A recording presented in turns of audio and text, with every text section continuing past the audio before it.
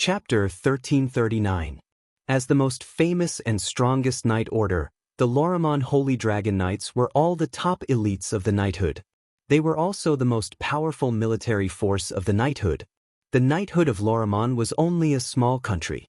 Compared to a suzerain like the Shepron Kingdom and the Siphoros Empire that persisted in the Shepron Kingdom, the difference was not just a little bit.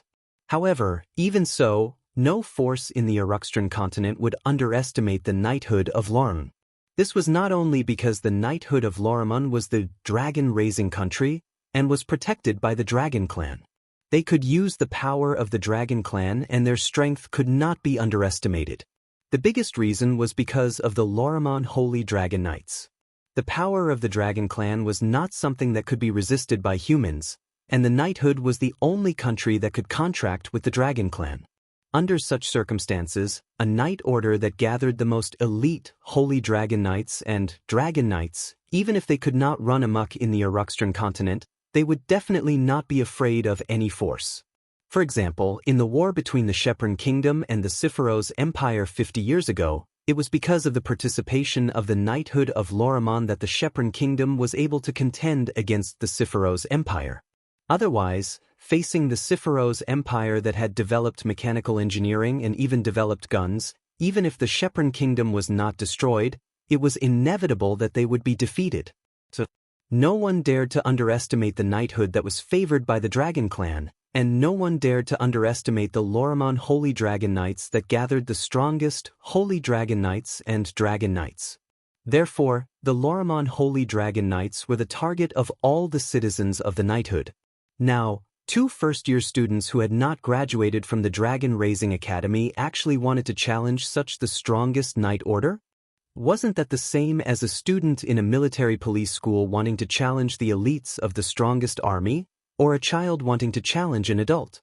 Therefore, the entire arena fell silent, and the spectators looked at each other in dismay. They were indeed here for the duel between Wu Yen, Sylvia, and the Lorimon Holy Dragon Knights. However, they did not know the reason for these two duels. Originally, the citizens of Ansari City and the students, teachers, and instructors of the Ansari Dragon Riding Academy all thought that this was Veronica's way of showcasing the power of Lorimon's Holy Dragon Knights. To encourage the citizens of Ansari who had just been attacked and to give them a sense of security, these two duels were planned. In the end, it was actually a challenge. Just like what Wu Yen and Sylvia thought, Everyone present had the same thought. That would be overestimating his capabilities. Veronica continued to speak with a natural expression. First up is the first year of the advanced course class, Sylvia Green. Lorleman. Although the audience was a little surprised by what had happened, it didn't stop them from looking forward to the duel. Almost at the same time, Veronica's voice fell.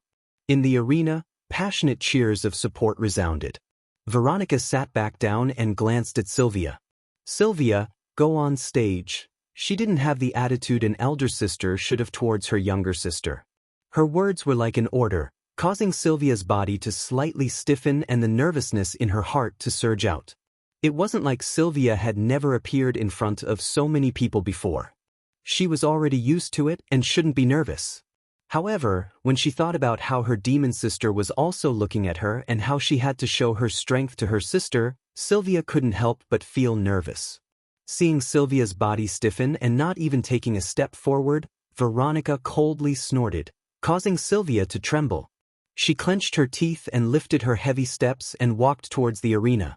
Seeing Sylvia was about to step out of the VIP seats, Wu Yen closed his eyes and helplessly smiled.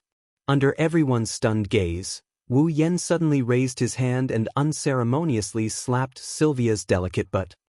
Pa! When the crisp sound of the slap sounded, the originally noisy surroundings suddenly became quiet. Then, Yashu was stunned. Yak was stunned. Veronica was stunned. Everyone in the surrounding area was stunned. It's not just the others, even Sylvia who was about to step down froze up in an instant. She had a blank look on her face. Obviously, she was also struck dumb by Wu Yan's slap. Following that, her little face turned red from her neck all the way to her ears. Facing Sylvia's face that was so red that it was about to explode, Wu Yan nonchalantly retracted his hand and sighed. Not bad, quite soft. Poof! Light smoke began to rise from Sylvia's head. The fourth princess of Lorraine's knighthood was actually slapped in the butt in front of so many people and was even taken liberties with. How could the prim and proper Sylvia not be ashamed and angry to the point of wanting to die? It's not over yet. Wu Yan licked his lips and revealed a rather sinister smile. If you lose later, then it won't be something that can be solved with a slap on the butt. Sylvia's entire face was so red that it looked like water was about to drip out. She looked at Wu Yan with eyes full of shame and anger. In the end, unable to withstand Wu Yan's teasing gaze, Sylvia escaped by summoning Lancelot and jumped into the arena. Looking at Sylvia, who jumped into the arena like she was fleeing for her life and landed on Lancelot's back, Wu Yan's expression didn't change at all, even though he endured the sharp gazes from the crowd. You're really something. Veronica was the only one who spoke in admiration. After being slapped by you, all of Sylvia's nervousness disappeared. Now, she should be able to display her full strength. Hearing this, Yashu, Yak and the others were slightly startled and finally understood. No wonder Wu Yan dared to slap the fourth princesses but in front of the royal family. So he had this plan in mind. Seeing Sylvia riding on Lancelot's back with a blood-red face but no trace of nervousness, whether it was Yashu who was Wu Yan's friend or Gu Lian who didn't get along with Wu Yan, they all felt admiration for him. Because of this, no one noticed that Veronica's gaze towards Wu Yan contained traces of displeasure and envy. On the other side, Sylvia, who was filled with shame and indignation, welcomed her opponent. A roar that could suppress the cheers of the audience suddenly shook the arena. In a corner below the arena, a black shadow suddenly shot out and soared into the sky. It hovered in the air for a while before slowly descending and imprinting itself into everyone's eyes. It was a holy dragon that wasn't as big as Guffrin but was still a size larger than Lancelot. It was obvious that it was an adult holy dragon. On the holy dragon's back, a young man with a knight's sword sat there. He looked down and stared at Sylvia. Your Highness Sylvia, please forgive me for not being able to dismount from my mount. Please allow me to salute you. The young man lowered his head and saluted her. I'm a member of the Lorimon Holy Dragon Knights Dragon Knights. Walter Turner. Walter? Walter Turner. Sylvia's expression changed immediately. Walter? Walter Turner? In the VIP seats, Wu Yan frowned when he heard the name of Sylvia's opponent, the Dragon Knight, and the slight change in Sylvia's expression. He looked at Veronica, who had a smug smile on her face. This Walter Turner? Walter Turner is very famous? The smile on Veronica's face froze. Even Gu Lian couldn't help but glance at Wu Yan as if he was looking at an ignorant country bumpkin. Wu Yan turned around and looked at Yashu. Yashu, who is he? However, Yashu was also confused. I don't know either, you guys. You guys don't even know the current situation of the strongest Lorimon Holy Dragon Knights in the Knighthood Kingdom? Veronica touched her forehead speechlessly. It was the first time she was upset. Walter Turner? He graduated with the first place in the Ansari Dragon Academy. He's an elite who was qualified to join the Lorimon Holy Dragon Knights. You guys are from the Ansari Dragon Academy and you guys don't know about him? Yashu looked awkward while Wu Yan narrowed his eyes. Elite? How elite is he? Veronica smirked. He's ranked in the top 10 among all the Dragon Knights in the Lorimon Holy Dragon Knights. Chapter 1340. Top 10. This time, Yashu's expression changed. Top 10 among all the Dragon Knights in Lorimon's Holy Dragon Knights? What does that mean? This meant that even among all the Dragon Knights in the world, this Dragon Knight named Wall could at least be ranked in the top 20. Top 20 Dragon Knights in the world? Yashu shuddered and looked at Veronica angrily. Your Highness Veronica, don't you think that this is too much? Too much. Veronica glanced at Yashu. How is it too much? How is it too much? Yashu was so angry that he laughed. Her Highness is just a first-year student who hasn't graduated yet.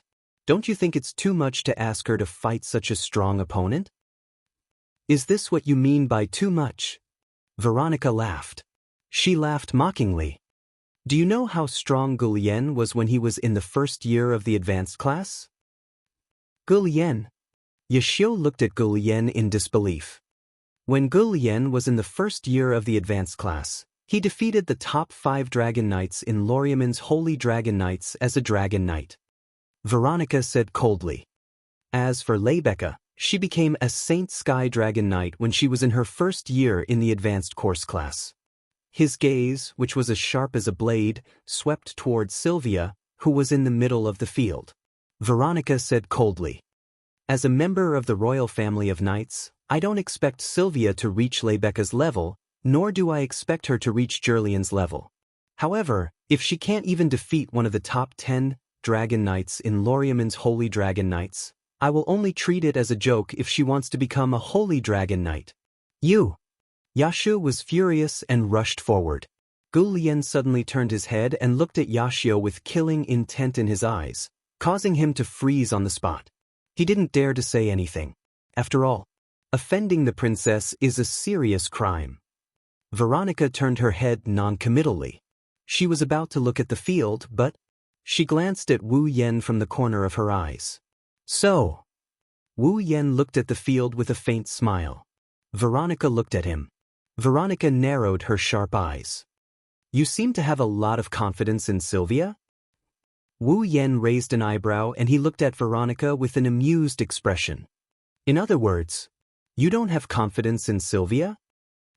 Veronica was speechless. She couldn't answer for a moment. Ma. Wu Yen crossed his arms in front of his chest. He looked at the stage with an amused expression. Open your eyes and take a look at the performance of my temporary student.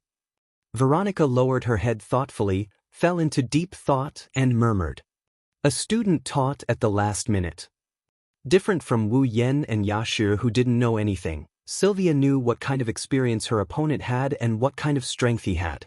Thus, Sylvia's expression instantly turned serious. Duel with the top 10 Dragon Knights of Loriamin and the top 20 Dragon Knights in the world and win? Perhaps, in the past, this would be an impossible task. But now, thinking back to the past 3 days of special training, Sylvia smiled and the battle intent in her heart surged. Roar! Sensing the battle intent in Sylvia's heart, Lancelot raised his head and roared, causing Sylvia to laugh. Sylvia? Loriamin, first year of the advanced class. Sylvia raised her head and looked at Wall. Her eyes shone brightly as she made such an introduction. Please enlighten me. Looking at Sylvia's eyes that were full of fighting spirit, Wall's originally relaxed mood suddenly sank. In the VIP seats, Veronica, Gulian, and the others were also surprised to see Sylvia like this. The entire audience erupted into loud cheers of support. I won't go easy on you, Wall solemnly declared. His intuition told him that if he didn't get serious, he would lose miserably. In the VIP seats, Veronica seemed to have the same feeling. Finally, a look of anticipation appeared in her eyes. A smile appeared on her emotionless face as she waved her arm. Begin. Oh oh oh oh. The audience went wild. Hein! Wall shouted sternly, and his eyes became sharp. The divine dragon named Hein let out a roar and soared into the sky. When it arrived above the arena, it unfurled its body, and a magic array with a geometric pattern appeared around it. At the same time, an airflow of mana surged out of the magic array. Sylvia's expression froze. In the next instant, the magic array above them suddenly exploded. Magical fireballs the size of a human head rained down like falling meteors. Lancelot. Looking at the falling fireballs, Sylvia clamped onto the dragon's back. The will of a rider clearly transmitted Sylvia's thoughts to Lancelot. Sensing Sylvia's will, Lancelot fiercely flapped his wings and retreated out of the range of the falling fireballs. Too naive. Wall sneered. The magic fireballs suddenly changed their trajectory just as they were about to hit the ground. With a loud whistling sound, they shot toward Sylvia from all directions like missiles. What? It seemed that even Sylvia didn't expect the magic fireballs to change their direction. By the time she reacted, The fireballs had covered her in all directions and there was no place to dodge. Lancelot. At that moment, Sylvia hurriedly pulled on the reins in her hand, and hexagonal defensive magical arrays suddenly appeared around Lancelot's body, protecting Sylvia and Lancelot like a sturdy wall. The fireballs immediately fell and bombarded the hexagonal defensive magic formation. Bang bang bang bang bang. In an instant, intense flames covered Sylvia and Lancelot. Smoke and dust obscured the audience's vision and explosions sounded one after another. Although Lancelot's defensive magic array had blocked all of the fireballs, none of them had dealt any direct damage to him. However, despite being in the center of the explosion, Lancelot was still affected by the shockwaves. As if he had been struck by something, he was sent flying. Ah! Lancelot flew back and Sylvia, who was sitting on the dragon's back, almost lost her balance and fell off the dragon's back. Whether it was a dragon breeder who had yet to mature into a holy dragon, a dragon knight who had a holy dragon, or a dragon knight who had a holy knight armor, there was a basic rule in this type of formal duel. Once one fell off the dragon's back, one would lose. Therefore, the rider couldn't let go of the reins no matter what. Sylvia could only hold on tightly to the reins in her hands and try her best to endure the impact. She barely stabilized herself and stayed on Lancelot's back. As soon as they met, Sylvia almost fell off the dragon's back and lost. This caused an uproar among the audience, and it also made Veronica, who was sitting in the VIP seats, feel disappointed. However, this didn't affect Wall's mood. A cold and emotionless yell sounded and didn't give Sylvia any time to breathe. Holy Dragon Hein roared again and activated the geometric magic formation. The second wave of magic fireballs fell like a hot knife through butter and lit up the entire sky red. Sylvia was shocked and hurriedly pulled on the reins in her hands. Lancelot began to fly rapidly according to Sylvia's instructions, as if he was fleeing. He dodged the magical fireballs shooting at him and flew into the sky. Unfortunately, the magic fireball could change its trajectory and attack according to Wall and Hein's will. It flashed with hot flames and dragged a fiery tail behind it. In the sharp sound of the explosion, it rubbed against the atmosphere and mercilessly chased after Lancelot and shot toward Sylvia. At that moment, Sylvia and Lancelot could only miserably dodge the mana fireballs shooting towards them. They were like headless flies, blindly fleeing in the arena. Seeing this, Veronica's face was as gloomy as ice. In the end, is this all you've got? No one knew if Sylvia heard Veronica's voice, but she raised her head and looked at the VIP seats. However, Sylvia wasn't looking at Veronica. She was looking at Wu Yen with a calm face and a hint of inquiry in her eyes. Veronica and the others who saw Sylvia's reaction were stunned and looked at Wu Yen. With a single glance, they saw Wu Yen nodded at Sylvia. Then, Sylvia smiled. Chapter 1341. Sylvia, who was sitting on the Lancelot dragon's back, smiled amidst the magical fireballs that filled the sky. Her smile stunned everyone on the spot. Sylvia's expression suddenly froze as she cried out in a delicate voice. "Fly! Lancelot!" Roar! Lancelot, who was fleeing in a sorry state, suddenly raised his head, and a bloody light that caused one's heart to palpitate flashed through his eyes. He opened his mouth and let out a ferocious roar that resounded through the entire area, and it turned into an echoing echo. A violent magic power suddenly surged from Lancelot's body, instantly covering his entire body. It turned into a layer of film invisible to the naked eye and condensed into a rather peculiar shape. It had a sharp front and a rounded back. It was the shape of a bullet. Then, Lancelot disappeared. He disappeared. Under the watchful eyes of no less than 1,000 people at the scene, he disappeared without any warning.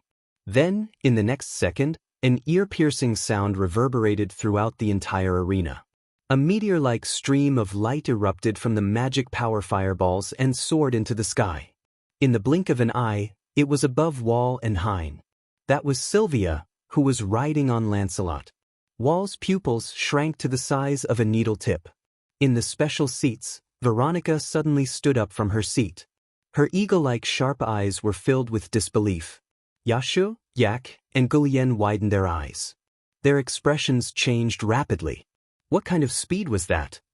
While everyone present was astonished by Lancelot's speed, Sylvia's face was filled with determination as she swung the reins in her hand.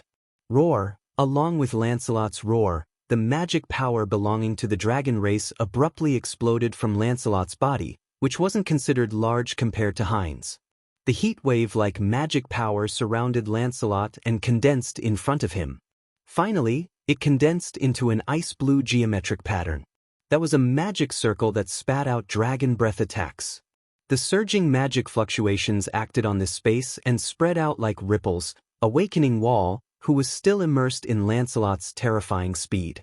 He realized that he was exposing his back to his opponent. Wall finally reacted. He hurriedly rode on Hein and spread out a hexagonal defensive magic shield. Go! Almost at the same time, Sylvia's resolute shout resounded throughout the entire arena. In the sky, a fiery magic power stream descended from the sky. It was like a waterfall crashing down.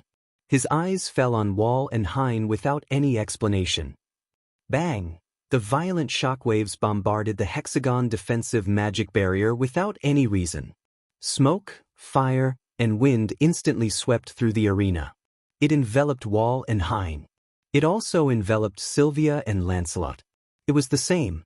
It also enveloped the entire arena. In a short moment, the entire arena was covered in thick smoke. Traces of fire and magic power radiance spread in the smoke and dust, causing the atmosphere to tremble.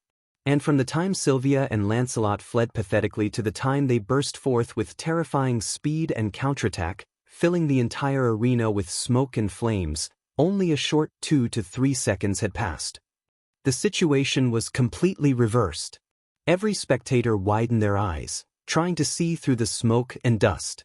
They all wanted to know if the fourth princess of the Lorimon Night King's family, who had obtained Fall, became a dragon breeder, and was promoted to a dragon knight, could defeat one of the top 10 dragon knights of Lorimon Night King's Holy Dragon Knights when she was still a student?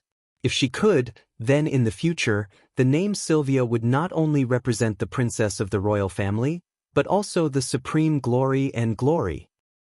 Just now, that speed.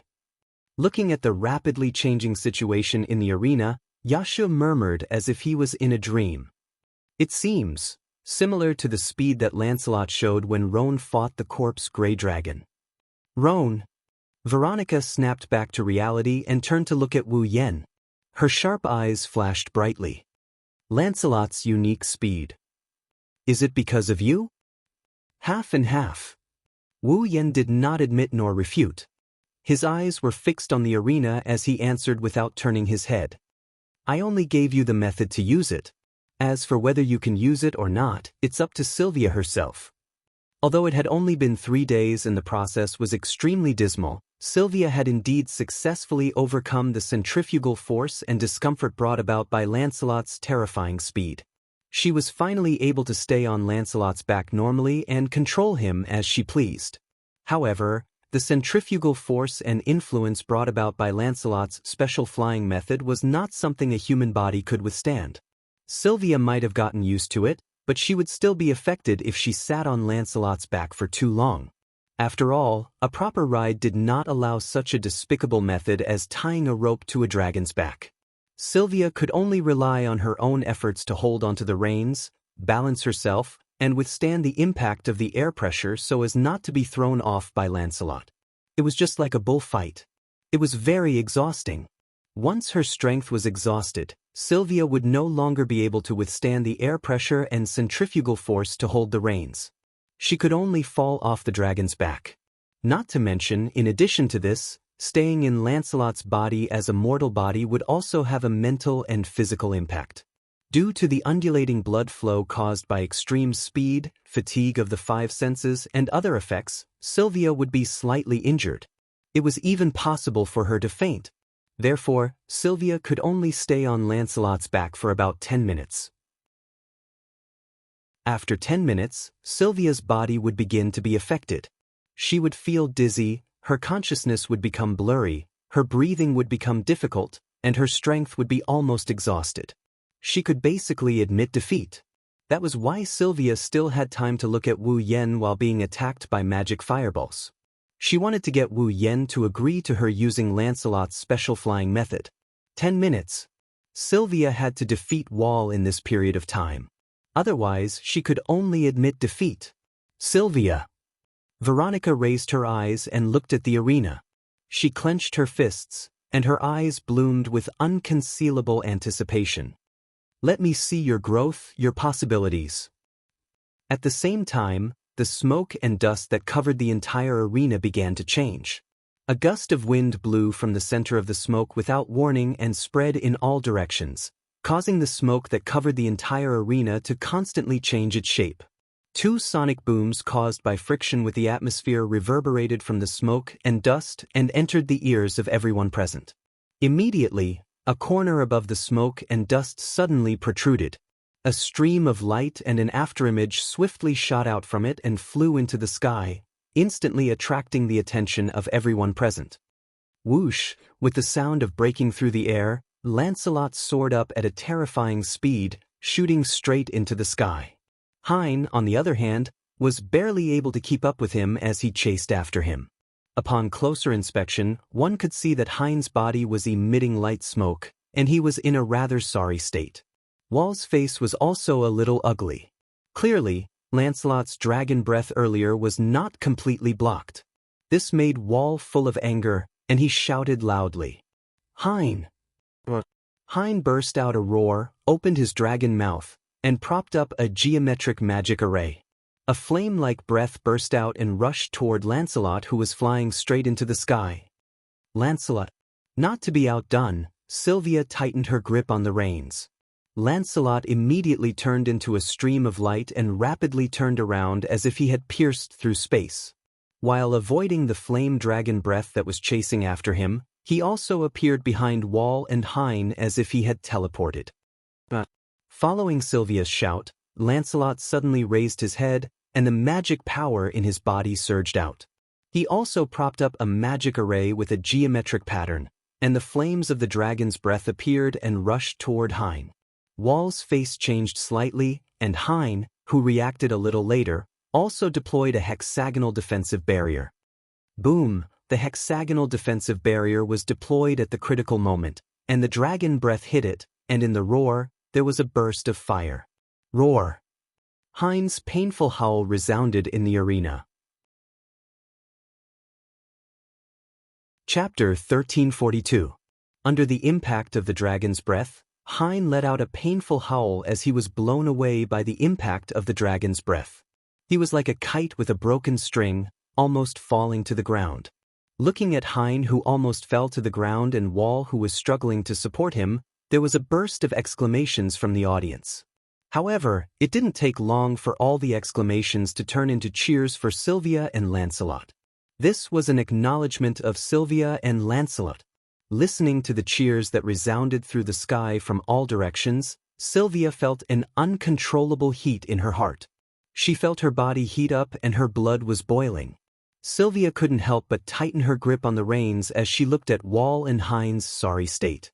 If this goes on, it will work. He had a great chance of winning the duel with this dragon knight, ranked in the top 10 of Lorea's holy dragon knights. Sylvia's heart surged at the thought of this. She waved the reins and controlled Lancelot to descend slowly. She arrived above Wall and Hein and looked down at them condescendingly. Lord Wall? Sylvia's face had a determined expression that was completely different from the cowardly and uneasy expression she had when she first made the duel in front of Veronica. There was finally a touch of confidence in her voice. If you can't deal with Lancelot's speed, there's no point in continuing the duel. Hearing this, Wall glanced at Hein, who had begun to pant, and then looked at Sylvia, who was looking down at him condescendingly. He clenched his teeth tightly. As Sylvia said, if he couldn't deal with Lancelot's speed, he had no chance of winning at all. That speed was too fast, too terrifying. How could Lancelot have such speed? That kind of speed was definitely faster than all the dragons he had seen so far. There was no chance of winning. If he couldn't find a way to deal with that speed, there was absolutely no chance of winning. If there was a way to deal with that speed, then he could definitely win. With this thought in mind, Wall's mind spun rapidly in order to find a way to deal with Lancelot's speed. Wall did not know that his performance was exactly what Sylvia wanted. Sylvia was a family member and knew that she could only fight with Lancelot's speed for a very limited period of time. After intimidating the other party, Sylvia took the opportunity to recover the stamina she had expended to stay on Lancelot's back. Her body slowly recovered to its peak condition so that she could extend the time she could use Lancelot's speed. Therefore, Sylvia was now bluffing. If he could make Wall admit defeat, that would be the best, but if not, in that case, it would be beneficial for me to buy some time to recover. It had to be said that Sylvia's thinking was very correct. Wall didn't know that Sylvia could only use Lancelot's speed for a limited time. He could only obediently fall into this neither big nor small trap. However, Sylvia's trap was different. But it didn't last long. After a while, Wall's eyes lit up and the corners of his mouth slowly curled up. I, Lorimon, am a dragon knight of the Holy Dragon Knights. I will never admit defeat before I use my last bit of strength. With this answer, Wall pulled the reins and Hein roared, flapped its wings, and flew into the sky. It came to the opposite side of Lancelot, facing him from afar. Your Highness, Sylvia. Wall looked straight ahead and met Sylvia's gaze. If you want me to admit defeat, then defeat me fair and square. Great! The audience cheered. Sylvia also praised in her heart. She looked at War with admiration, took a deep breath, and once again returned to her battle state. If that's the case, then come at me. As soon as he finished speaking, Wall raised his head abruptly. He rode on Hein and rushed up to the sky above the entire arena. The will belonging to the horseman merged with Hein's will, allowing Wall's thoughts to be transmitted to Hein instantly. Hein opened his mouth and roared. He channeled the magic power in his body and constructed a geometric array to use magic. He let it spread out and covered the entire arena in a moment. Mana flowed into the magic array like a stream of water, causing a dazzling flash of light to erupt from the magic array. In the next moment, scorching fireballs shot out from the magic array and fiercely descended. That momentum actually covered the entire arena within the range of the attack. Don't underestimate me. Sylvia bit her lips hatefully as she watched Wall use his old trick. She steered Lancelot and turned into a stream of light. Like a spiraling belt of light, she drew a smooth trajectory in the arena and dodged the incoming fireballs as though she was chasing the stars and the moon. However, Hein's magic fireballs had an automatic tracking effect. Like Lancelot, they drew a long fiery tail across the space and chased after Sylvia. So annoying. Sylvia endured the wind pressure from Lancelot's rapid flight as she watched the magical fireballs coming at her from all directions. She gripped the reins tightly and stabilized her body. She used her will to control Lancelot with great difficulty and flew into the sky like a bolt of lightning. However, Sylvia, who was riding Lancelot into the sky, suddenly narrowed her eyes. It was because Wall, who was riding Hein, was flying at high speed and was above Lancelot in an instant. Got it. A victorious smile appeared on Wall's face, and he suddenly pulled the reins in his hand. Roar! Hein's murderous roar burst out, and the flickering magic array rippled and stood in front of Hein. Then, a fiery dragon breath that was as violent as magma shot out from the magic array. The dense firelight filled Sylvia's vision, causing her expression to change drastically. There were magic fireballs flying from all directions. Above the only way out, there was a fire dragon's breath falling from the sky. Sylvia had no way of dodging at all. Her face changed drastically, and her eyes trembled. Feeling the approaching fireballs and the high temperature of the fire dragon's breath, Sylvia's face hardened. Fight! Lancelot roared and rushed into the sky, and a ball of magic light exploded from his body. The magic array representing the dragon's breath rotated and rippled out, instantly blocking the direction of the fire dragon's breath. Wall sneered when he saw this. Lancelot's real difficulty was that unprecedented speed. Other than speed, Lancelot was no match for Hein in any other aspect. For a spell like the dragon's breath that purely converted magic power into a breath attack, the stronger the magic power, the stronger the power. Lancelot's magic power was no match for Heinz. If he were to compete with Heinz' dragon's breath, he would definitely lose miserably. Wall felt that he could already see Lancelot covered in flames and falling down from the arena. Unfortunately, Wall did not see a cold glint flashing across Sylvia's ice-blue eyes. Roar!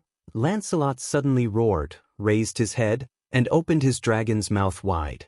In an instant, a violent gust of wind blew in the surrounding space, and visible streams of air rolled into the magic array in front of Lancelot like flowing water, covering it. The magic array suddenly rotated, and the surging streams of air wrapped around it, condensing into a halo on the magic array's wheel. What's that? Wall was stunned. Looking at the fire dragon's breath falling from the sky, Sylvia coldly shouted, "Penetrating dragon's breath dance." Roar! A crisp dragon's roar accompanied by Sylvia's cold shout reverberated throughout the arena. Lancelot, who was surrounded by fireballs, exploded with a violent stream of air, blowing away all the magic fireballs that were sweeping toward him. A spiral dragon breath that had been compressed to the extreme and was spinning like a whirlpool suddenly shot out. It was mixed with a layer of dazzling halo that covered it as it soared into the sky and collided head-on with the flame dragon breath that was descending from the sky. Bang! The two dragons' breaths collided with each other, and magical flames appeared in midair, stirring up dense sparks that scattered in all directions. Bang! With a muffled sound, the spiral dragon's breath destroyed the fire dragon's breath as easily as crushing dry weeds and rotten wood, and continued to rush forward without slowing down. It shot upward, and to Wall's horror, it landed on Hein's body. Bang! Intense flames and deafening explosions engulfed the entire area. Chapter 1343. Bam! The spiral dragon breath with a dazzling edge hit Hein without any deviation, bringing about a loud bang and a strong flame. Violent waves of wind surged out like an explosion, engulfing the entire arena. The storm-like aftershocks surged toward the audience like an invisible wave, blowing the audience off balance and causing them to cry out in surprise. Papers, hats, bottles, and jars were flying everywhere. The arena was in chaos. In the VIP seats, Gu Lian and a group of personal guards all came in front of Veronica, using their bodies to withstand the wind and waves. They were also vigilant of their surroundings, not letting the thugs who were eyeing Veronica covetously take advantage of them. On the contrary, Veronica herself didn't care that someone would take the opportunity to assassinate her at this time. It was as if she didn't care about her own life. She stared at the center of the field with shock on her ruthless face. That dragon breath. Veronica stared blankly at Lancelot, who used the dance of penetrating dragon's breath, and Sylvia, who is riding on Lancelot's back. She clenched her fists and turned around. Her gaze landed on Wu Yen, who has remained calm since the beginning. "Is that another one of your tricks?" "Tricks?" Wu Yen shrugged when he heard Veronica's harsh comment. "I didn't just let Sylvia get used to Lancelot's speed in 3 days. If that happened, his speed would be broken. Sylvia would have no chance of winning." Looking at the center of the arena, Wu Yen smiled leisurely. "So, this trick became the key to Sylvia's comeback. In order to teach it to Sylvia, I spent a lot of effort." Unlike Lancelot's speed that only required her to get used to, the dance of the penetrating dragon breath was a dragon breath technique created from the chaotic return to horizon dance. If she wanted to use it, she would have to. Lancelot alone wouldn't be able to do it. There had to be a rider to steer the dragon and use the principles of the chaotic return to horizon dance through the connection of their wills. That's why if she wanted to use the dance of the penetrating dragon breath, Sylvia had to learn how to use the chaotic return to horizon dance.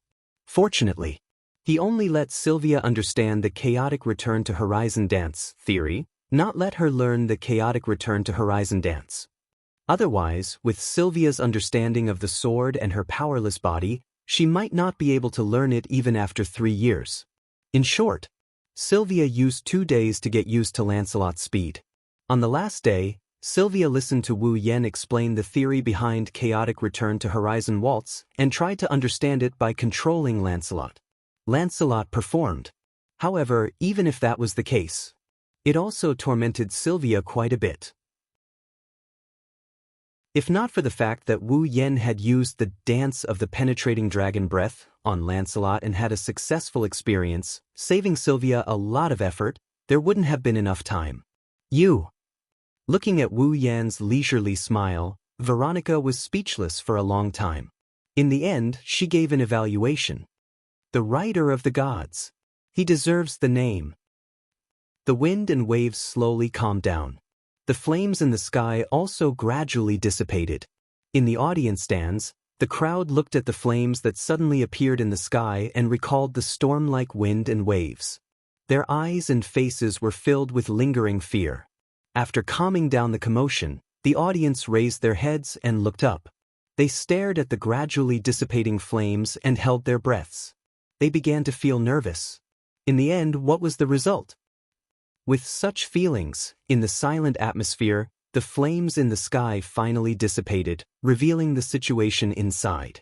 However, when the situation in the fire was imprinted in everyone's eyes, the audience at the scene burst into a unified cry of surprise. In the center of the dissipating flames in the sky, Hein's body was surrounded by layers of hexagonal barriers that belonged to advanced defensive magic. The barriers rippled with the light of the flames and mana that had not dissipated in time. It seemed that Hein had used defensive magic at the critical moment to block the dance of the penetrating dragon breath. Unfortunately, it did not completely block the attack.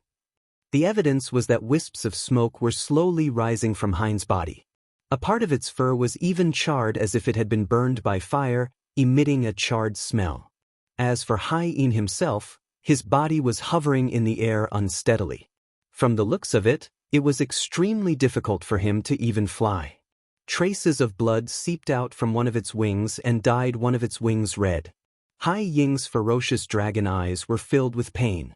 Obviously, Hein's defensive magic barrier could not completely block the dance of the penetrating dragon breath.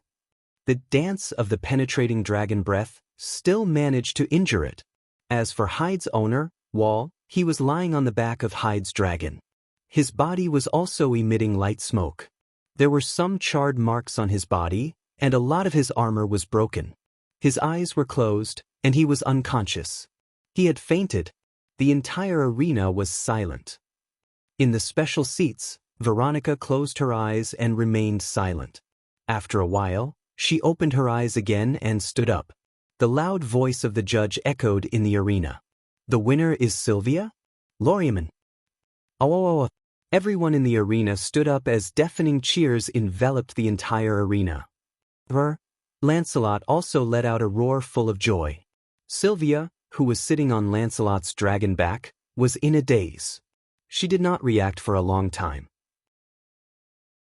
Looking at Wall, who had fainted, and Hein, who was barely hanging in the air, some of the people in charge of first aid had already ridden the dragons and rushed forward to catch them.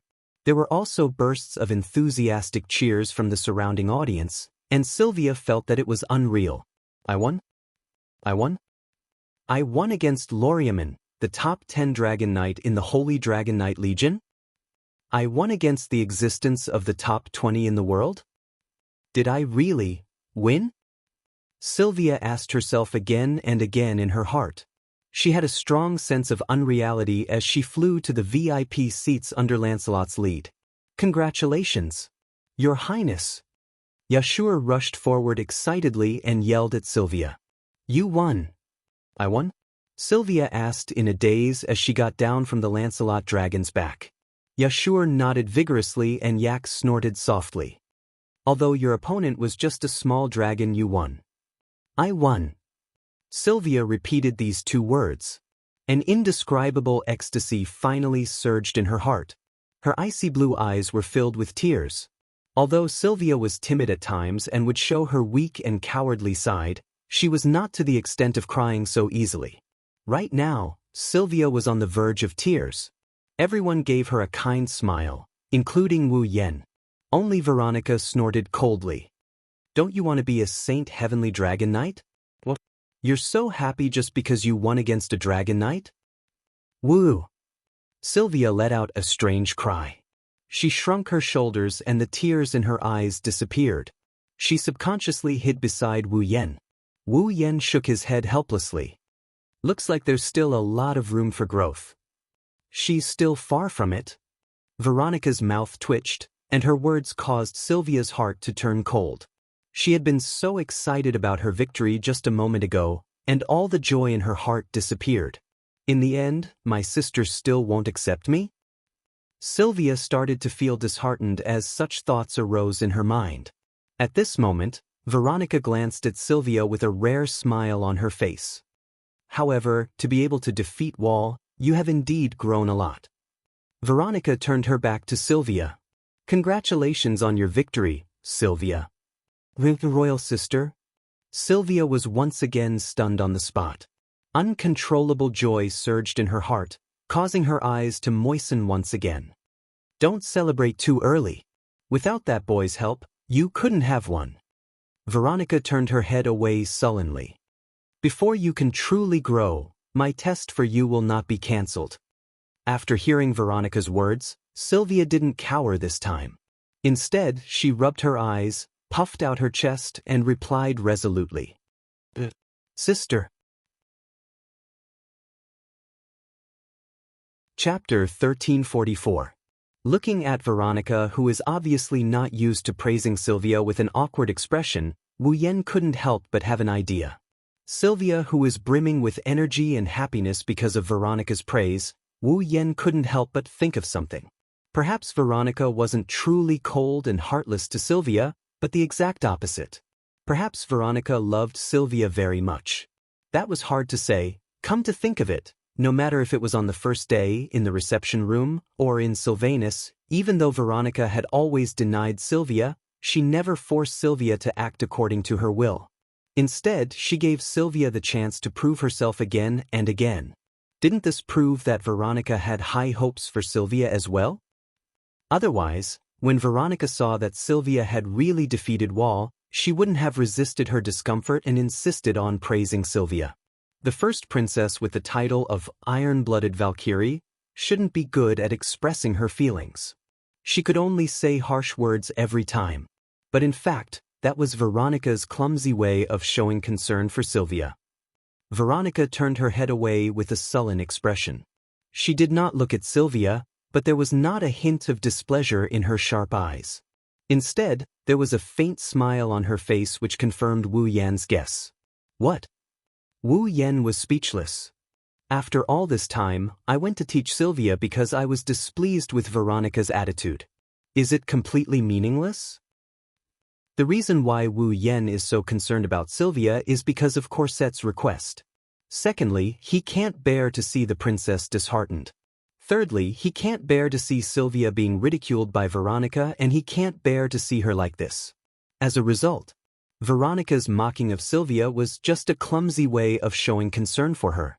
This made Wu Yan feel like he was overthinking things. You can't think like that. A beautiful figure with a sweet fragrance came to Wu Yan's side. The familiar voice attracted Wu Yan's attention. A beautiful face with a confident smile entered Wu Yan's vision. He was stunned. Rebecca? I'm sorry. It's because of the end of the Imperial tournament. I've wasted some time. Rebecca smiled helplessly before turning her gaze to Sylvia. For Sylvia. Without you, she wouldn't have dared to raise her head in front of Her Highness Veronica. Maybe. Wu Yan sighed and he grumbled. But I keep having the feeling that I've been cheated. It makes me feel indignant. Rebecca raised an eyebrow when she heard Wu Yan's words. I should be the one feeling angry. Wu Yan was taken aback. But why? Rebecca's beautiful face showed an expression of unhappiness that had never appeared before, one that came from the bottom of her heart. You taught Sylvia speed burst and the dance of the penetrating dragon's breath, but not me. Tell me, should I be angry? You're a sacred dragon knight and you want me to teach you how to ride a dragon. Wu Yan chuckled and he started doubting her. By the way, what is this speed burst? It's Lancelot's terrifying way of using speed, Rebecca said matter-of-factly. How can such an amazing technique not have a name? So you gave it a name? Wu Yan didn't know whether to laugh or cry. It's not an amazing technique. If you understand the theory, you can learn it even without my teaching. Is that so? Rebecca nodded in a contemplative manner. Then, she teased Wu Yan with a teasing tone. Then, can Lord Roland teach me the theory behind speed burst? Wu Yan rolled his eyes at her teasing tone.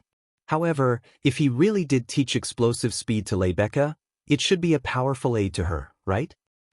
After all, unlike Sylvia who had a time limit, Rebecca didn't have to worry about the discomfort caused by centrifugal force and wind pressure.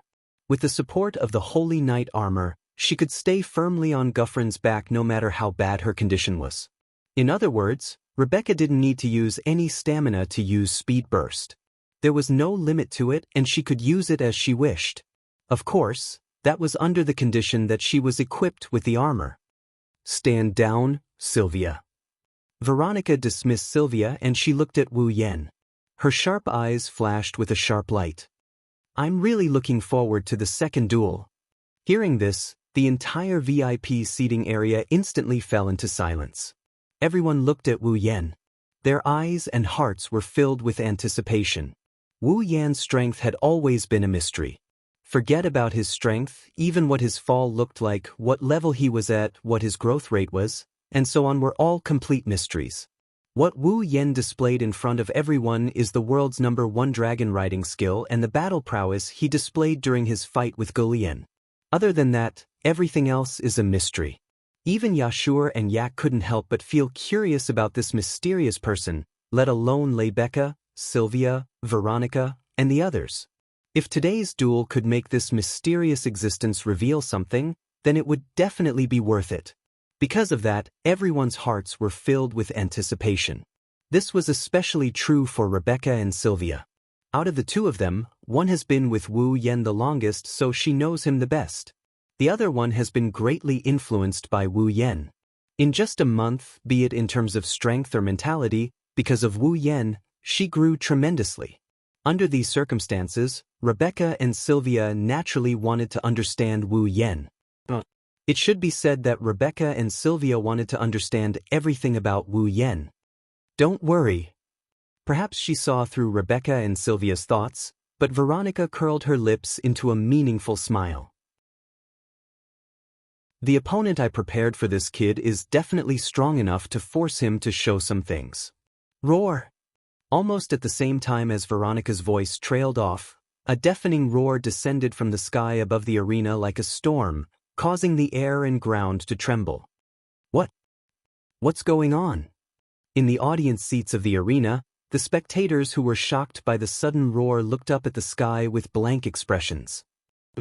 Look over there! Someone in the audience suddenly exclaimed and pointed to a corner of the sky. At the scene, everyone looked in that direction. Then they saw. On the other side of the sky, a dragon was gradually approaching. Whoosh! Like a shooting star, the dragon flew over from the other side of the sky with a sharp piercing sound, shooting towards the direction of the arena. Whoosh! As the sharp piercing sound became louder and louder, the dragon's body became clearer and clearer. The whistling sound of a fierce wind also descended in this direction, bringing with it a strong wind that suddenly fell on the entire area. The spectators cried out in surprise once more. They braved the wind and looked up at the sky above the arena. Boom! The dragon that had shot over was in its most berserk state. Its speed did not decrease at all as it plummeted down, smashing into the center of the arena like a meteor and landing right in the middle. The ground shook violently and the rock layers cracked inch by inch. After the gust of wind, the spectators in the spectator stands were treated like an earthquake. Many of them fell to the ground. Only now did the spectators see the dragon's full appearance.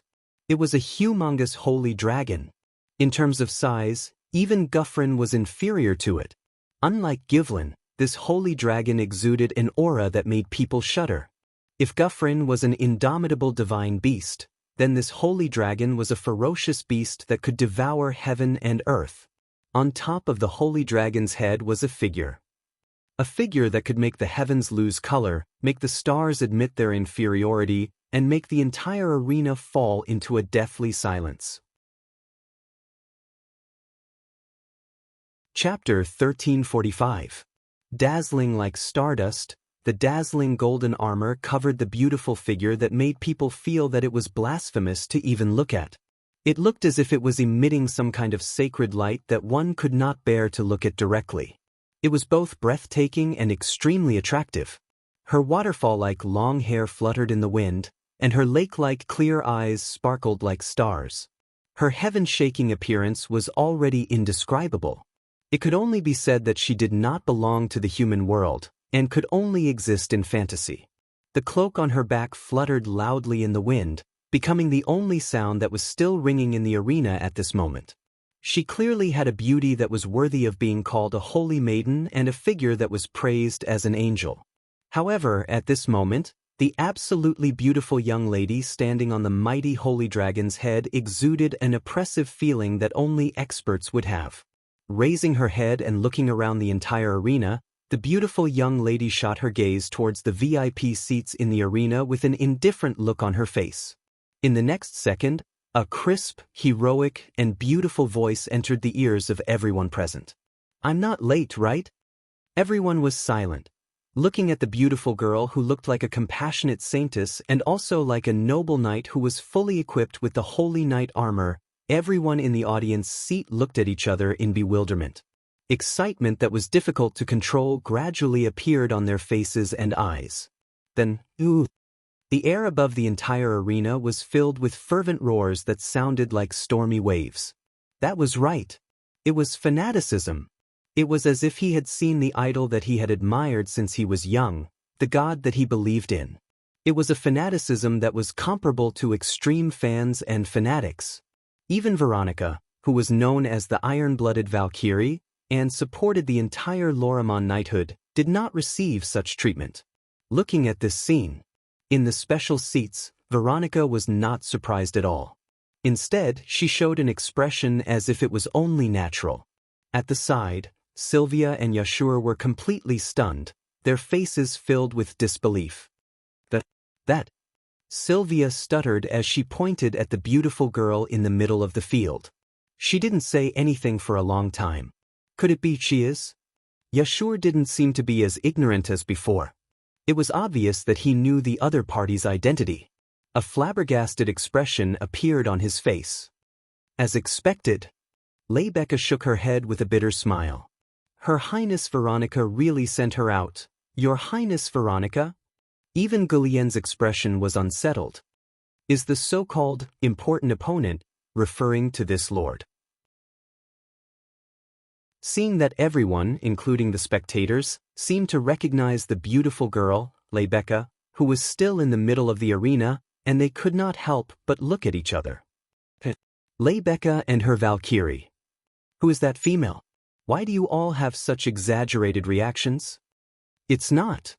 Before Yashur could answer, Leibecca sighed and said, "Don't worry about it. Her holy, saintess deserved to be. Her." Leibecca's words came out of her mouth. Wu Yen suddenly recalled a character he read about in the textbooks of the academy and he frowned. "Looks like you figured out her identity." Leibecca looked at Wu Yen with a serious expression. She emphasized each and every word she said. "She's the commander of Loriamon's Holy Dragon Knights, the world's strongest." "The Silent Knight Saintess, Yuzura? Sarvan. The world's strongest?" Leibecca was shocked. Wu Yen swept his gaze over the beautiful girl in the middle of the field, his wine-red eyes flashed with intense interest. "She's the strongest Holy Dragon Knight, the commander of Loriamon's Holy Dragon Knights, Yuzura?" "That's right." Veronica glanced at Wu Yen with a smile that isn't a smile. "What do you think? This opponent is strong enough, right?" Strong enough? This was not something that could be described with the word sufficient. As an opponent, Yuzura was someone that all dragon cultivators, dragon knights, and even holy dragon knights wanted to surpass. She was also the strongest obstacle on the path to the top. The world's strongest that wasn't just for show. Wu Yan's opponent was the world's strongest holy dragon knight. At this moment, everyone's heart was filled with absurd emotions. "Sister Royal, isn't this a little too much?" Sylvia was the first to speak as if she couldn't accept the outcome. Why you're sending Commander Yuzura? Can this still be considered a duel? Sylvia's meaning was clear. She almost said that Yuzura would be defeated as soon as she entered the arena. As the strongest Holy Heavenly Dragon Knight, Yuzura's strength was something that even other Holy Heavenly Dragon Knights couldn't compare to. It wasn't that Ursula had defeated all the Holy Sky Dragon Knights. If she only relied on defeating to stand at the top, then she wouldn't have been so legendary. Yuzura's true strength lay in the fact that no Holy Dragon Knight had been able to injure her in a one-on-one duel. Yes, they couldn't even injure Yuzura. That was a kind of strength that bordered on despair. This is a little too much. Even Yashur couldn't help but make a sarcastic remark. Princess Veronica, are you trying to say that someone defeated Commander Yuzura in the first year of the advanced class? Veronica shot an indifferent glance at Sylvia and Yashur before replying. Then, let me ask you. If I don't send Yuzura, who else can I send? Hearing this, everyone was stunned. Veronica narrowed her eyes as she looked at Wu Yan. Without the Holy Knight armor, this kid is already able to fight evenly with Gu Yan, who is equipped with the Holy Knight armor. In that case, why don't we boldly imagine, what if he's a Saint Heavenly Dragon Knight? What would happen then? Hearing this, everyone's expression froze. Gu Yan, who is already as strong as a Saint Dragon Knight in his normal state, is already one of the most powerful ones among all the Saint Dragon Knights. Then, how strong will he be after equipping the Holy Knight armor? Veronica stared at Wu Yan, who didn't say a word. She didn't do anything out of the ordinary as she continued to bombard Wu Yan. So, to be on the safe side, I asked Yuzura to put down her work and come to Ansari Kingdom. It's not just because it's the most confident, it's also because I can't think of anyone else who can guarantee a 100% victory against this kid. Veronica's words reverberated clearly in the ears of the VIP seats. Her words set off waves of shock in everyone's heart. The way they looked at Wu Yan changed as well. If he really is a Saint Heavenly Dragon Knight, then Veronica's guess might be correct. Other than Yuzura, no one can guarantee a 100% victory against him. Realizing this point, the crowd finally realized just how strong this person could possibly be. The entire VIP seats were dead silent. No one spoke. They were all immersed in the phenomenon of Wu Yan's true strength. However, Wu Yan suddenly spoke. So, you're saying that I will definitely lose against Yuzura? This time, it was Veronica's turn to be stunned. Could it be? Veronica hesitated and asked with uncertainty. You think you can win against Yuzura? Against Yuzura, can win. To this day, no one in the world dared to say this in a one-on-one fight against Yuzura. As for those who spoke out, they were treated as pure jokes by others. Wu Yan glanced at everyone in the VIP seats. He didn't answer, but the corner of his mouth hooked up. In his heart, all the thoughts were condensed into 6 words. This is going to be interesting, bang. In the VIP seats, Wu Yan stomped his foot on the ground. His body tensed up, and his entire body bounced off the VIP seats. He turned into a black shadow and shot into the arena. Guvlin! Roar! A roar exploded from the corner of the arena. Guvlin shot out like a red lightning bolt into the air. He caught the black shadow falling from the sky and shot into the arena. Guvlin's wings flapped, carrying a dense vortex of air pressure. He circled in a smooth trajectory and landed in the center of the arena. Ursula and the ferocious holy dragon were right across from each other. Chapter 1346. Yuzura? Sarwin, level 79. Galahad, level 74. Standing in the middle of Guflin's dragon horns, Wu Yan couldn't help but sigh. With that kind of beauty, even if Ikaros were here, she would have a 50-50 chance of beating her. The Saintess of the Silent Night. She's a knight. The Saintess. That kind of beauty isn't something an average person can look up to. Only an angel like Ikaros can compare to her. Of course, in this arena, Wu Yan's looks aren't the only thing worth paying attention to. What's more important is Ursula's strength. Level 79. Peak of rank 8. Although they were both sacred sky dragon knights, Ursula's level was far above Lebecca and Gulien's by almost an entire level. No wonder she's the strongest in the world. No wonder no Saintess Dragon Knight can hurt her. With her paladin armor and magic device, even if Galahad isn't included, even the world's strongest Elaine might not be Yuzura's match. Naturally, Wu Yan won't be able to defeat her with all his abilities sealed. It's just as Veronica said, Yuzura. He was definitely an opponent with enough strength to deal with him. On the other side, Ursula also cast her gaze over. Looking straight at Wu Yan, her eyes as clear as a lake revealed traces of emotion. You are my opponent? The quiet voice spread to every corner of the arena, causing everyone in the arena to subconsciously hold their breaths. They widened their eyes and focused on all the movements in the arena. But now, the audience isn't here to watch the duel. They're here to watch the Saintess of the Silent Night. Maybe he sensed this. Wu Yan's expression turned into one of helplessness. He smiled faintly, and without anyone noticing, a nimble longsword appeared in his hand. That's Xianxia of the Holy Temple. He's facing a peak rank 8 opponent. Even if Wu Yan doesn't plan to undo the seal, he still opened it a little and took out Xianxia of the Holy Temple from the gate of Babylon. Randall. Wu Yan pointed Xianxia of the Holy Temple to the ground and looked at Yuzura's beautiful eyes. Please advise me. Show me your full strength. Ursula replied straightforwardly. I won't show any mercy. The audience cheered when they heard Ursula's declaration. Wu Yan didn't know whether to laugh or cry. This Yuzura. Although he wasn't really a man of few words, his words were very straightforward, without the slightest bit of nonsense. No wonder she's called the Saintess of the Silent Night. Wu Yan could only give such an answer. Of course, I'll give it my all. In this state. The last sentence. Wu Yan didn't say it, but Yuzura seemed to be dissatisfied. She furrowed her brows. If I'm not mistaken, the dragon you're riding should be Lebecca's fall, right? Yuzura didn't sound dissatisfied at all, as if she was complaining about something. I don't know how you can ride someone else's fall, but if you're going to give it your all, you should at least summon your own, right? Riding other people's dragons is an amazing feat, but it's not to the point where the commander of Loriaman's Holy Dragon Knights has to pay attention to it. That's why Yuzura didn't know about Wu Yan's title as the Rider of the Gods. However, Ursula had recognized Lebecca's fall, which meant that Lebecca was the one that Ursula truly cared about. Perhaps Ursula didn't even know why Veronica had suddenly called her over to duel with a student of the academy. However, Yuzura still declared that she would give it her all.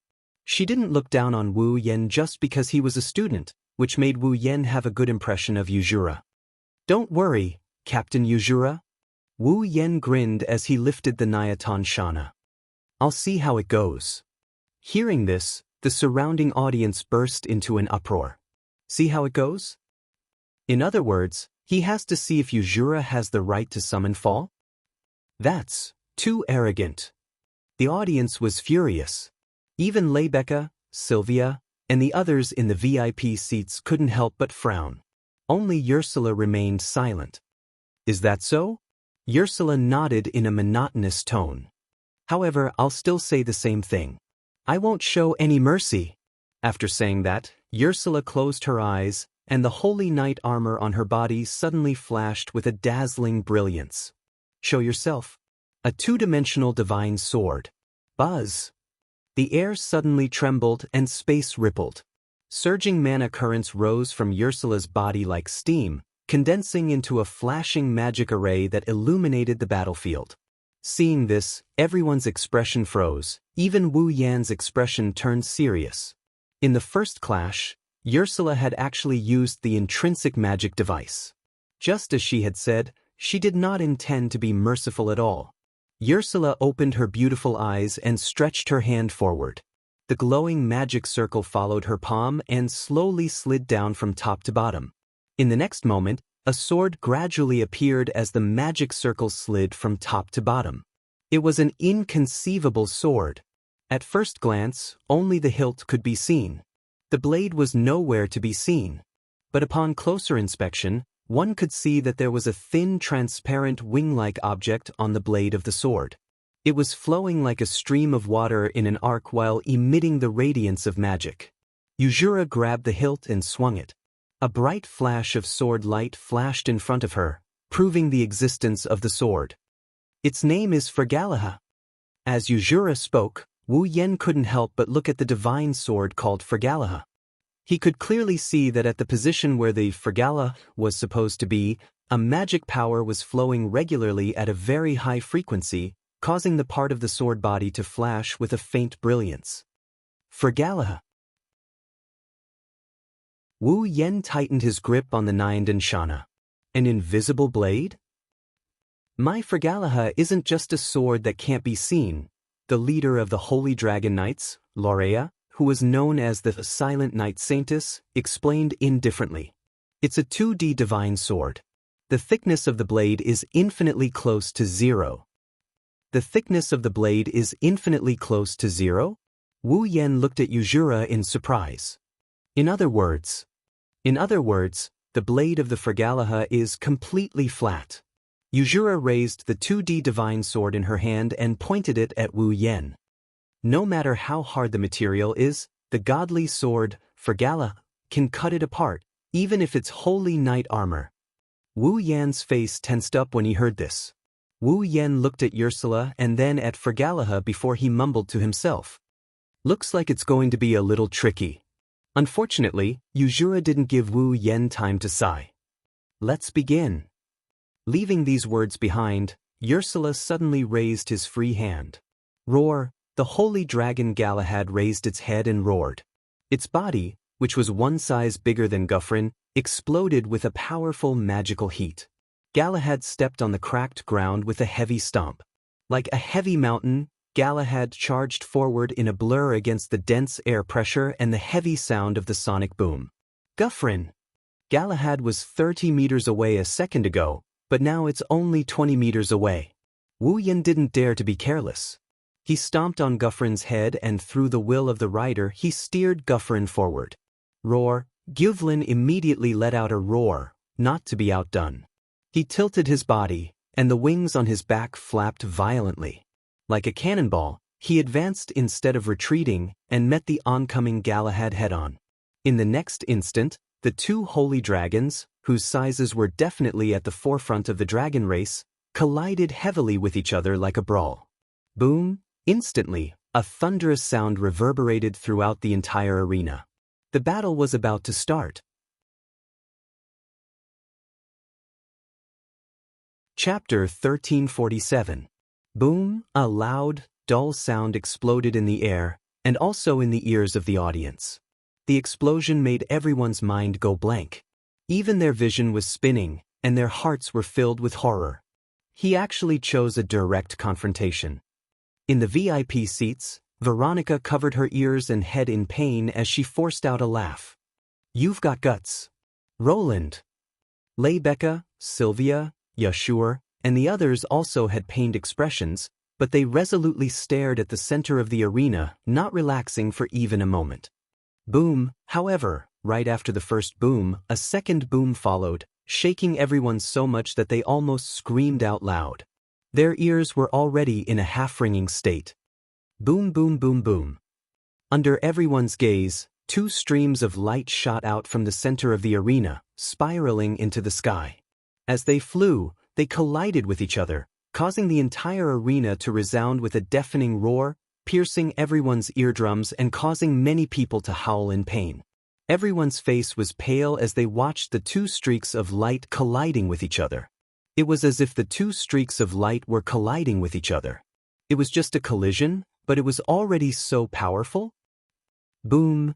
A muffled boom louder than ever before reverberated through the air like a sound wave.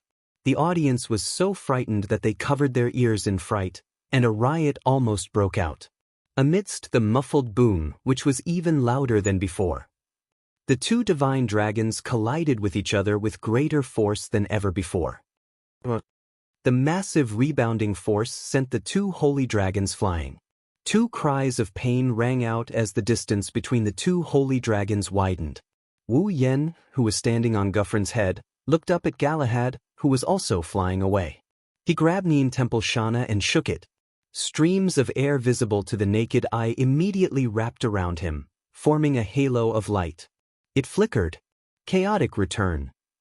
A cold shout reverberated in the air. Skydance.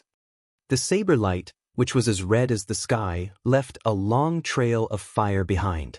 Like a surging wave, it broke through the space and the atmosphere and streaked forward. In the blink of an eye, it flashed in front of Galahad. Ursula didn't expect someone who wasn't wearing the paladin armor to be able to make such an attack. She looked a little surprised. But he quickly recovered. Staring at the ferocious blade light that was slashing at her, Ursula did not steer Galahad to dodge. Instead, she held the hilt of the divine sword in her hand, raised it above her head, and thrust it forward with all her might. Shortly after, the fiery red saber light collided with the transparent sword light. Thus, an inconceivable scene unfolded in midair. Pucci, the divine sword clashed with the saber light, and a tearing sound rang out. Under the stab of the divine sword, Fergala, the blade light that was as ferocious as magma spewing out came from the point of contact. It was cut into two halves, brushed past Ursula's shoulder, carried an astonishing impact, and shot into the distant sky without slowing down. Chaotic return to Skydance was directly cut into two halves. Wu Yen was shocked. The two-dimensional divine sword, Fergala, can even cut off other people's attack? Good attack. Just when Wu Yen was surprised by the effect of Fergala, Ursula's calm and almost indifferent voice came into his ears. You don't even have the paladin armor, but you can make such an attack. I've only seen it from Her Highness Veronica. Ursula leisurely stood on Galahad's head, holding the divine sword in her hand, her sharp eyes swept forward. Next, it's my turn. Whoosh! As soon as her words fell, a whistling sound like a gust of wind turned into ripples, scattering in the air. Ursula and Galahad's figures suddenly disappeared. At the same time, Wu Yan's eyes turned cold, and he turned around abruptly. The Xianxia in his hand burst into a ball of flame, rolling up the violent atmosphere, turned into a saber light, and shot out violently. Bang! An explosion reverberated in the sky, stirring up a frenzied impact that swept out. Unfortunately, that explosion was not the sound of chaotic return to Skydance hitting the target, but the sound of Fergala being cut into two by a transparent sword light and directly exploding. Your reaction is quite good. Wu Yen had already turned around, and the divine sword, Fergala, flashed a second ago, but Ursula's voice once again sounded behind Wu Yen. But it's still too slow. Along with this voice, a sharp sound of something breaking through the air assaulted Wu Yen. Clang. Amidst the crisp sound of the collision, traces of sparks shot out from the point of collision between the agile long saber and the transparent sword, bursting out bursts of ear-piercing sounds of metal scraping against each other. Ursula, holding the Fergala in her hand, slightly raised her head, her gaze pierced through the sparks bursting out from the collision between the two armaments, and looked at Wu Yen with a surprised expression on her face. He actually blocked it. Ursula was not surprised that Wu Yen could react at the critical moment and turn around to block her attack, but she was surprised that her Fergala was blocked by a strange long saber. In the past, if someone blocked the Fergala with a weapon, the opponent's weapon would have been destroyed long ago, and even the intrinsic magic device of the paladin armor would be directly cut off. The Fergala, which was known as the secondary divine sword, was blocked. This is the first time. This made Ursula feel a little unconvinced. She abruptly pulled back the divine sword in her hand, pulled it to the side, and in the midst of a sharp screech, the transparent sword made of magic power fiercely slashed towards the Nyama no Shana.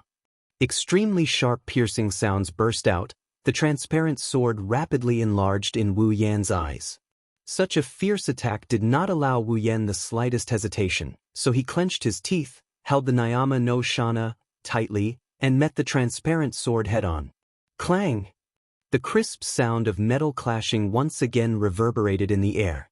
But this time, Ursula did not compete with Wu Yen. Instead, with a cold face, She repeatedly slashed out with the Nyama no Shana in Wu Yan's hand, creating a series of sharp sword images, unceasingly slashing towards the Nyama no Shana in his hand.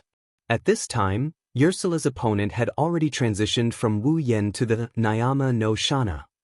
Clang clang clang clang clang. One after another, the sword shadows landed on the same spot on the Niandian Shana, thin knife. Loud and clear clashing noises echoed in the arena, like the sound of a blacksmith hammering iron. The vigorous ripples of energy spread out rapidly along with the sounds of collision. The air in the entire arena was like the surface of a lake that had a stone thrown into it, creating a series of ripples. It was as if invisible fireworks were being set off in the air above the arena. Wave after wave of air ripples shook the place. Below the arena, the audience was already dumbfounded. In the VIP seats, Veronica's hand clenched on the armrest of her chair, a trace of excitement surging in her eyes. To be able to fight with Ursula for so long, that kid really has some skill. That weapon? Rebecca frowned, her expression somewhat uncertain. It can actually block the Fergalaha. It's very ordinary. It's indeed extraordinary. Veronica nodded in agreement, but she soon smiled again. But it's almost the end. A 2D divine sword isn't that easy to block.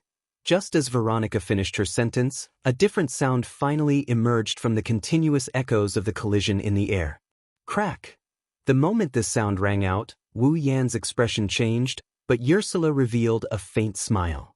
Then the Fergala slashed down fiercely from top to bottom. Pa! After this sound, a small blade flew out of the air and fell to the ground. Wu Yan's pupils constricted. Nyama no Shana. Broke, a gold armament that only a Tier 9 powerhouse has the right to wear, and it's also a noble artifact, was broken by a single slash. Whoosh! At this time, the sound of something breaking through the air rang out in everyone's ears. A blurry shadow rushed out like a spirit snake and arrived in front of Wu Yan in the blink of an eye. Ursula raised her head, her beautiful face that could overshadow the heavens and earth was exposed to Wu Yan's vision. But also exposed to Wu Yan's vision was a flickering sword light. With a tearing sound, dark red blood splattered across the arena. Chapter 1348. Roan. Rebecca, Sylvia, and Yashur turned pale with fright when they saw the crimson blood falling from the sky. They almost cried out subconsciously. In the arena, all the spectators were in an uproar.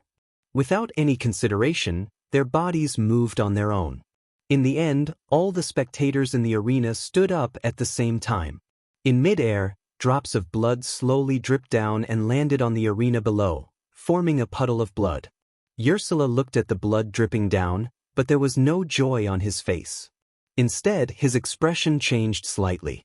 The expression of the Saintess of the Silent Knights changed. This was because the two-dimensional godly sword, Fergalaha, which could cut through anything, was being held by a hand at this moment. The crimson blood had appeared when Fergalaha broke through the skin of the hand and dripped down. Everyone present could clearly see that the magic power carried by the blade of the divine sword, Fergalaha, was turning into pure heat, constantly calcining the hand that was spilling blood. Apart from the heat generated by the conversion of magic power, the heat generated by the intense friction caused by the slash of the divine sword was also burning the hand that dared to hold the transparent blade directly. The terrifying heat kept surging up, and the scalp-numbing sizzling sound kept coming from the divine sword in his hand. Wisps of smoke and the smell of something burnt lingered in the air. Just by looking at this scene, one could see that the divine sword was already burning. Everyone's hearts trembled. Just how painful would that be? That hand? Was it going to melt soon? However, what was even more frightening was the fact that the divine sword, Fergalaha, had been blocked. One had to know that the blade of the godly sword, Fergalaha, was a product of two dimensions. As long as it was a sword or a blade, no matter how thin they were made, they were still three-dimensional objects and could never break free from the shackles of the third dimension. Because no matter how thin they were made, there was always a gap between the two dimensions. There would always be a gap. However, Ursula's fall, Holy Dragon Galahad, had truly broken free from the shackles of the third dimension. It was a divine sword that had no width and was absolutely flat. That was the Fragalaha. Because there was no width, the entire sword, whether it was from the front or the side, it was a straight line that was thinner than a line. It was purely made of magical power. Therefore, Fragalaha could cut through anything. It was even a gold armament. Moreover, it was a noble artifact, but in the end, it couldn't escape the fate of being cut in half. Just think about it. Using one hand to block such a sword was a display of bravado and lack of strategy. A divine sword that could cut through any object. How could it not be able to cut through a hand? Therefore, they watched as Wu Yen directly blocked Fragalaha with his hand. Not to mention Lebecca, Sylvia, and the audience, even the commander of the Holy Dragon Knights, Loriaman, who was known as the Silent Saintess of the Knights, and Ursula, who was indifferent to people, changed their expressions. Ursula took a deep breath as she watched Wu Yen, who was holding Fragalaha so tightly that his hand was beginning to burn under the heat. Even his blood was no longer dripping. However, his head was lowered, and his expression couldn't be seen clearly. Using your hand to block my Fragalaha, this is the stupidest thing I've ever seen. As the sound of his voice faded, not long after, a soft laugh resounded clearly in the center of the entire arena and was heard by everyone. Wu Yen slowly raised his head. His wine-red pupils met Ursula's clear eyes. The calmness in his eyes surprised Ursula. It was as if the hand that was gradually being burned wasn't his. Wu Yen glanced at it, and the corner of his mouth slowly rose. But didn't I block it? Ursula raised an eyebrow and she looked at Wu Yen with a deep gaze. Aren't you afraid that I'll cut off your hand? Afraid? Wu Yen chuckled as if he heard the funniest joke in the world. If I was afraid, I wouldn't have used this method. Ursula's beautiful eyes flashed with a strange light when she heard Wu Yan's words. Her expression became serious. But if this goes on, even if I don't chop it off, your hand will be charred, and you will be completely crippled. Blocking Fragalaha with his hand was already an extremely ridiculous thing. Now, Wu Yan's hand was still tightly gripping the sword, and it was already severely burned. If it was someone else, they would probably be in so much pain that their face would be distorted. As for their hand, they would probably lose all feeling, right? However, no matter how wise Ursula was, it was impossible for her to guess without knowing. Wu Yen wasn't a human. He was a true ancestor. A true ancestor who could be resurrected in an instant even if he died.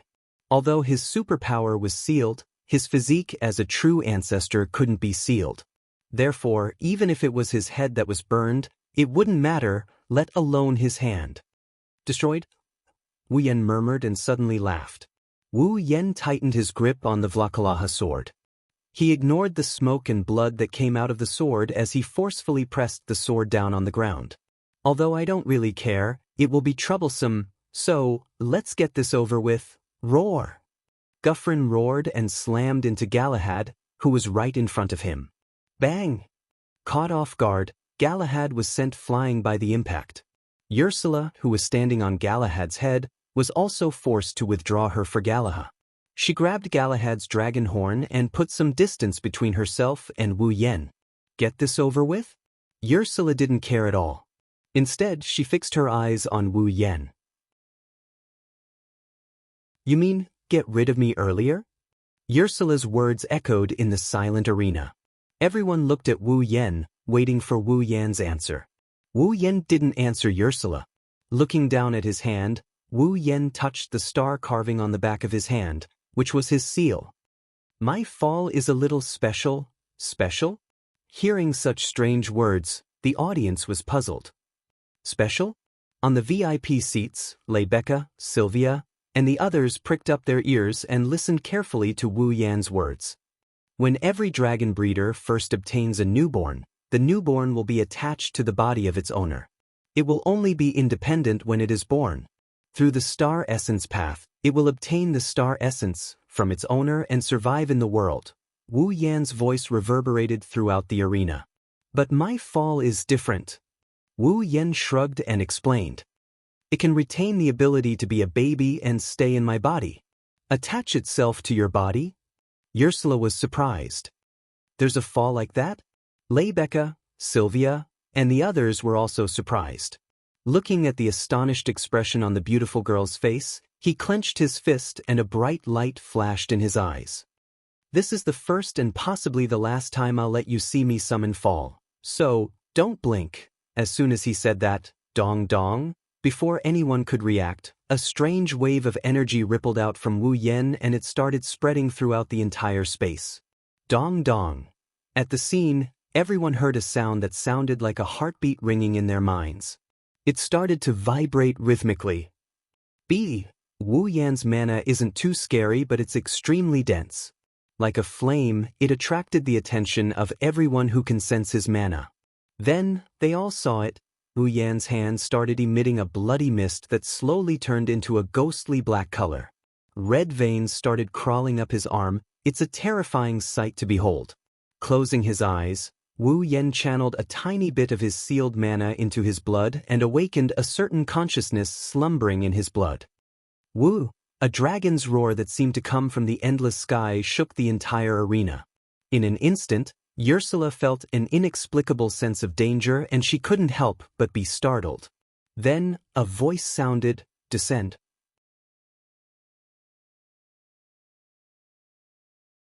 Chapter 1349. His voice was as delicate as flowing water. As if it had broken free from the shackles of space, it penetrated all the sounds in the stadium. The audience seemed to have sensed something. They shut their mouths out of reflex, and their breathing slowed down subconsciously.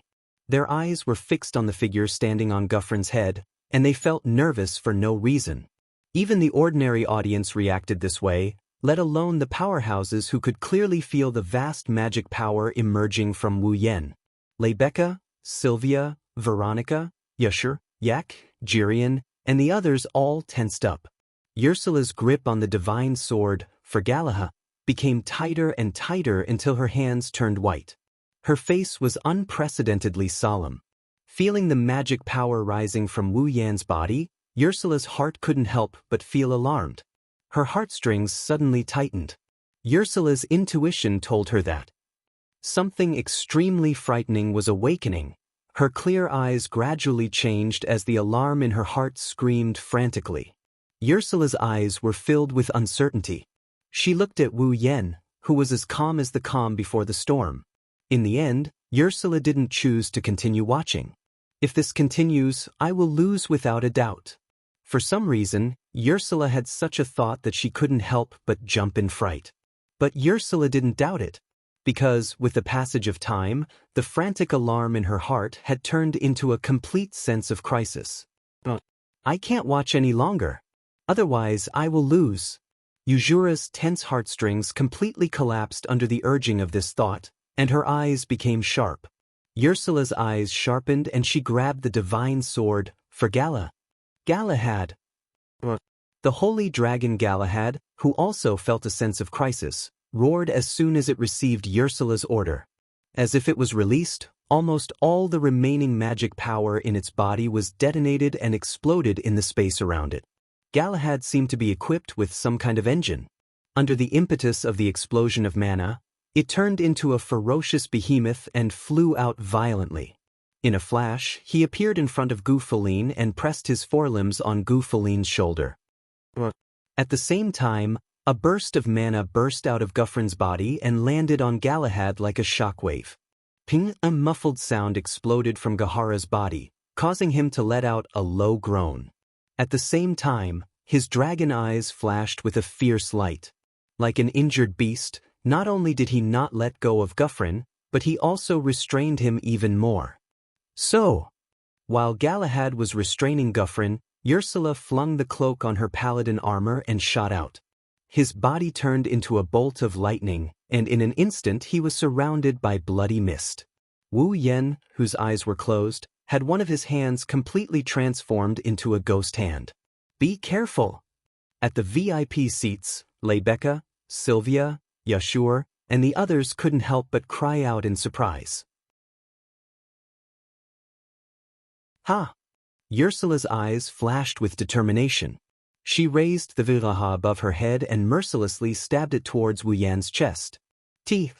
The sound echoed between Wu Yan and Ursula. However, it wasn't the sound of the Ville Galaha piercing through Wu Yan's body. Instead, it was the sound of a ball of white flame that appeared out of nowhere.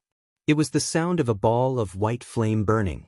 Yuzura's intrinsic magic device, the divine sword, Fergalaha, happened to stab into the white flame, but the white flame blocked it as if it was blocking it. What? Ursula's pretty face changed drastically.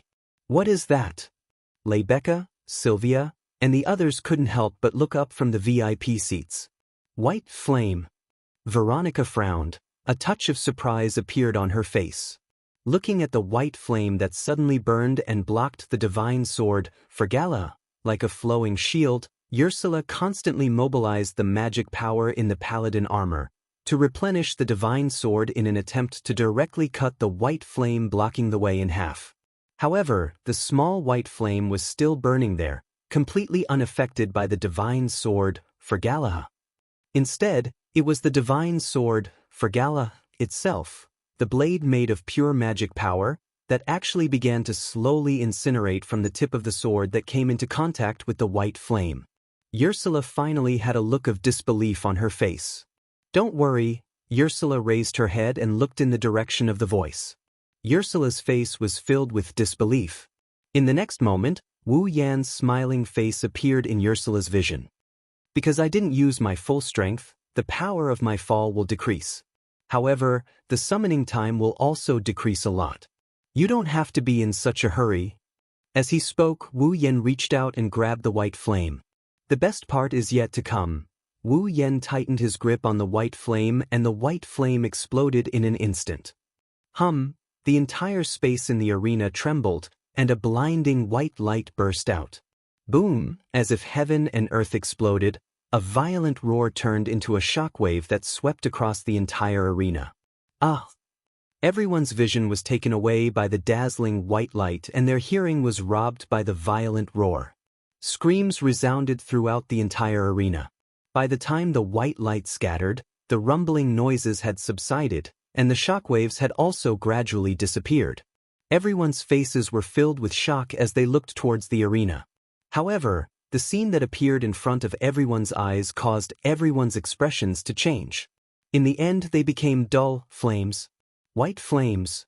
Monstrous white flames. The entire center of the arena was covered in white flames. It turned into a sea of white flames. In the center of the sea of white flames, a figure floated there. Fluffy hair made of white flames fluttered along with the rolling flames. Two flame-like objects that looked like long whiskers and ribbons adorned between his eyebrows. They fluttered behind him, making him look extremely elegant. White arm-like wings spread out on both sides of his body with a pair of sharp dragon claws at the front. A similar flame-like object, but a much larger tail, mixed with white flames, fluttered back and forth behind him.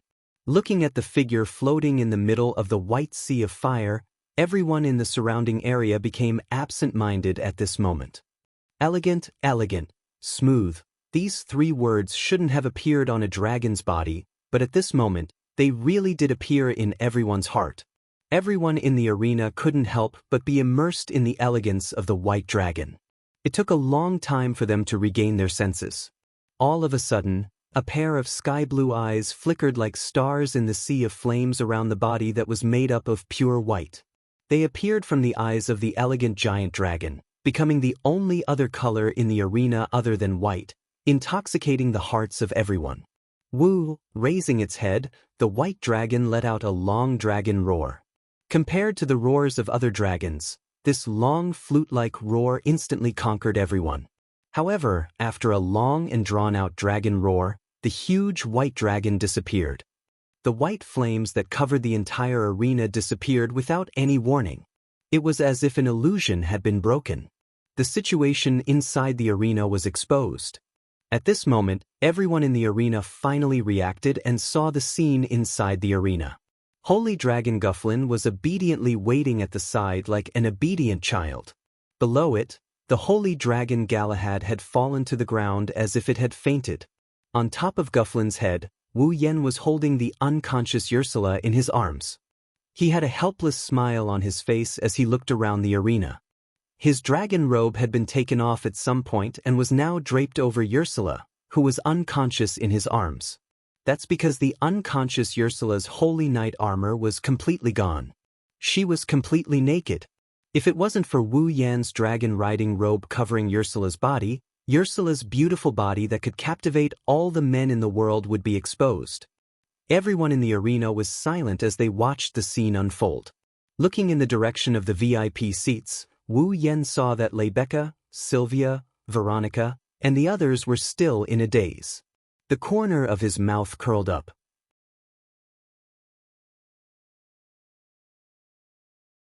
Chapter 1350. In just one day, everyone in the Knights' Kingdom of Lorimon was shocked. The leader of the Lorimon Holy Dragon Knights, the most powerful, silent knight saintess, Uzura Sarver was defeated. On top of that, he was defeated by someone who was still a student of the Ansari Dragon Riding Academy.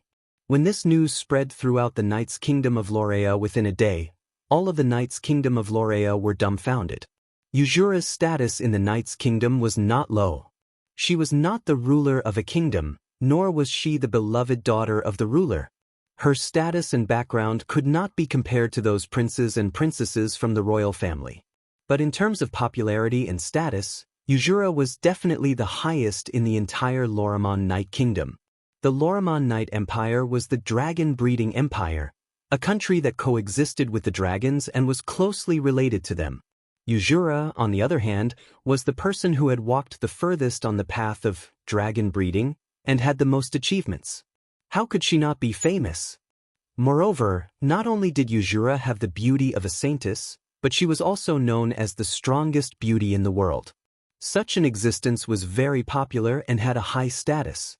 It was easy to imagine. Just think about it, Rebecca's popularity in the Ansari Academy was already earth-shattering. Her identity as a holy dragon knight made her status comparable to that of a noble. Even Veronica, the first princess who supported the entire kingdom, could not forget Rebecca and hoped to recruit her. Then, in the hearts of the knight's citizens, Uzura, who enjoyed the most popularity and was known as the strongest in the entire Lorimon Knight Kingdom. What was her status? To put it bluntly, she was like Rosa, who was worshipped by the entire Aluxtran continent. Like Maria, the people of Lorimon Knight Kingdom all viewed Uzura as their idol from the bottom of their hearts. Her popularity was very high. At least, in the entire Lorimon Knight Kingdom, no one could compare to Uzura. In fact, when people from other forces mentioned the knighthood of Lorea, the first thing they would think of would be dragons, and the second thing they would think of would not be anyone from the family of the knighthood. Instead, they would think of the leader of the Lorea Holy Dragon Knights, Ursula Sarvan. And now, this national idol was in a duel with a student from the Dragon Cultivation Academy. He was defeated. Let's not talk about how many people in Lorea knighthood would believe this. Just this news alone was enough to shock the entire knighthood of Lorea. However, the news had only spread for a day. Although everyone in the Knights' Kingdom of Lorea knew about it because of the content, the authenticity of the news was still in doubt. In fact, many of the knights didn't even know who had defeated Ursula.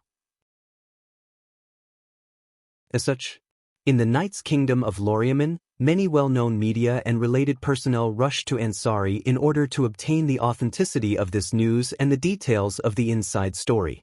I believe that it won't be long before all the people in Knight's country know about this, even those outside Knight's country. After all, on that day, in the arena of the Ansari Dragon Riding Academy, more than 1,000 citizens of Ansari had witnessed the entire duel with their own eyes. Even if he wanted to hide it, he couldn't. Ansari Dragon Riding Academy, reception room, sitting at the corner of a round table, Wu Yan's expression was slightly unnatural, extremely strong gazes from all directions were like arrows piercing the heart, shooting straight at Wu Yan. Obviously, Wu Yan's seat was relatively difficult to notice, but everyone present didn't look at Veronica, who was sitting at the head of the table. Instead, they kept staring at him. Even Veronica narrowed her eyes and stared at him closely. The scene was bizarre to the extreme. What's even weirder is that this scene has remained the same ever since Wu Yan came in half an hour ago. It hasn't changed in the slightest. How could Wu Yan not feel unnatural? The fact that he didn't immediately run away from this strange scene was already praiseworthy. Under those intense gazes, Wu Yan felt a prickling sensation on his skin. Helplessly, he reached for the teacup on the table for the umpteenth time. He sipped on the tea as if he was trying to hide something. His heart was in a mess. Just like that, another 10 minutes passed, then 20 minutes passed, then 30 minutes quietly passed by. For an entire hour, he was stared at without blinking. No matter how patient Wu Yan was, he couldn't take it anymore. I say. Wu Yan closed his eyes as if he's trying to express his resentment. He raised his voice and broke the eerie silence of the scene. If you have any dissatisfaction with me, can you please say it directly? Lebecca, Sylvia, and Veronica, who were sitting at the same table as Wu Yan, smiled. Their expressions said, "I've been waiting for you to say this for a long time." Wu Yan's eyebrows twitched. Of course I'm not dissatisfied. Rather, I should say that your performance is way too satisfying. Veronica knocked on the table and said meaningfully. However, compared to satisfaction, there are many questions. Just because of this? Wu Yan felt a faint sense of melancholy. Just because of this, you stared at me for an hour without blinking? We were getting to know you all over again. Lebecca's expression was both teasing and serious as she spoke in an extremely contradictory manner. After all, you're the one who defeated Commander Wuxia and became the strongest person in the world. Don't put such a big hat on me. Wu Yan hurriedly shook his head and waved his hand, looking like he's afraid he can't avoid her. This made Sylvia feel very confused. What's with that expression? This was the glory that all the dragon cultivators, dragon knights, and even the Saint Heaven's dragon knights of the Leon knighthood wanted to achieve. Along with the glory, there's also the biggest problem. Wu Yan replied without hesitation. I still want to live a peaceful life, so please don't make things difficult for me. Become the strongest in the world. While it sounds like a good thing, Wu Yan already tried it out in the Swordblade God domain world. He knows that fame is just as troublesome as it is. He doesn't want to have to choose a place where he can avoid the crowds and live by himself again. Unless it's like the later stages of Saw where he has a beautiful wife and cute little daughter to accompany him, otherwise, he'd rather die than go through that again. Sylvia frowned when Wu Yan failed to evade in time. Your attitude is the biggest blow to those who dream of defeating Commander Wuxia. You don't feel any glory for defeating Commander Wuxia? I really wonder if you're a citizen of Raymond. Wu Yan rolled his eyes and didn't want to bother with him anymore. Veronica and Lebecca looked at each other and shook their heads. Originally, I wanted to use Ursula's hand to see if this kid is a holy sky dragon knight or not. At the same time, I wanted to see his fall. Veronica let out a rare bitter smile. In the end, we didn't find out if he's a dragon knight or not. Fall did see it, but I'll never forget the scene of this kid summoning Fall. That dragon is too strong, too beautiful. Lebecca looked at Wu Yan. Her emerald eyes glowed with curiosity. To be able to survive in its master's body as a newborn, possess such power, and have that white flame, what kind of dragon is it? Lebecca expressed the thoughts of everyone present. Unlike other ferocious-looking dragons, Wu Yan's Fall was simply too good-looking. Of course, good-looking was only secondary. More importantly, its power and white flame were simply too shocking. Everyone had no choice but to react that way. That was why Lebecca, Sylvia, Veronica, and the others gathered here, hoping that Wu Yan could answer their questions. However, it was clear that they wouldn't be able to wait that long. Forget it. Seeing that Wu Yan didn't want to say anything, Veronica rubbed her forehead as if giving up. She stood up and walked outside. Seeing this, the others looked at each other and followed after him.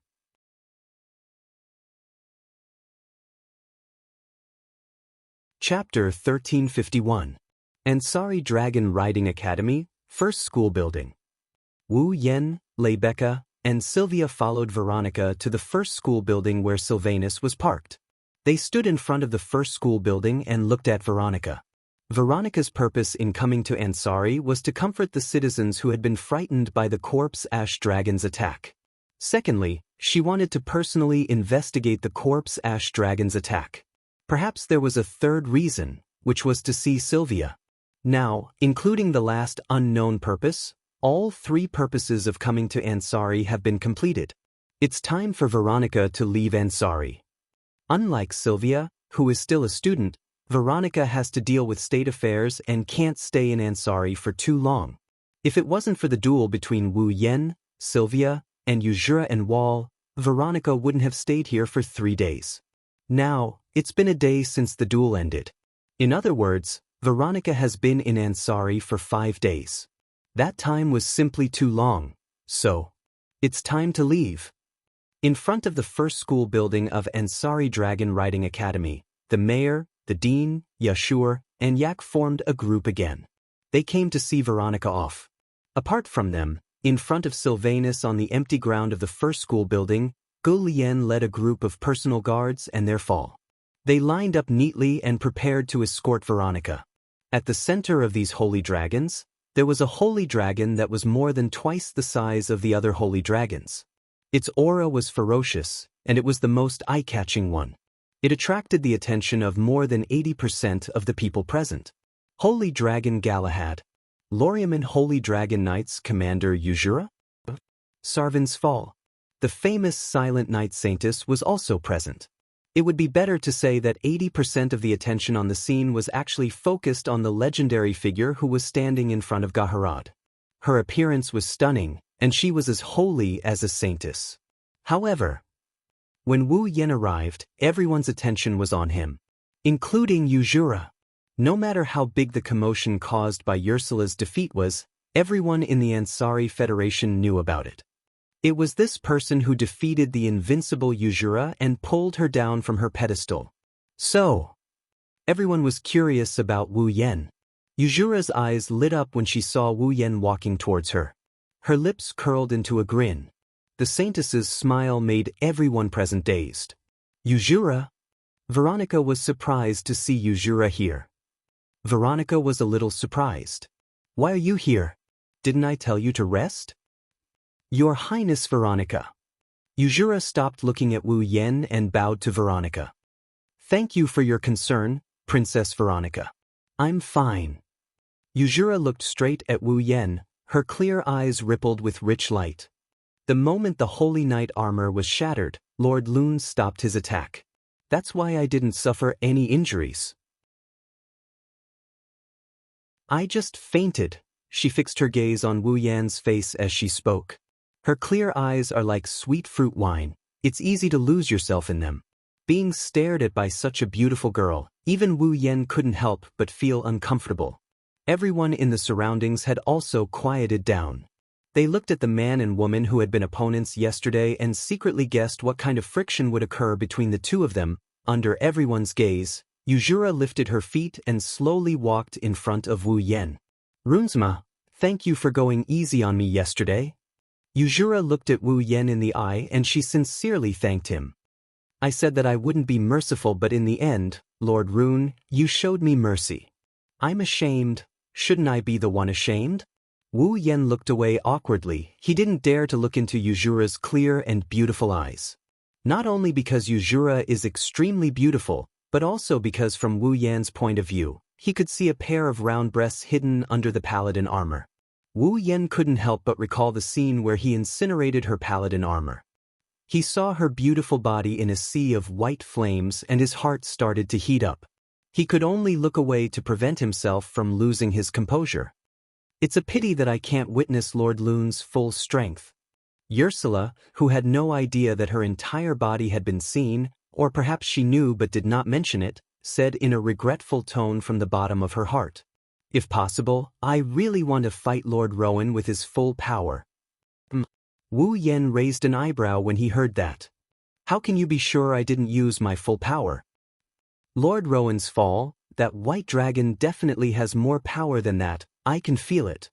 Yuzhira said solemnly. Besides, Lord Rowan didn't equip the paladin armor. Lord Rowan held back too much in yesterday's battle. Hearing this, everyone looked at each other in dismay. Indeed, Wu Yen didn't equip the paladin armor from beginning to end, But he still defeated the world's strongest usurer. Then, how strong was this person's true strength? Thinking of this, everyone could not help but feel a chill in their hearts. You make it sound like I'm a saintly dragon knight. Wu Yan blinked. Maybe I haven't gotten Fall to submit to me yet? If even my lord can't make your viewer submit, then there won't be any holy sky dragon knights in the entire Loriaman knighthood. Ursula gave what could be said to be the highest evaluation. Her eyes were shining brightly, and she seemed to be in a good mood. With a faint smile, Usura slowly extended her hand to Wu Yan. If there's a chance, Lord Rowan, please fight me again. Ignoring the shocked crowd, Ursula looked at Wu Yan with sincerity. You're the only one who can defeat me. I hope to see your full power. A silent atmosphere suddenly descended in this world, causing everyone to hold their breaths as they stared blankly at the two people in front of them. Wu Yan looked at Ursula's bright eyes and solemn expression. He couldn't help but sigh. Wu Yan couldn't see any dejection or unwillingness in Ursula's eyes. Instead, he could see excitement and optimism coming from the bottom of her heart. So what if she's famous? So what if she's beautiful? Invincible? Strongest? This also means that there are no like-minded friends who are qualified to stay by his side. It means that he's lonely. In the end, this girl who's been rumored to be a goddess is just a lonely person. I understand. Wu Yan retracted his smile and reached out his hand to shake that soft and jade-like hand. Next time, I will defeat you in an instant. It's not a declaration of war, it's a declaration of victory. Wu Yan is telling Usura that she's not alone in this world. For a moment, Usura smiled. She smiled so beautifully that all the colors in the world were concentrated on her beautiful smile. Everyone around, regardless of whether they were men or women, was mesmerized by that unbelievably beautiful smile. Thank you. Usura bowed respectfully, flung her cloak, and walked back to Veronica's side with her head held high and her chest puffed out. Her steps were extremely light. The dream that she thought she had lost once again returned to her heart. This time, Usura's dream, her goal, is to surpass this man who declared victory. Rebecca, Sylvia, Veronica, and the rest couldn't help but chuckle at the sight of Ursula glowing from head to toe. It's worth coming to Ansari this time. Veronica chuckled, then looked at Wu Yan. So, Lorimon, do you really not intend to join my Lorimon Holy Dragon Knights?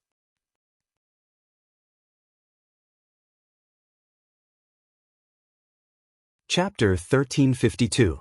Join Loriaman's Holy Dragon Knights? Hearing Princess Veronica's invitation, everyone's eyes focused on Wu Yan. When she first came to the Ansari Academy, Veronica also invited Wu Yan once. But that time, Wu Yan refused. Now, Veronica sent out an invitation again. But this time, no one was surprised by Veronica's invitation. Although the Lorimon Holy Dragon Knights were the most famous and glorious knights in Lorimon, not just anyone could join them. At the very least, if one wasn't a dragon knight, then they definitely wouldn't be qualified to join. But would Wu Yan not be qualified to join? He was someone who could even defeat the commander of Loriaman's Holy Dragon Knights. If even someone like him wasn't qualified to join Loriaman's Holy Dragon Knights, then as Ursula said, no one in this world was qualified. I hope you can think about it. Veronica's face was unprecedentedly serious. It could even be said that she was sincere. You're really strong, not just in terms of strength. You're also outstanding in terms of logical thinking. It's a waste for someone as talented as you to stay in the academy. I think so too, Lord Lorimon. On the side, Ursula couldn't help but change her indifferent attitude and sincerely tried to persuade Lorimon. To be honest, I've always felt that it's not a good choice for me to be the commander of Loriaman's Holy Dragon Knights. Although I have the power to deter my subordinates in terms of management, I'm really not good at it. After saying that, Ursula seemed to think that her words weren't shocking enough, so she didn't give up until she was shocked to death. If you're willing to join Loriaman's Holy Dragon Knights, Ursula is willing to step down and give you the position of commander. Lord Lorimon. When these words came out, everyone's expression changed. Veronica was also silent. Obviously, Veronica didn't have any objections to Ursula's words. Become the commander of Loriamon's Holy Dragon Knights? Yashur was shocked. Loriamon. Sylvia slightly shifted her gaze to Wu Yan. In her heart, she was happy for Wu Yan's honor, but there was also a trace of reluctance that even Sylvia didn't notice. Commander. Leibecca lowered her head and pondered for a moment before looking at Wu Yan. Loriamon, you should really consider Highness Veronica's words. This is a rare opportunity. When she said this, she felt a stab of pain in her heart. She didn't want to admit that she had such a stupid idea, but she wanted to keep Wu Yan by her side. She didn't want him to leave with Veronica. But Leibecca still decided Lord Loriamon Dragon Knights. After all, Loriamon was the commander of the Holy Dragon Knights. Whether it was status or reputation, he was second only to one and above all. At the very least, in the Kingdom of Knights, apart from the Night King and Veronica, no one could make Ursula kneel. Even the Night King and Veronica could only make Ursula kneel on one knee. If Wu Yan could become the commander, he would reach the heavens in a single bound. As if he saw through everyone's thoughts, Wu Yan glanced at the crowd and sighed. Veronica. Wu Yan didn't address Veronica as Her Highness anymore, he called her by her name. Veronica wasn't displeased at all. Instead, she looked straight at Wu Yan. Veronica knew that Wu Yan didn't have any respect for her. Their usual honorifics were nothing more than a casual way of addressing each other. This also meant that once Wu Yan called her by her name, it was time for Wu Yan to get serious. Thank you for your invitation. Wu Yan glanced at the impatient yak. However, I have my own reasons for staying in the academy. Hearing Wu Yan's rejection, the people around him sucked in a deep breath. They didn't think that there would be someone in Loriamon who would refuse to become the commander of the Holy Dragon Knights. Wasn't this a little too foolish? Even Ursula felt pity for Wu Yan. Only Leibecca and Sylvia heaved a sigh of relief, and their expressions eased considerably. Veronica's expression didn't change. She probably expected Wu Yan's answer. It seems that subduing you is much harder than I thought. Veronica shook her head and stared at Wu Yan. Since you won't accept my invitation, then you'll have to accept the other thing. Wu Yan and Co flinched when they heard this. Sylvia's eyes, which were the same color as Sylvia's, gradually focused. Sylvia suddenly reached out her hand to Gu Lien. A sword. Gu Lien respectfully bowed and handed a luxurious golden knight's sword to Veronica. Veronica grabbed the sword and pulled it out of its scabbard. She slowly walked towards Wu Yan. Your Highness Veronica? Royal sister? Leibecca and Sylvia were rather shocked at this sight. The people in the surroundings began to clamor as well. Could it be that Her Highness Veronica is angry because of Wu Yan's repeated rejections? Wu Yan frowned but didn't do anything. Instead, he silently watched Veronica approach. Veronica nodded and raised her voice as if she was announcing something. First year of the Ansari Dragon Riding Academy's advanced course, Rune Randall. In the name of Veronica Yamamoto, I hereby appoint Veronica Yamamoto. In the name of Loriamon, I hereby appoint you as a Dragon Knight. A Dragon Knight? Leibecca, Sylvia, and the others' eyes lit up. They finally understood Veronica's actions. There were different levels of masters who had dragons as their partners.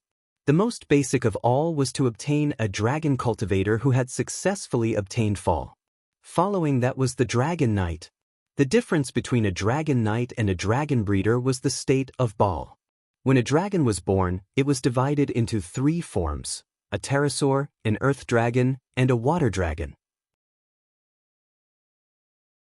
However, in the process of being nurtured by humans, they had a chance to evolve into a holy dragon based on their master's ability and the bloodline growth of the pterosaur, earth dragon, and water dragon. The moment a dragon breeder, Baal, transformed into a holy dragon, a dragon breeder would have the right to become a Dragon Knight. At that time, the royal family of the Knights of Loriamon would summon the outstanding dragon breeder and give him a silver pocket watch called the Dragon Knight's Certificate, officially appointing him as a Dragon Knight. That was what Veronica was doing right now. As for whether Wu Yan's Baal was a holy dragon or not, There was no need to prove it. If a dragon that wasn't a holy dragon could defeat Ursula, it would truly be heaven-defying. Rune Randall? Veronica rested her knight sword on Wu Yan's shoulder.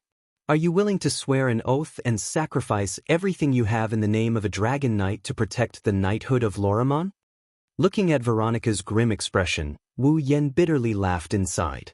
He knelt down on one knee and with a completely formulaic tone, he made a statement that didn't even scratch an itch. I am willing to bet my star carving and ball. Very good. Veronica sheathed her sword in satisfaction and took out a silver pocket watch with the royal family of the Knights of Lorimon engraved on it. She handed it to Wu Yan. From today onwards, you are a dragon knight of Lorimon. Yes. Following the procedure that every dragon breeder had to follow, Wu Yan took the silver pocket watch from Veronica and placed it on his chest where his heart was. Clap, clap, clap, clap. Immediately, a warm round of applause could be heard from all directions. It was rare to be able to witness a dragon knight's appointment ceremony with one's own eyes. Well then, it's time for me to go. After announcing the end of the ceremony, Veronica turned her head and looked at Sylvia. Her gaze suddenly sharpened. Sylvia, since you've grown a little, I'll acknowledge you this time. But if I hear even the slightest bit of bad news about you, you know the consequences. Under Veronica's sharp gaze, Sylvia shrunk her neck in embarrassment. But when she saw Wu Yan's smiling eyes, she calmed down and puffed out her chest. I won't let you down, royal sister. Veronica curled her lips and a smile appeared on her face.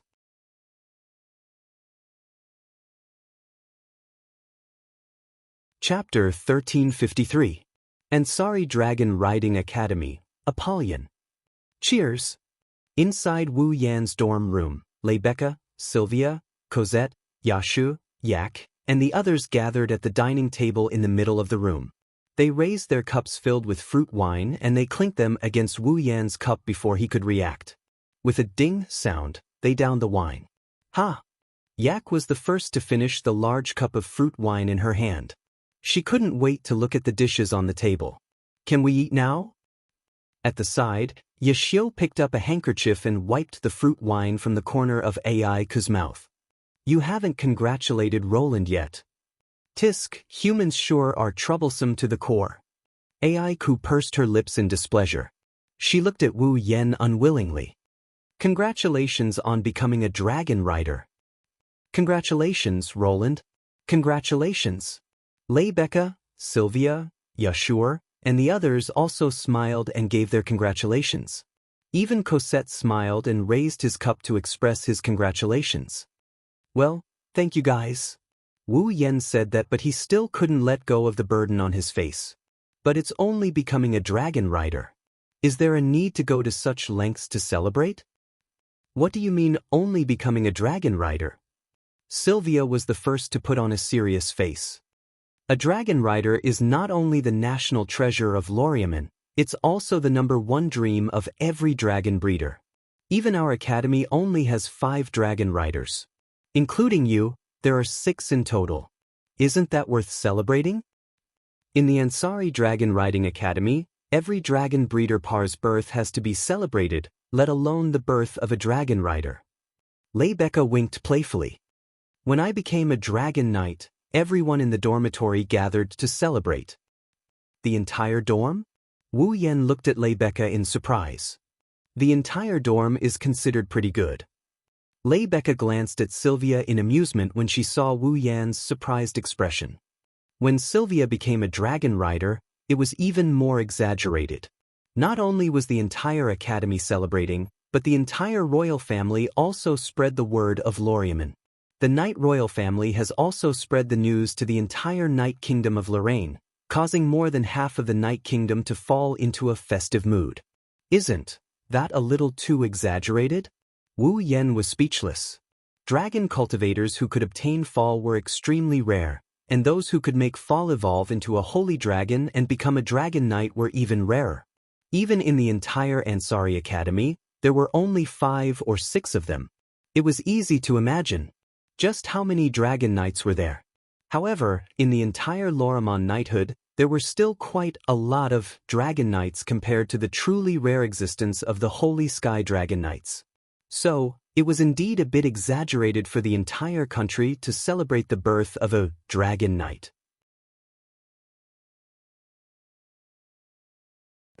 I didn't want to. Sylvia's expression turned ugly as she recalled what happened back then. But in the royal family of Loriaman. Now, I'm the only one with par. Plus, I'm the fourth princess. Father, sister, and the others all said they should celebrate and report the good news to the entire kingdom. In the end, it became like that. The royal family of Loriaman had 5 members. They were the royal family of Loriaman, the first princess Veronica, the second princess, the third princess, and the fourth princess Sylvia. Originally, there were 7 members of the royal house of Loriaman, but the queen, Sylvia's birth mother, had passed away. Prince Julius had also been executed for the crime of slaying a dragon.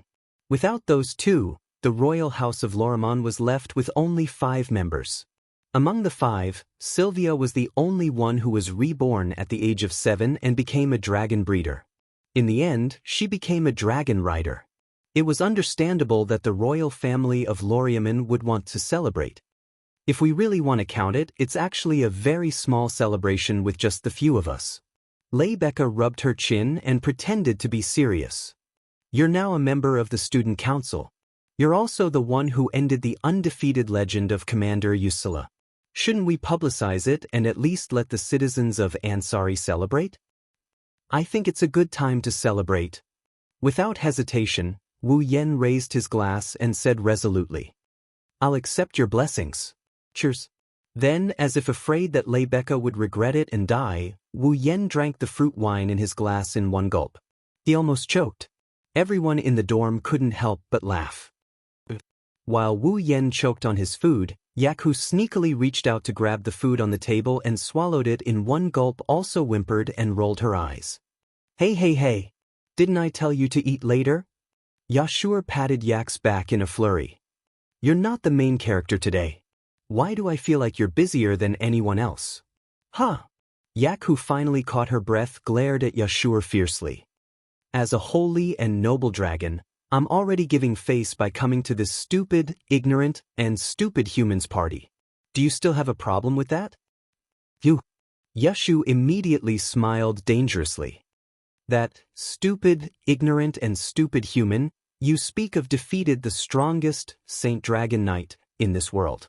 If you're too arrogant, be careful that he doesn't release that dragon. Upon hearing that, the image of the white dragon's burning flames, graceful figure, and terrifying white sea of fire flashed across Yak's mind.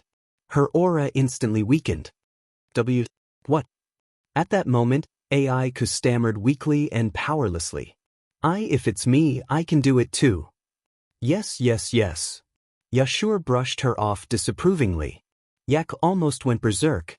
Corset had no choice but to step forward and mediate the situation. Lord Yashur, no matter what, today is a celebration. Just let Yak eat to her heart's content. Dragons are the symbol of the knighthood. Sylvia also stood on Yak's side. Even if Yak isn't the main character, Yak should still be the most distinguished guest. Sylvia and Corset are the most sensible. Yak instantly nodded, causing Yashur to be slightly unconvinced. If you guys spoil her like this, be careful that she doesn't take advantage of you. Bang! Before Yashur could finish speaking, Aiku ruthlessly kicked him in the chest. Goo-hoo! Yashur let out a strange howl as he was sent flying and heavily crashed into the wall. The impact caused the entire room to shake. Some of the items placed on the table and the bed fell to the ground and scattered all over the floor. You guys! Are you really here to celebrate with me? Wu Yen was dumbfounded. I strongly suspect that you guys are here to tear down my house. Yak snorted and turned her head away. A mere watchdog. If I don't teach him a lesson, he'll really climb over my head. Looks like I haven't taught him enough. S-train. Sylvia's face instantly turned red as she glared at Yashur, who was wailing in grief. Why, you guys are doing something unhealthy? You're the shame of our Ansari Dragon Riding Academy. I can roughly guess what you're thinking, but I'm sure your imagination is wrong. Rebecca said in an outsider's tone. Besides, even though Yak is in human form, her power is truly of the dragon attribute. Even if Yashur wants to, I don't think he has the guts. Pervert without the guts. Cosette chuckled. It was unknown whether he was taking pleasure in Yashur's misfortune or adding insult to injury. Lord Yashur, you're surprisingly useless. Being attacked both physically and mentally by everyone at the scene, Yashur was so angry that he fell unconscious on the ground. Serves you right. AI mercilessly added another stab. At this moment, an item that fell to the ground due to the tremors entered Yak's sight. Her eyes lit up and she cried out in surprise. What? With lightning speed, Alec leaped over and picked it up. What is this? It's so cute. Hearing this, everyone turned to look at the object in AI's hand and saw the full appearance of the object. It was an extremely cartoonish dragon-shaped plushie. Sylvia trembled as she looked at the dragon-shaped doll. It was as if she was struck by lightning. Her eyes were filled with disbelief.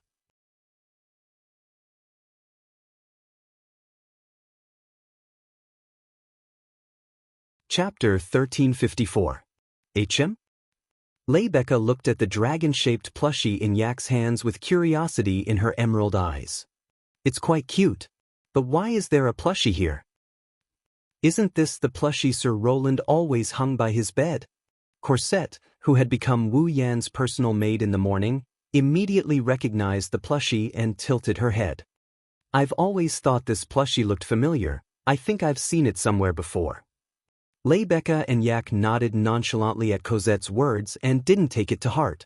Only Sylvia's eyes flickered violently as she stared at the dragon-shaped doll. You too. Wu Yan snatched the dragon-shaped plushie from Yak's hands and curled his lips in annoyance. Not only are you planning to tear down my house, but you're also interested in my stuff? You're a man, what are you doing with a plushie? Rebecca's expression turned strange. Roland, don't tell me you actually like dolls and stuff like that? I feel like there's more to your words. Wu Yan rubbed his temples and raised the dragon-shaped plushie. Someone gave me this plushie. Gave? Rebecca and Cosette looked at each other with interest on their faces. Gave. Sylvia abruptly took a step forward and asked with an agitated expression. Who gave it to you? When did you give it to me? Where did you give it to me? Sylvia? Her Highness? Sylvia's agitated expression made her even more agitated. Rebecca, Cosette, Yak, and the others were surprised. What's wrong? Wu Yan looked at the doll in his hand with a doubtful look. He asked in a doubtful tone, Is there something wrong? Don't worry about it. Tell me. Sylvia became more and more agitated and her eyes reddened. She grabbed Wu Yan's hand with all her might. This is very important to me. Please tell me. This. Rebecca, Cosette, and Yak looked at each other when they saw that Sylvia seemed to be on the verge of hysteria. After this period of time, everyone present knew that although this princess was a little immature, she was still very much in line with her identity in other aspects. But now, Sylvia's behavior.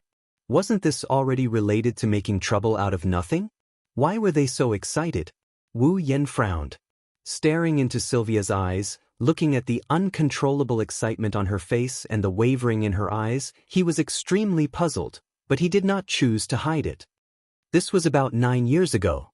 At the larval ritual in the Abayan forest, Zhang Lixing, a little girl I met, gave it to me. 9 years ago? Abayan forest? Youngling ritual? Sylvia's expression changed drastically. She grabbed Wu Yan's hand tighter and tighter. A trace of hope appeared in her icy blue eyes. She was a little nervous and nervous. With a hint of nervousness, Sylvia's gaze seemed to want to burn a hole in Wu Yan's face. It became extremely intense. Then do you remember when it was 9 years ago? Yes. Wu Yan felt Sylvia's strange and passionate gaze and nodded with difficulty. He scratched his face. It was at the juvenile ritual in the moon of Aries. Before he finished, Wu Yan's eyes widened and he panicked. What? What's wrong? Did I say something wrong? After hearing what Wu Yan said, Sylvia actually shed tears. Your Highness? What? What's wrong? Don't cry. Rebecca was so shocked that she even used honorifics. Yak was also nervous and clumsy as she stuttered. Corset, on the other hand, was stunned. 9 years ago on the moon of Aries? With a face full of astonishment, Corset opened her mouth in astonishment. Your Highness's birthday was on the moon of Aries. She was 7 years old 9 years ago. Wah! Rebecca was shocked. Sylvia's birthday was on the moon of Aries. She was 7 years old 9 years ago.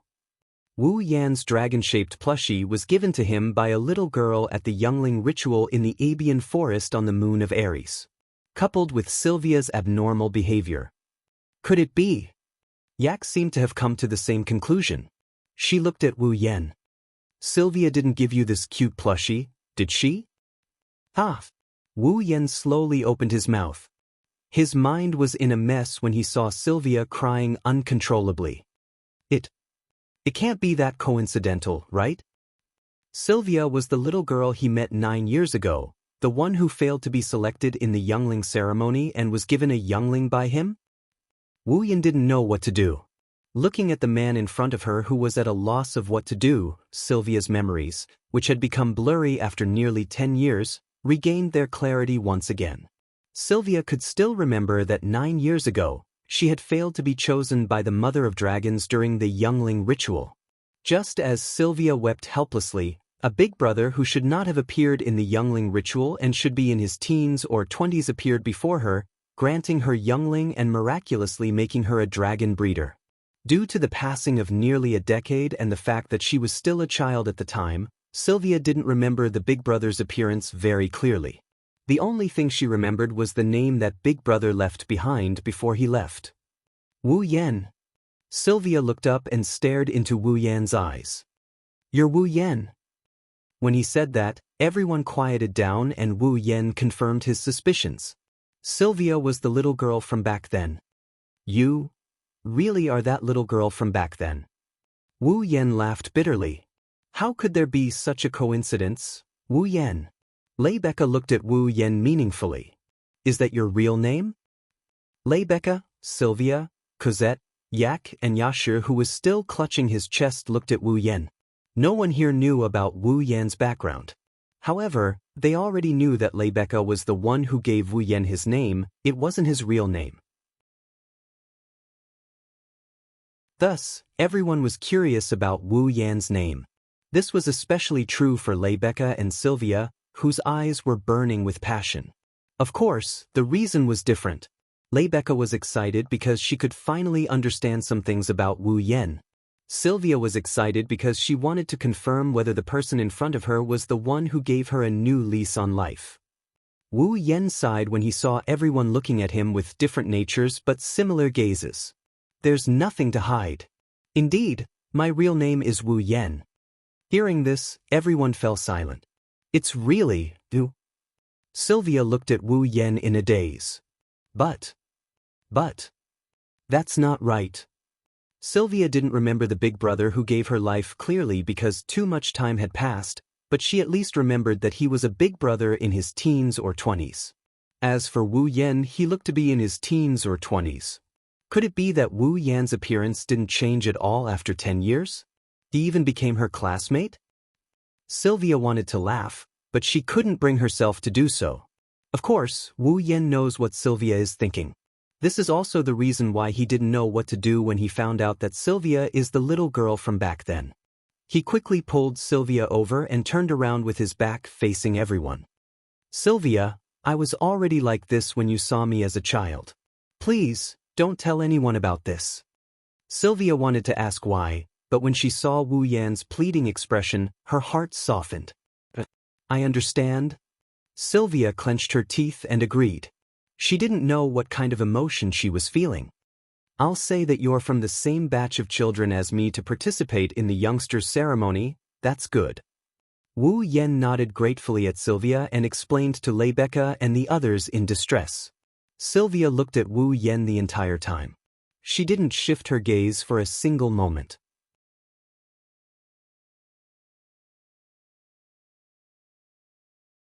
Chapter 1355.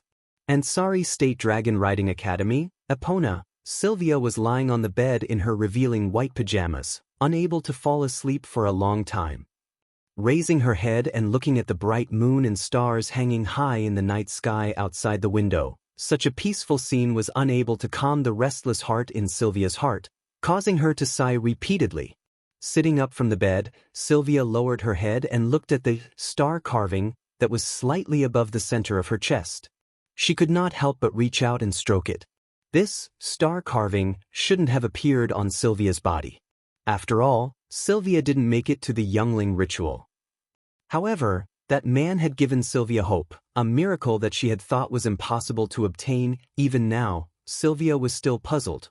Why is it that after almost 10 years, Wu Yan still looks so young? With that appearance, even if she didn't know his exact age, she could still pass as a student. Also, wasn't the Mother of Dragons the only one who could give a human youngling life? Why was Wu Yan able to give her a youngling? Thinking about it, Sylvia realized that her understanding of Wu Yan was close to nothing, be it in the past or the present. However, it was the same. Be it in the past or the present, Wu Yan helped Sylvia regain her new life. During the youngling ritual, he gave her a youngling and made her a dragon cultivator. When the youngling went berserk, not only did he save her, he even gave her a slap and helped her walk out of her misconceptions. During the corpse ash dragon's attack, Lancelot had personally taught him a lesson, telling him what courage was, what strength was.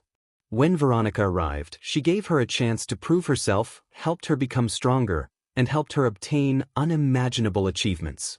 Even now, Sylvia still couldn't believe that she relied on her own strength. She defeated one of the top 20 dragon knights in the world. However, the method of using the dance of the penetrating dragon's breath that entered her mind told her that it was all true. The past returned to Sylvia's mind one by one. She realized that without Wu Yan's help, she was nothing. He had already sworn an oath during the ceremony of youth. She swore to become an outstanding knight and not let down Wu Yan's kindness. But in the end, without Wu Yan's help, she wouldn't be where she is now. If Wu Yan didn't come to the Ansari Dragon Academy, then she would still be like before and close herself off to the path of becoming an outstanding knight. She was still that aggressive and unreasonable Princess Blue Ice, wasn't she? Of course, if that was the case, she wouldn't have friends like Lebecca, Yak, and Yashur. Furthermore, when the corpse ash dragon attacked Ansari, she could only hide in the academy and tremble in fear. After that, when Sister Veronica came to Ansari, she wouldn't admit that she was like that. She would think that Sylvia was a disgrace to the Wang family and marry Sir Jirian so that she could become a breeding tool. So, it was because of him that I could walk the path of becoming an outstanding knight. Sylvia could feel the warmth from Wu Yan's body through the star carving on her chest. Her face started to burn. Of course, what Sylvia isn't sure about is how she's going to face Wu Yan with these complicated feelings in the future. Actually, Your Highness, you just need to face your own feelings. Just as this thought surfaced in Sylvia's mind, a voice that seemed to have seen through her thoughts and as if it had been calculated rang out in a timely manner. It was a pity that the timid Sylvia was frightened by this sudden response. She wanted to scream, but a soft hand covered her mouth and stuffed her words in her throat.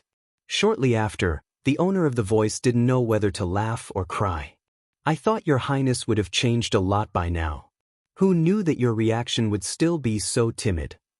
This time, Sylvia finally heard the voice clearly. She turned to the source of the voice and her eyes widened slightly.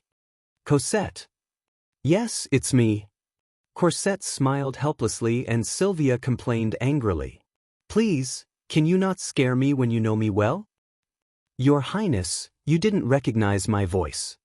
Not only did Cosette not admit her mistake like a subordinate, she even made a false accusation. If Your Highness hadn't been thinking about Sir Roland, you wouldn't have failed to recognize my voice. What? Sylvia stared blankly for a moment before her face flushed red and she started stammering. Who's thinking about Roland? Your Highness, don't even think about hiding it from outsiders, let alone me. Cosette clicked his tongue and shook his finger.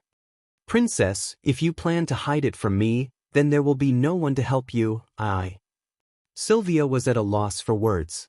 She pursed her lips and mustered up her courage. Cosette, what do you think I should do? Before asking what to do, Your Highness, you should answer a question of mine. Cosette didn't hide her curiosity at all. Your Highness, do you like Sir Roland? Like? Sylvia's cheeks were so red that water was about to drip out.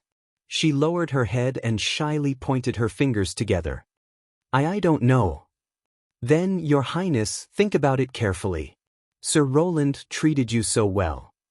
Cosette said with a smile. Think about the way Lord Roar saved you when the baby dragon went berserk, the way he rode Lancelot and carried Her Royal Highness to bravely suppress the corpse Grey Dragon, the way he helped Her Royal Highness become stronger and obtained Her Royal Highness Veronica's approval.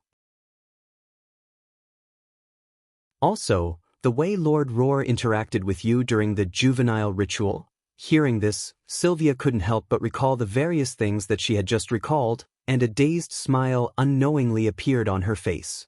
Hee. Seeing this scene clearly, Cosette laughed slyly. It seems that Your Highness has already understood your feelings for Sir Roland. Sylvia was startled. Looking at Cosette's teasing expression, she suddenly felt ashamed and rolled her eyes at Cosette. So what? It's very simple. Cosette's next words almost made Sylvia jump up in fright. Your Highness, just go down and confess to Sir Roland. Wah! Sylvia's eyes widened. She looked at Cosette in disbelief. Why you want me to confess? That's right, Cosette said in a seemingly kind manner. Since Your Highness understands your feelings, you should confess as soon as possible. Otherwise, look at Lord Loon. He has an invincible dragon-riding skill and invincible strength. Even Captain Yujura is no match for him. He's also a good cook. With such good qualities, he'll attract other girls sooner or later. The other girls? This time, Sylvia had no choice but to hesitate. Look at President Lebecca. She seems to be interested in Sir Roland as well. Cosette struck while the iron was hot when she saw Sylvia wavering. Although I don't want to deal a blow to Your Highness, are you confident that Your Highness can win against that President Lebecca? Sylvia was speechless.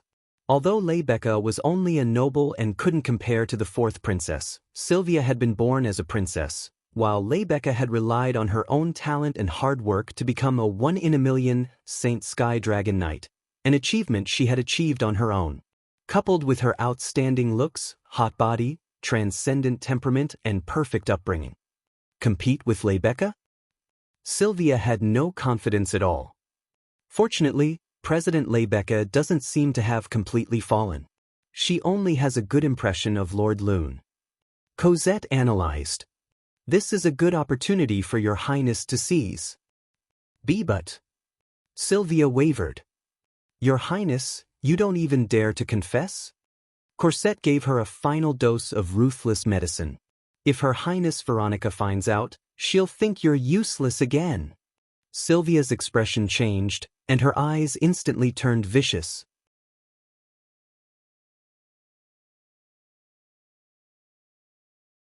Chapter 1356. Ansari Dragon Academy, Apollo Lodge. Apollo Lodge was very quiet at night. It was so quiet that even the chirping of cicadas could be heard as a lullaby, lulling everyone in Apollo Lodge into a deep sleep. Or rather, it was already so late at night. As long as they had a normal routine, they would be asleep at this time. However, at this time when everyone was supposed to be sleeping, two girls were quietly walking along the corridor of Apollo's abode, heading straight in a certain direction.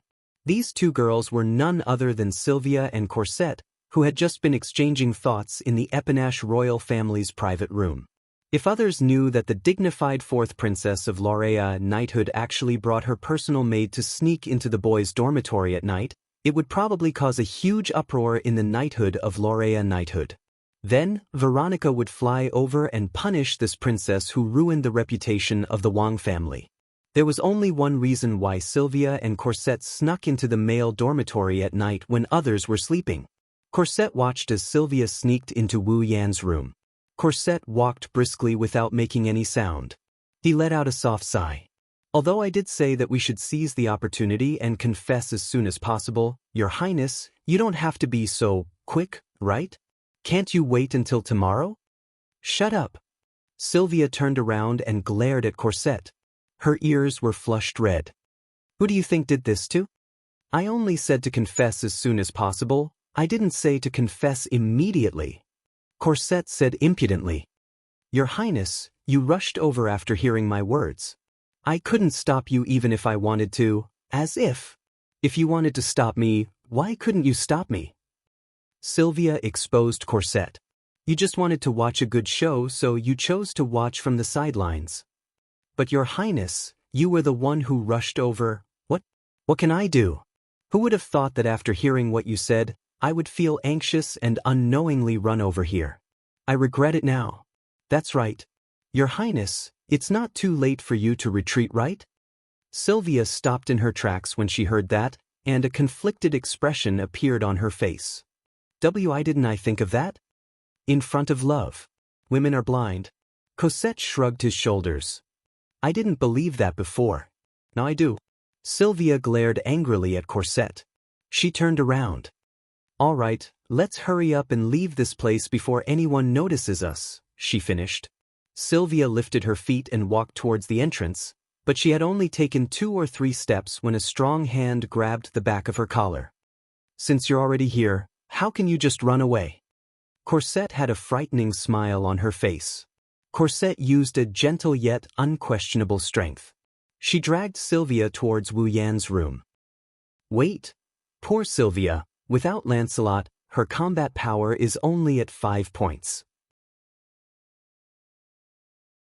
Compared to Corset, who is extremely proficient in espionage and combat techniques, even if she struggled with all her might it would be useless. She couldn't even scream, so she could only be dragged to the door of Wu Yan's room with grief and indignation. We're here, Your Highness. Corset stood in place and looked at Sylvia with a kind expression. Please come in. Corset opened the door to Wu Yan's room.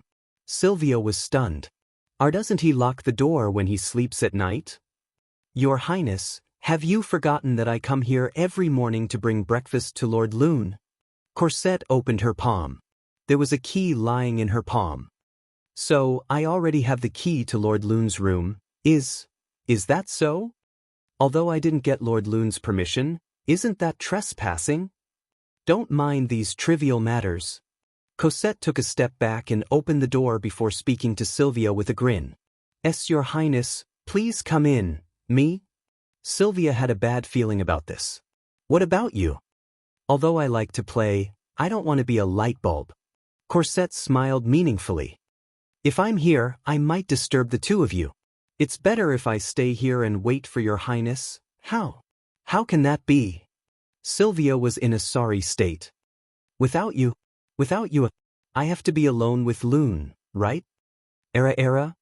Corset looked at Sylvia in surprise. Her eyes were full of smiles. Isn't it better for the two of you to be alone? Maybe after the confession, Her Royal Highness and Lord Roland will do something that I can't watch. If I'm there, won't it ruin things? Zhang Tai thought to himself. You. Steam rose from Sylvia's head. She wanted to shout at Corset, but she was afraid of being discovered. She could only hold back her tears and turn her head to look at the dorm room whose door was wide open. Thump. Thump. Sylvia could only see the scene in the room and a figure lying on the bed. Her heart started beating violently. Perhaps if the confession is successful, it will be like what Corset said. They will do something shameful. Who knows? Besides, even if Sylvia didn't have such thoughts, if Wu Yan wanted it, with Sylvia's current feelings for Wu Yan, she wouldn't be able to refuse, right? In other words, the distance between the two of them will be infinitely close tonight. At the thought of this, Sylvia's heart started beating at an unprecedented speed. The frequency of her heartbeat made Sylvia afraid that her heart would jump out of her chest. Your Highness. Corset giggled. Even I can hear your heartbeat. Sylvia gave Corset a hateful look. Throwing caution to the wind, she rushed into the room and came to Wu Yan's bedside. At night, Wu Yan's window was closed. But he didn't close the curtains. The weak moonlight shone in from the window. It was projected onto the bed, exposing the scene on the bed to Sylvia's eyes. He didn't put on his pajamas.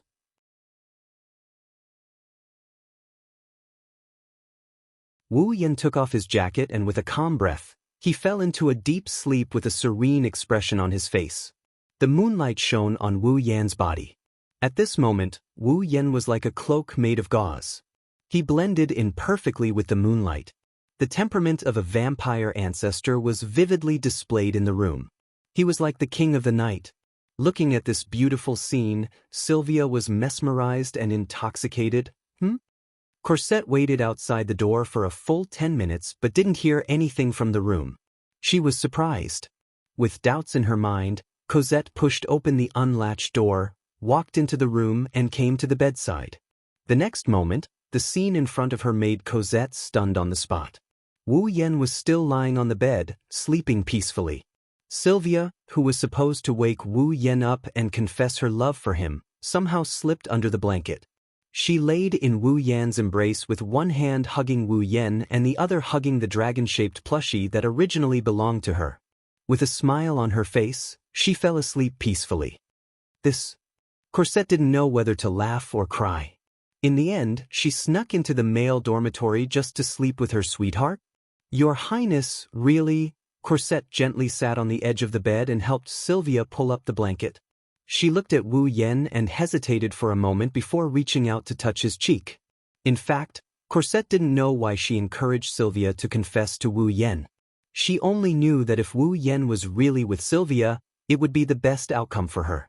In that case, Cosette would be able to serve Wu Yan legitimately and no longer be his personal maid in the morning. Cosette was very loyal to Sylvia. She was so loyal that even when Veronica wanted to put her in an important position and other nobles wanted to poach her, they were all mercilessly rejected by her. That's why Veronica was so surprised when she heard that Cosette was serving Wu Yan. Originally, Cosette thought that she only needed to serve Sylvia for the rest of her life. She didn't need a second master at all. In the beginning, she said that she was Wu Yan's personal maid in the morning. In fact, that was just a joke. Other than making breakfast for Wu Yan, Cosette didn't do anything else that resembled serving him. Making breakfast wasn't really serving him, was it? But recently, Cosette started to do more and more things while helping Wu Yan make breakfast. She even helped Wu Yan get dressed and washed his face in the morning. This was completely within the scope of serving him. Cosette didn't know why this was. Her loyalty didn't allow her to serve two people. But if Wu Yan and Sylvia could become a couple, then Wu Yan could also become her master and be served by her. With this thought in mind, Cosette unconsciously started to encourage Sylvia. Perhaps, Cosette should also ask herself the same question she just asked Sylvia. Like?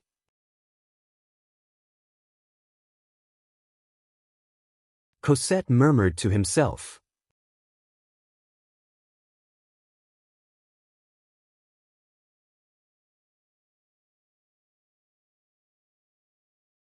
Chapter 1357. That night, Wu Yan slept exceptionally soundly. Not for anything else, but during his sleep, he didn't know when it started, but there were two extremely pleasant fragrances that accompanied Wu Yan throughout the night, and they went into his nose without any explanation, making him feel as if he was bathing in a sea of flowers, and his entire body and mind became comfortable. Wu Yan didn't know how to describe that fragrance, but he felt that it was particularly pleasant, and it smelled even better than the fragrance of the plants that he smelled in the bathroom of Sylvanus, that could calm one's mind. Therefore, that night, not only did Wu Yan sleep particularly well, but he also had a very good night. It was also because of this that when the night passed, and the morning sun shone through the window and domineeringly into the room, Wu Yan slowly opened his sleepy eyes. Although his wine-red pupils were still a little confused, they didn't have the laziness that they should have when he slept in the past. He slept until the sun rose, and he slept until he woke up naturally. This made even Wu Yan, who liked to sleep in very much, wake up early. He was in a particularly good mood, and he didn't have the mood to sleep in anymore. He directly woke up, and he couldn't help but smile. Unfortunately, this smile quickly froze on Wu Yan's face. The fragrance that accompanied Wu Yan all night, even the cold air brought by the appearance of the morning, couldn't be removed. It still lingered around Wu Yan, and with Wu Yan's breathing, it entered his body, making Wu Yan's body relax. But now, Wu Yan no longer had the time to pay attention to it, and it made him have a good dream. The fragrance of a good night. He could clearly feel that the bed, which should have been able to easily fit his body, had become a lot more cramped today. Of course, the crowding wasn't the main point. The main point was that Wu Yan could feel that his spread-out hands. It seemed that he was holding two extremely soft things, one big and one small, on the left and the other on the right. Realizing this, Wu Yan fell silent. Although he didn't know what was going on, the crowded feeling, the familiar feeling of the two soft lumps in his hand, and the fragrance that kept drilling into Wu Yan's nose were all telling him, "It seems like I've entered some kind of interesting plot again, after all." That soft touch, it's not the first time he's felt it from the girls who shared their lives with him. That pleasant fragrance, it's something that the girls have on them as well. Wu Yan, who used to experience this feeling almost every day in the past, can't help but feel a little relieved. How could he not be familiar with it? In addition to his past experience and the faint intuition in his heart, coupled with little guesses and analysis. Wu Yan had a pretty good idea of what happened here. Maintaining his silence, Wu Yan slowly lowered his head and looked into the blanket. Then, Wu Yan's vision was completely occupied by two familiar and beautiful faces. Phew. With gentle and sweet breathing, the two beautiful young girls leaned their heads against Wu Yan's chest. The distance between their faces was extremely close, almost touching each other, and their lips were connected. The first rays of the morning sun shone through the window onto the two girls' hair of different colors. One of them shone with a dazzling golden light, while the other emitted a gentle purple light. There was a smile on their faces, and their fair faces seemed to add an unexpected charm, making people's hearts beat faster. At the same time, these two uninvited girls who came at an unknown time and even snuggled into Wu Yan's blankets, snuggled into his embrace and entered dreamland.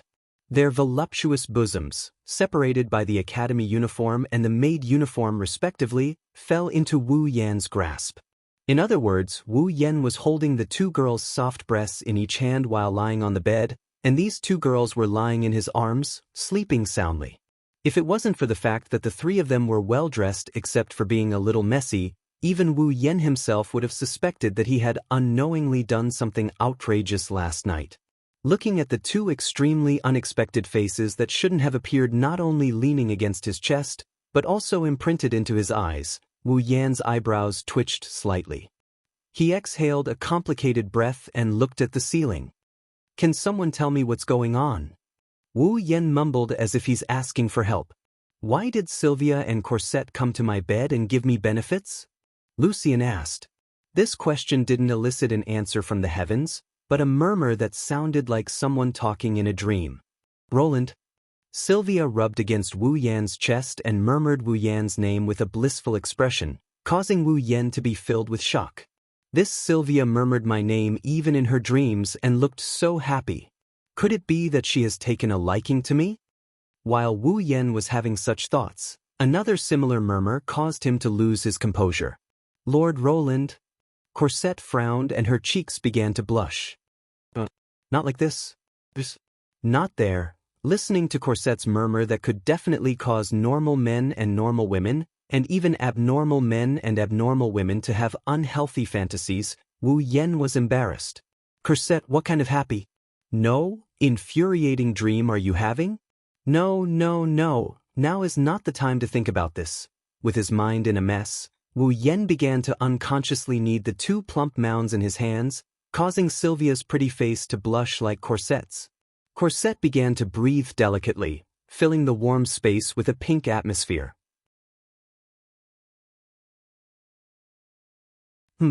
Perhaps because Wu Yan's movements were too violent, or perhaps because Corset's combat strength was high and her senses were sharp, Corset slowly opened her eyes with a soft groan.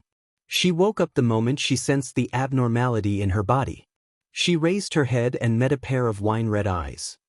Wu Yan looked at Cosette and Cosette looked at Wu Yan. Both of them could see their own reflections in each other's eyes. Even their breaths intertwined with each other. They were so close to each other that they fell into an eerie silence that lasted for a long time. In this strange atmosphere, Wu Yan also saw that Corsette's pretty face was blushing at a speed visible to the naked eye. However, while her face was blushing, Corsette's expression showed a slightly playful smile as usual. "Good morning, Lord Roland." "Good morning." Wu Yan nodded with a blank face. When he came back to his senses, his first reaction was to ridicule. "Is this the time to say good morning? What else?" Corsette blinked and said in a teasing tone, "Lord Roland, do you want to take the opportunity to do something else?" Well, Corsette not only didn't seem to care, but also seemed to be flirting with him. Wu Yan couldn't help but become bolder and resumed his kneading. "Not now, I don't know later." Wu Yan's kneading caused Corsette's expression to change slightly. Her purple eyes suddenly became blurred. Looking at Corsette's blurred appearance, Wu Yan couldn't help but feel a fire in his heart. With tacit understanding, the two looked straight at each other as if they could only see each other. Then, the two faces slowly began to close the distance. Just as Wu Yan and Cosette were about to kiss each other, a melodious voice came from the other side, causing the two to stiffen up in an instant. Another whimper. Sylvia finally woke up. Perhaps because she hadn't completely regained her consciousness, Sylvia raised her head and rested her chin on Wu Yan's shoulder like the most intimate of lovers. Her soft long hair fluttered down and sprinkled on Wu Yan's face. She murmured in a confused tone, "Corset, are you up?" It seems that Sylvia mistook Wu Yan for Corset, but soon, a strange feeling rose in her heart. Because compared to Corset, Sylvia's shoulder was undoubtedly more robust and faintly carried an unfamiliar aura. Sylvia's misty eyes regained their brightness as she abruptly looked over. Then, Wu Yan's face appeared in front of her eyes. "Yo." Wu Yan smiled bitterly. "Good morning." Sylvia was stunned, and then her face flushed red. A sharp and piercing scream echoed through the sky.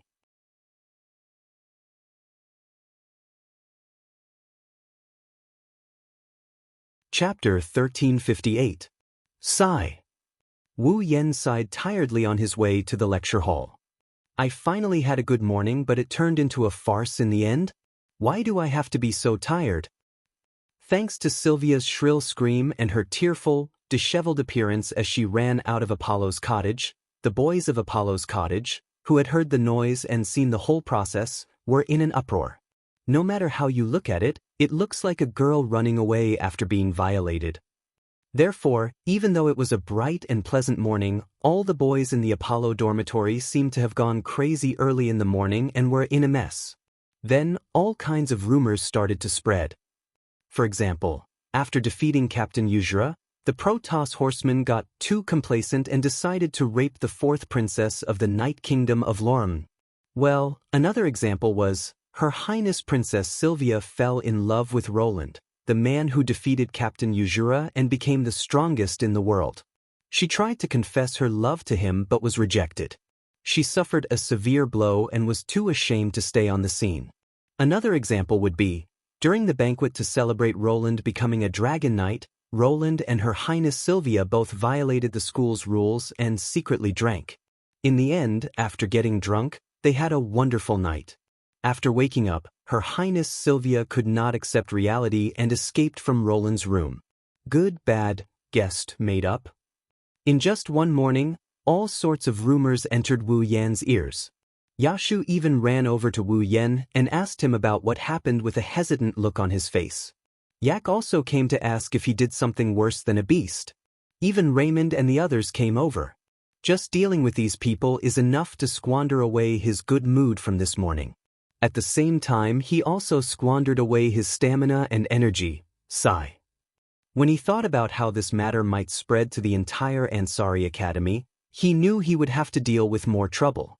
Wu Yan sighed again with a sad face. "Mama. Lord Roland, cheer up." It's worth mentioning that after Sylvia ran away in tears, Corset didn't chase after her. Instead, she stayed by Wu Yan's side. Just like usual. As if nothing had happened, she helped Wu Yan dress, wash his face, and make breakfast. She didn't seem to be affected at all. Another thing worth mentioning was when Wu Yan was being questioned by Yashur, Yak, and the others. The cute maid also stayed by his side. She's not trying to help Wu Yan explain himself, she's gloating over his misfortune. Thus, when he saw Corset's beaming face, he felt the energy in his body flowing faster. Who do you think is to blame for this? Cosette tilted his head, pretending to be confused, and asked in disbelief. Is it my fault? Shouldn't it be your fault? Wu Yan didn't even have the strength to complain. This was originally caused by you guys invading my room. Aren't you guys afraid of being caught and treated as female perverts? Ma, it doesn't matter. Corset smiled perfunctorily. As long as you don't get caught, even the laws of the Night Kingdom of Laurea can't find a reason to punish you. Then, Cosette raised her index finger and blinked her eyes. Lord Roland, don't you like it? Wu Yan couldn't help but take a few more glances at Cosette's cute and playful actions. He rolled his eyes at the same time. Do you think you can get away with it by acting cute in front of me? Can't I? Cosette was surprised from the bottom of her heart. Then her expression changed. A faint blush appeared on her face. Her moist lips slightly exhaled a sweet breath. Her little tongue licked the corner of her mouth. It was as if she had changed into a different person. In other words, compared to this cute action, President Lebecca's provocative action is more to Lord Roland's taste, right? Wu Yan was a bit flabbergasted by Cosette's astonishing transformation. It's a pity you didn't go into acting. Even if I go into acting, Corset will still act as a maid. Corset chuckled and changed the topic. By the way, Lord Roland, what do you think about Her Highness sleeping next to you? Wu Yan stopped in his tracks when he heard that. He quickly regained his composure and shifted his gaze to the other side. What do you mean, what do I think? Isn't that an accident? Rune-sama, you are surprisingly mean. Even Cosette couldn't help but feel helpless after hearing Wu Yan's response. I don't believe Lord Roland can't see the change in Her Highness, especially in her attitude towards you. And? Wu Yan glanced at Corset with a faint smile. Do you want me to take the initiative and pursue Sylvia? Yes. It would be best if that's the case. Corset sighed and her expression turned serious. But no matter what, I only hope Lord Roland can be as natural as before when facing Her Highness. As natural as before? Wu Yan was stunned. You should be able to see that Her Highness looks strong, but she's actually very delicate, right? Corset stared into Wu Yan's eyes. As long as Lord Long's behavior is a little strange, Her Royal Highness will definitely realize what happened in the morning. She will start to worry that Lord Long will hate her. In the end, she will either not dare to face Lord Long anymore or be lost and run away in shame. So, instead of that, why don't you face Sylvia with a normal attitude like before, right? Wu Yan looked at Corset with an amused expression. It seems like you are very loyal to Sylvia. Of course.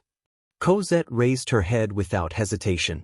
She made a rare arrogant reply. She looked deeply into Wu Yan's eyes before opening her mouth with a tone full of ambiguity. Perhaps, in the future, I will have to change from 1 to 2. Oh! Wu Yan raised an eyebrow. Will you really serve 2 people at the same time? Yes. If Her Highness becomes Lord Roland's partner, then she will become my master. Corset pursed her lips and said with a seductive smile. By that time, I will have to obey Lord Roland's every command. Is that so? Wu Yan pursed his lips in a nonchalant manner. He didn't notice the serious look in Cosette's eyes despite the grin on her face. There it is. While Wu Yan and Corset were chatting happily, a scream suddenly sounded in front of them and attracted their attention. When Wu Yan and Corset looked up at the source of the sound, the scene in front of them stunned them. What really appeared, Lord Roland, Lord Roland, a series of crazy screams resounded in the sky above the Ansari Dragon Riding Academy. It was as if they wanted to shatter the eardrums of others. It shook Wu Yan's ears and made him see stars. Rumble, rumble, rumble, rumble. Along with the screams, the ground started shaking like an earthquake. It's getting closer and closer to Wu Yan.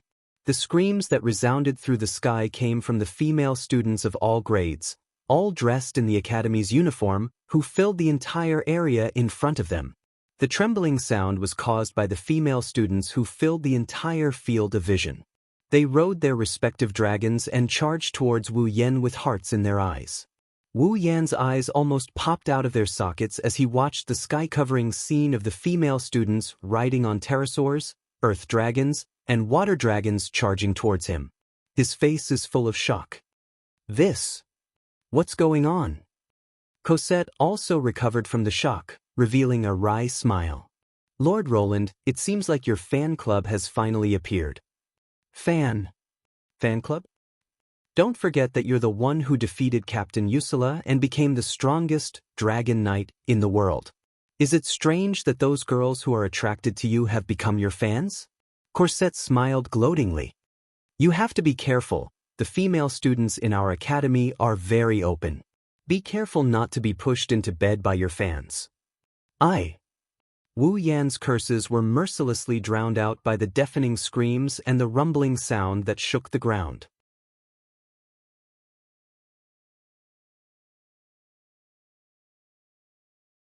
Chapter 1360.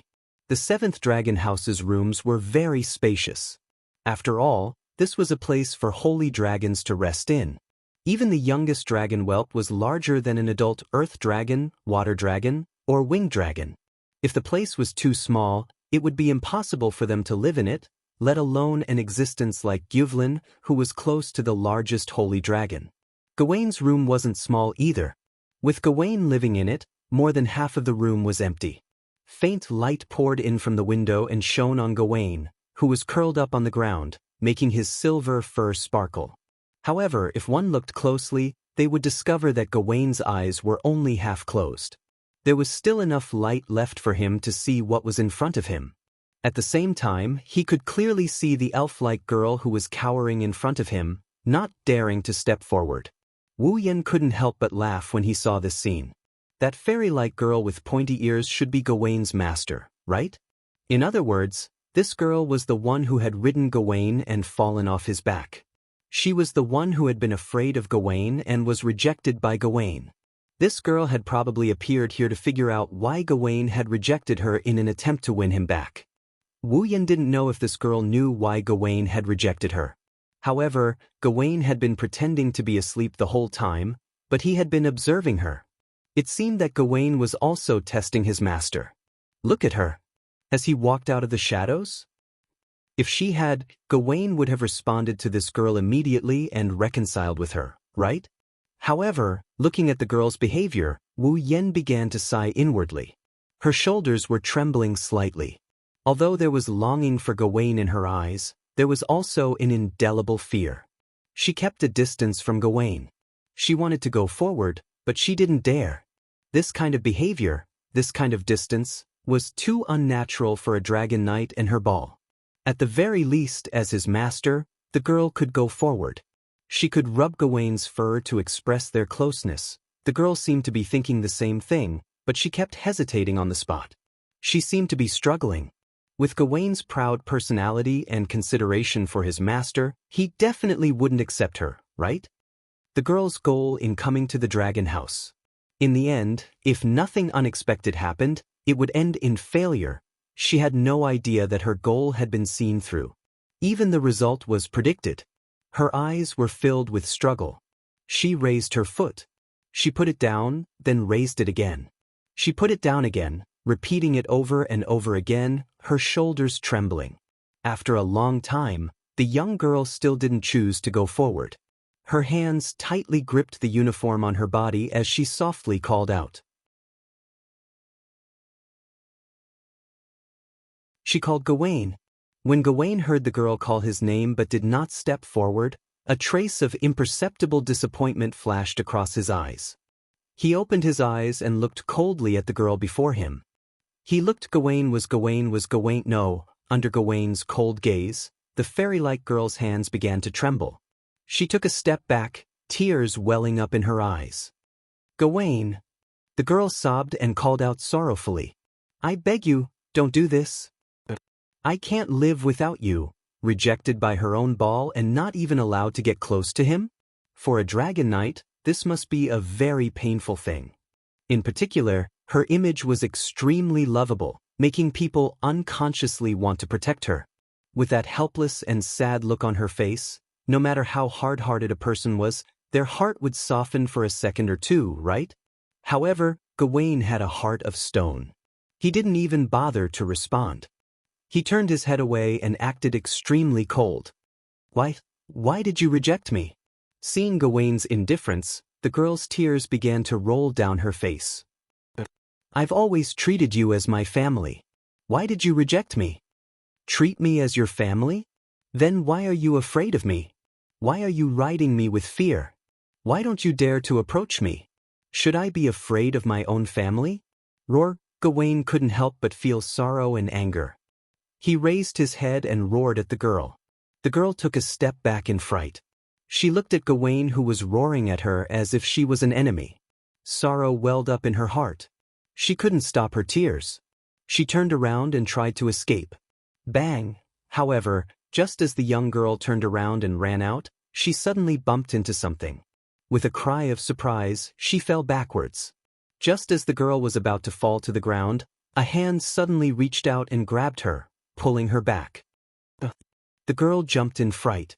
She hurriedly raised her head and looked in front of her. She was stunned. That was because there was a person standing right there. Clearly, the thing she crashed into was the person in front of her. Are you all right? Wu Yan scratched his face and asked apologetically. I'm sorry. I didn't know you would suddenly turn around and run. By the time I wanted to avoid you, it was already too late. I'm fine. The girl mumbled. She quickly reacted and wiped her tears. She lowered her head. She probably didn't want others to see her cry. As long as you're fine. Wu Yan smiled and glanced at Gawain. Gawain didn't expect him to appear at a time like this. He shook his head with a smile. Wu Yan pretended to be confused. He looked at the girl. That's your fall, right? Hearing this, the girl's slender shoulders trembled violently, as if they would break at the slightest touch. She fell silent. However, Wu Yan had no intention of letting her go. Since it's your fall, why don't you go over? The girl was silent for a moment. She raised her head and looked at Wu Yan. Her eyes were filled with sadness. I wanted to go over, but Gawain wouldn't let me. Is that so? Wu Yan looked at the girl and then at Gawain, whose head is full of question marks. He grabbed the girl's hand. The girl was stunned. She wanted to struggle, but before she could, Wu Yan pulled her towards Gawain. Wait a minute. The girl quickly reacted and shouted. Don't get close to Gawain. He won't let anyone get close. Be careful not to get hurt. Gawain immediately roared. However, he didn't sound as fierce as before. Instead of calling it a threat, it sounded more like confusion. The girl who heard the change in Gawain's voice was stunned. Wu Yan took this opportunity to pull the girl to Gawain's side. Gawain immediately turned to look at the girl. His eyes were fierce, but he didn't try to threaten her. Instead, there was a hint of dissatisfaction in his eyes. His dissatisfaction was naturally directed at Wu Yan. Gawain didn't want his master, who was afraid of him, to get close. However, Wu Yan brought her over. How could Gawain not be dissatisfied? If it weren't for Wu Yan, Gawain would have yelled again to intimidate him. The girl knew that Gawain would do that. She stood there in a daze, unable to react. Why won't Gawain refuse you? Wu Yan didn't answer the girl's question. Instead, he patted Gawain's head. You come and touch him. What? The girl was shocked. I said, come and touch him. Wu Yan looked into the girl's beautiful eyes. Even I touched him. As his master, shouldn't you touch Gawain? The girl's expression changed. She couldn't help but look at Gawain. Resistance appeared in Gawain's eyes. However, Wu Yan slapped him on the head. You, don't make a sound. Gawain immediately stopped responding. The girl looked at Wu Yan in astonishment. She's also very surprised. Gawain was actually so obedient to him, then can I, also? A trace of hope rose in her heart. The girl finally reached out to Gawain. However, at this moment, a scene appeared in the young girl's mind. It was the scene of her falling off Gawain's body. The girl stopped abruptly. Fear appeared in her eyes. Roar! Seeing the girl like this, Gawain finally couldn't take it anymore and roared, waking the girl from her fear. Ooh! The girl cried again. She turned around and rushed out of the dragon house without looking back. Looking at the girl running away, Wu Yen rubbed Gawain's head. He looked at Gawain, who was looking at him with a sad expression, and didn't say anything for a long time.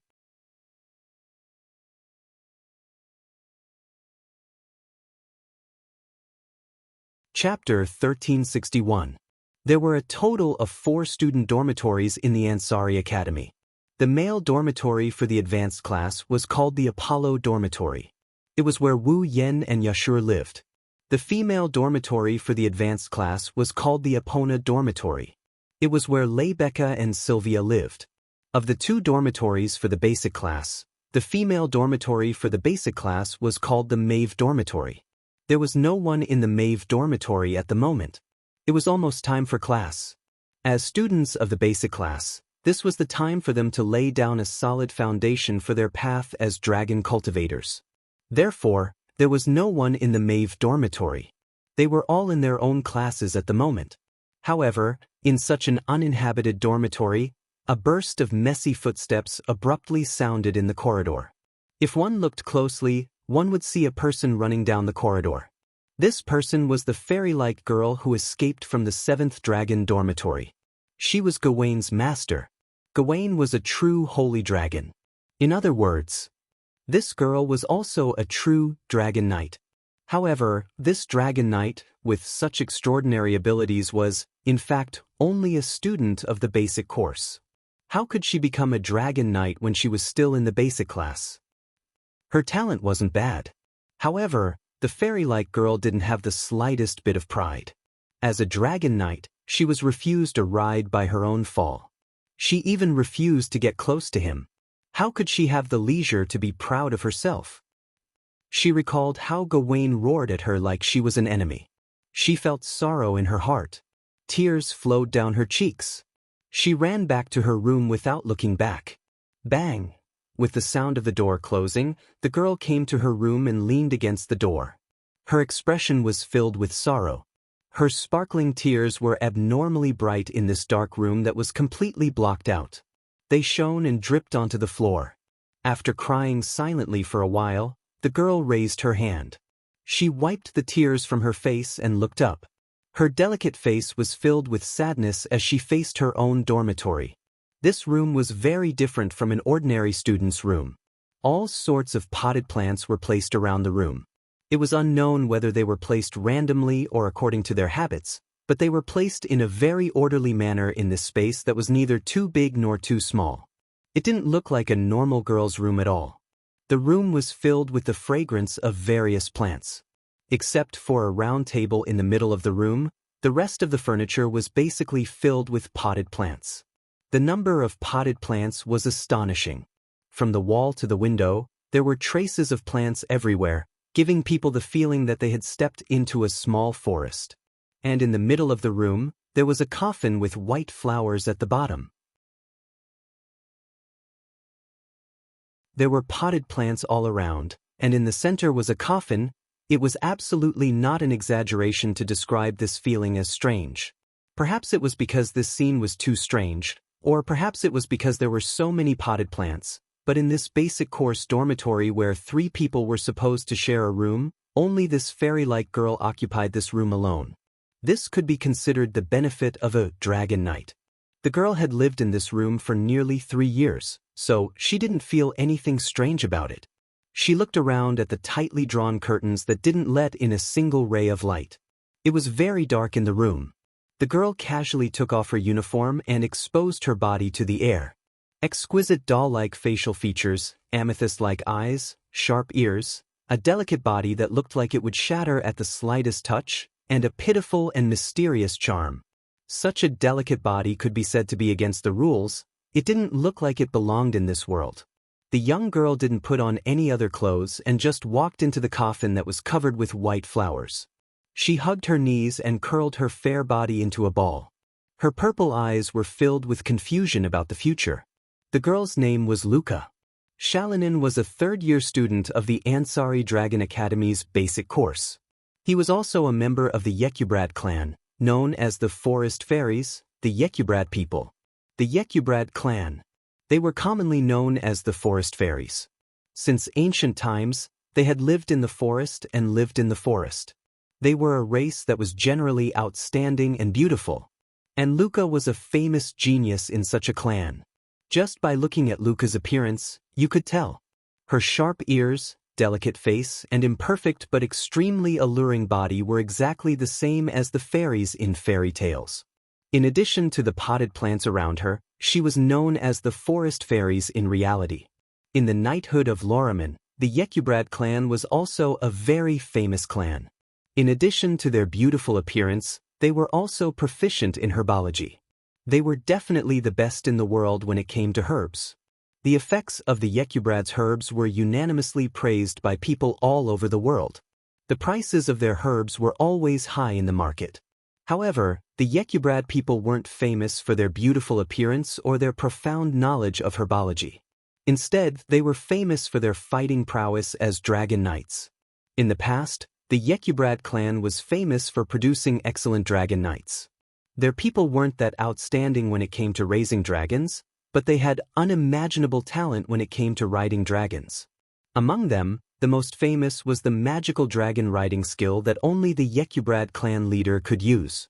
It was passed down from generation to generation, the dragon dance. It was a dragon riding skill that, once completed, could activate all kinds of magical effects. It was a flying dragon riding skill. Luca slipped up when she was practicing the dragon dance and fell off Gawain's back, resulting in the current situation. Today, the heroic legend of the Yekyubrad people had become a legend of the past. The lifespan of the Mother of Dragons was coming to an end, and the dragons were gradually declining due to the lack of star essence. As a result, the decline of the dragons led to a sharp decline in the number of dragon nurturers among the Yekyubrad. Without the dragon breeders, there would be no more dragon knights. Naturally, the Yekyublade race, which was famous for producing many dragon knights, would decline. Luca was the only Yekyublade student in the Ansari Dragon Riding Academy. Therefore, Luca, who had become a dragon knight in the basic course, was not only directly appointed as the next patriarch, but also received the qualifications to learn how to ride a dragon and perform a dance. She was also placed high hopes on by the Yekyublades. How disappointed would the Yekyublades be if they knew that their fall had refused to ride Luca, and that her star essence path had been cut off, and that she was facing the danger of death? Luca felt an unprecedented pressure when she thought of this. The reason why he had sealed himself in a room without any light was probably due to the immense pressure he was under, right? Under such circumstances, it was easy to imagine how helpless Luca would be. She wanted to go back in time and fly in the sky like Gawain.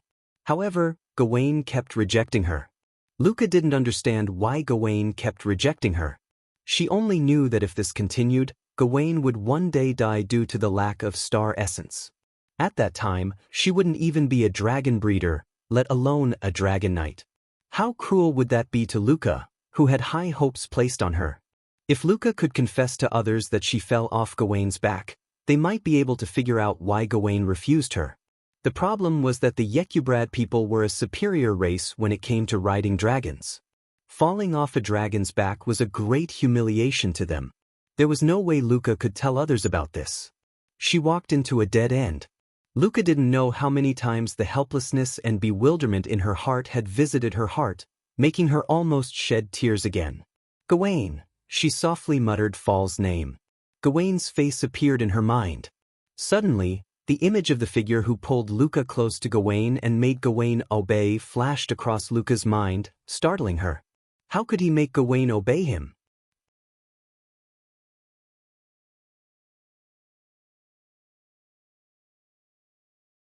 Chapter 1362.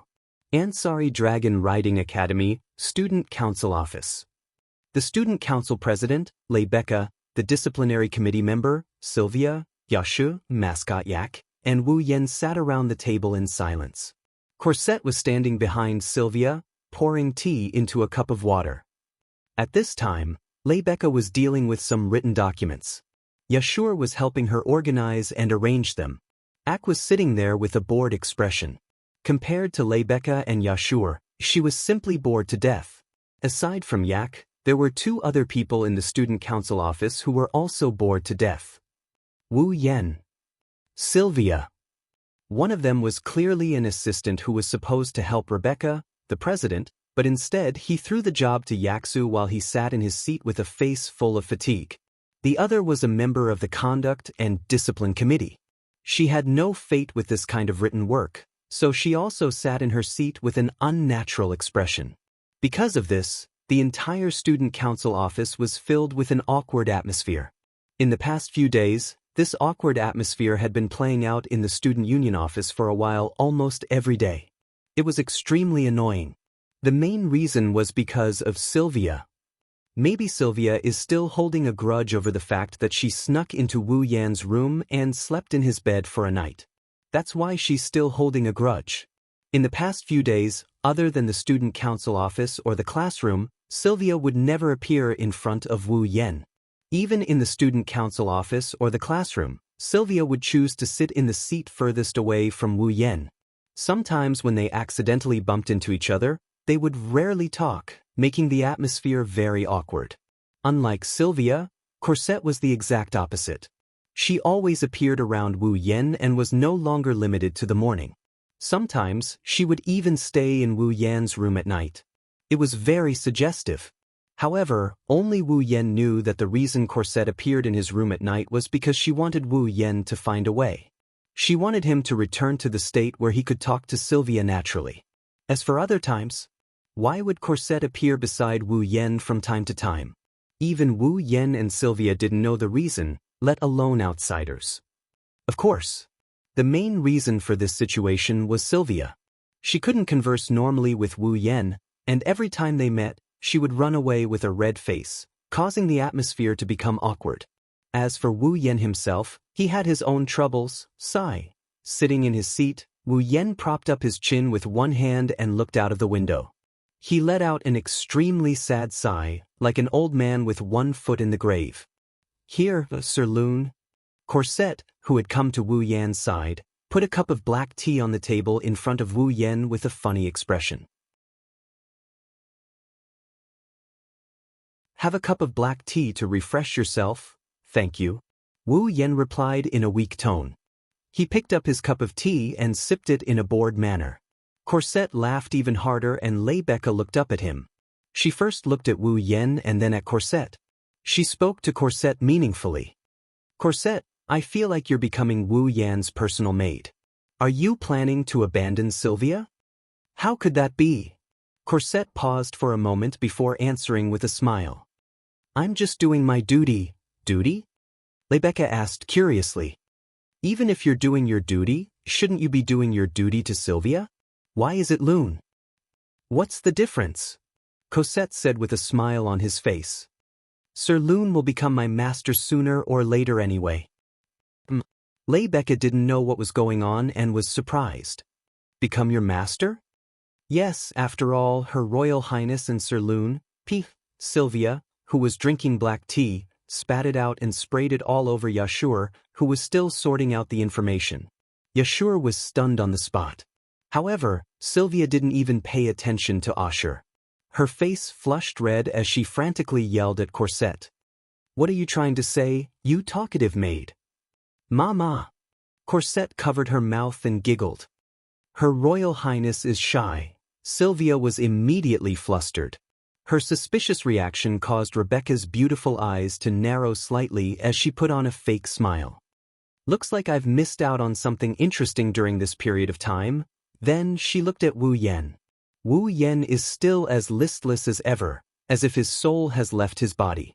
It's not that I'm scolding you. Rebecca rolled her eyes. You've been like this for the past few days. You're making people sleepy. Sleepy? Wu Yan leaned on the table in distress. I even feel like fainting right now. What's wrong with you? Rebecca couldn't bear to see Wu Yan like this. Is it because of those crazy fans? What? That shouldn't be the case. Yashur took out a handkerchief and wiped the tea that Sylvia sprayed all over his face as he explained in a muffled voice. The Student Council and the Board of Governors have already issued a ban. If those fans are too extreme, they'll be expelled. That shouldn't be the case, right? That's true. That's true. The fans are no longer as crazy as they used to be. Wu Yan's face turned green at the mention of this. But what about moderate? Moderate. A place that is not too extreme? Rebecca, Sylvia, and Yashur exchanged glances. They were all confused. That so-called "don't go overboard." Corset, on the other hand, had an obviously knowing expression as he squatted down. By the time he stood up again, a large box that was half the height of a person had already appeared in his hand, and he slammed it on the table. That's it. Rebecca, Sylvia, Yashur, and even Yak, who was bored out of her wits, turned their gazes to the wooden chest. The wooden box, which was half the height of a person, was filled with letters of different colors. This is... Rebecca picked up one of the letters in the box and looked at the red hearts on the cover. There were even some lip prints. She immediately understood. This is a love letter, right? Love letter? Yashu and Yak widened their eyes. Love letter. Sylvia, on the other hand, was like a cat whose tail had been stepped on. She abruptly jumped up from her seat and ferociously pulled out a letter from the wooden box. When she saw the red hearts and lipstick marks on the letter, her pretty face flushed hot. How shameless! Resisting the urge to tear the love letter in her hand into shreds, Sylvia's eyes burned with raging flames.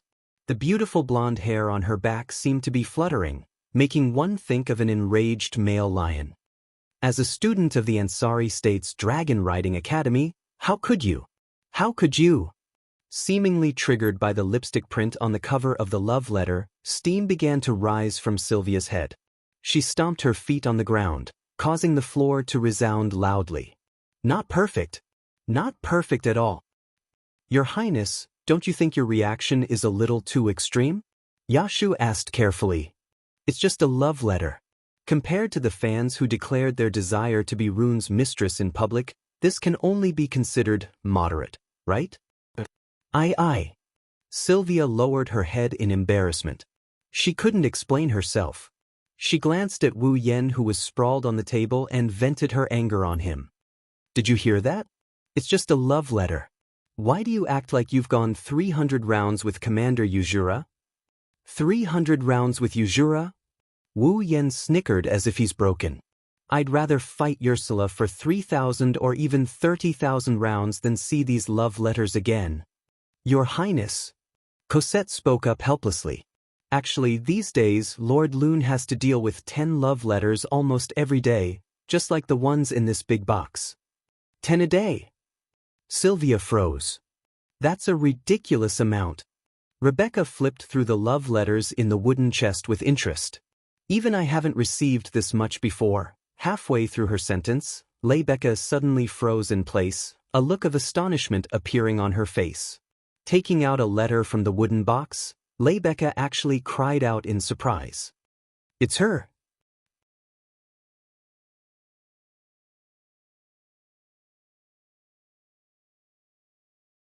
Chapter 1363. WH. What's wrong? Rebecca's sudden exclamation startled everyone in the student union office. What's wrong? Wu Yan, who was lying on the table like a corpse, straightened up and looked at Rebecca with a frown. Is there something wrong? Rebecca didn't answer the question immediately. Instead, she frowned and flipped through the love letter in her hand. Her eyes and face were filled with doubt and disbelief. No. Impossible. With that child's personality, why would she write a love letter to someone of the opposite sex? And in that state. Wu Yan, Sylvia, Cosette, Yashu, Yak, and the others looked at each other in confusion. They looked at the love letter in Rebecca's hand that she's flipping through. Compared to the other love letters in the wooden box, The one in Rebecca's hand didn't seem like a love letter at all. There was no fancy cover, no heart or lip prints. The surface was white and flawless. It was very clean. It looked like an ordinary letter. It didn't look like a love letter to the opposite sex at all. Even the ink pad was just ordinary ink pad. There was nothing special about it. Could this be a letter to the wrong place? Sylvia tilted her head and said, affected by the first impression she had of the love letters. It doesn't look like a love letter. It's not just that it doesn't look like a love letter. The person who wrote this letter is the one who wrote it. The person who wrote it isn't someone who would be bold enough to write a love letter to someone of the opposite sex. Rebecca shook her head with a frown on her face. She handed the letter to Wu Yan. Maybe it's just an ordinary letter and not a love letter. Look at it yourself. Looking at the letter in Rebecca's hand, Wu Yan thought about the love letters he had dealt with in the past few days. He couldn't help but resist. He took the letter from Rebecca. He looked at the signature. Luca. Shalinin. Wu Yan grabbed his hair as he read the name. Who is it? Luca? Shalinin? Yashur grabbed his hair as well. What a strange name. It doesn't seem like a name that someone from the Knight's Kingdom of Lorimon would come up with. Luca? Shalinin. Unlike Wu Yan and Yashu, Sylvia and Cosette were rather surprised. Obviously, they should know this person called Luca. Shalinin is a girl's. Why are you all so surprised? At the side, Aiko grumbled unhappily. Since you know her, then tell us who she is. Why are you so surprised? Rebecca. Wu Yan raised the letter in his hand. She looked at Rebecca suspiciously. This person, you all know him? I should say, it's strange that you two don't know her, right? Rebecca smiled helplessly. Luca is a celebrity in our academy. She's the youngest Dragon Knight in history, and she's also the secretary of our student council. How can you not know her? The youngest Dragon Knight in history. Yashur was shocked from the bottom of his heart. And she's from our student council? Wu Yan raised an eyebrow. Now that Rebecca mentioned it, Wu Yan recalled that there are two members of the student council who haven't been on duty. One is the vice president and the other is the secretary. It's because these two haven't been on duty in the student council that Wu Yan has an extra assistant position. He's responsible for helping the vice president and secretary with their work. In other words, this person was called Luca before? Shalinin's job as secretary fell on Wu Yan's shoulders because of her absence. Also, Rebecca had just said Luca? Shalinin was the youngest Dragon Knight in history. In the entire Ansari Academy, including Wu Yan, there were only 6 people who were qualified to be called Dragon Knights. Rebecca was a Dragon Knight. Calling her a Dragon Knight would be belittling her. Wu Yan and Sylvia were real Dragon Knights with the title. Of the remaining 3, one of them should be Luca? Shalinin? Although there were 3 Dragon Knights left, Wu Yan couldn't help but think of one possibility. Luca? Shalinin's person. A few days ago, in front of Gawain's dragon room, the fairy-like girl who tried to win Gawain's heart but failed. Wu Yan flipped the letter back and forth between his fingers. He pondered for a moment before speaking. Rebecca, has this girl called Luca lost her ability to control fall recently? She asked with a frown. Lost her ability to control fall? Yashu and Sylvia held their breaths. Rebecca turned around and looked at Wu Yan with narrowed eyes. Looks like you already have a clue as to why Luca wrote to you, if I'm not mistaken. Wu Yan pursed his lips when he heard Rebecca's tacit agreement. He opened the letter and took out a small piece of paper. Rebecca, Sylvia, Corset, Yashu, and Yak immediately gathered behind Wu Yan. They didn't try to avoid arousing suspicion and openly read Luca's letter to Wu Yan. The content of the letter was like this. Lord Loon, I have a favor to ask of you. Please come to my humble abode when you see this letter. Thank you very much, Luca Shalinin. Greetings, Luca Shalin. So that's how it is. Wu Yan rubbed his forehead and he had a funny smile on his face. Just like that troublesome dragon, it's causing trouble for others. Should I say as expected of its owner? Troublesome dragon? Sylvia looked at Wu Yan curiously. Are you talking about this child called Luca's Fall? Luo Ong.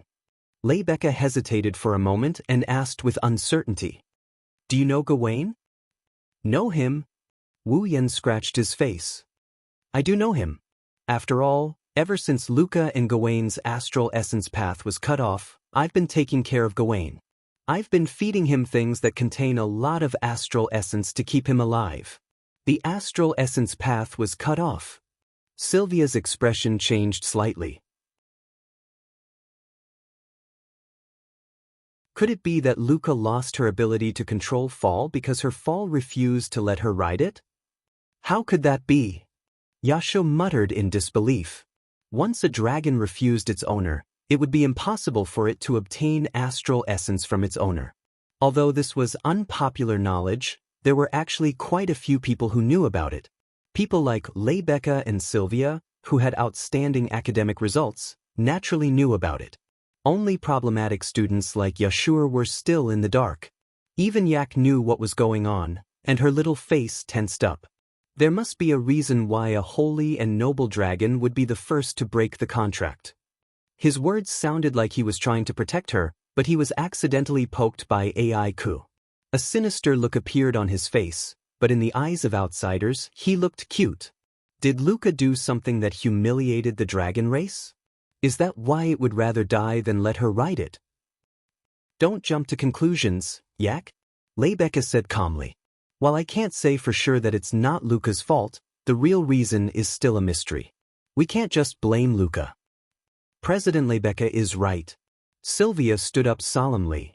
A dragon wouldn't refuse its owner for no reason. Perhaps there's another reason, Rune. Lebecca looked straight at Wu Yan. You're saying that you've been taking care of Gawain's diet. Does that mean Gawain has accepted you? You've tamed it? You can say that? Wu Yan shrugged. Although it was difficult at the beginning, but now, even if I ride it, that fellow won't reject me, then. Lebecca's eyes lit up. Do you know why Gawain refused Luca's ride? I guess you can say that. Wu Yan poured a bucket of cold water on Lebecca when he saw her smile. But the situation isn't as easy to solve as you think. The smile that had just appeared on Lebecca's face collapsed. How should I explain this? Well, it's a bit complicated to explain. Wu Yan picked up the letter Luca wrote to him. He read the letter and his wine-red eyes turned around. Anyway, let's go meet this Luca first.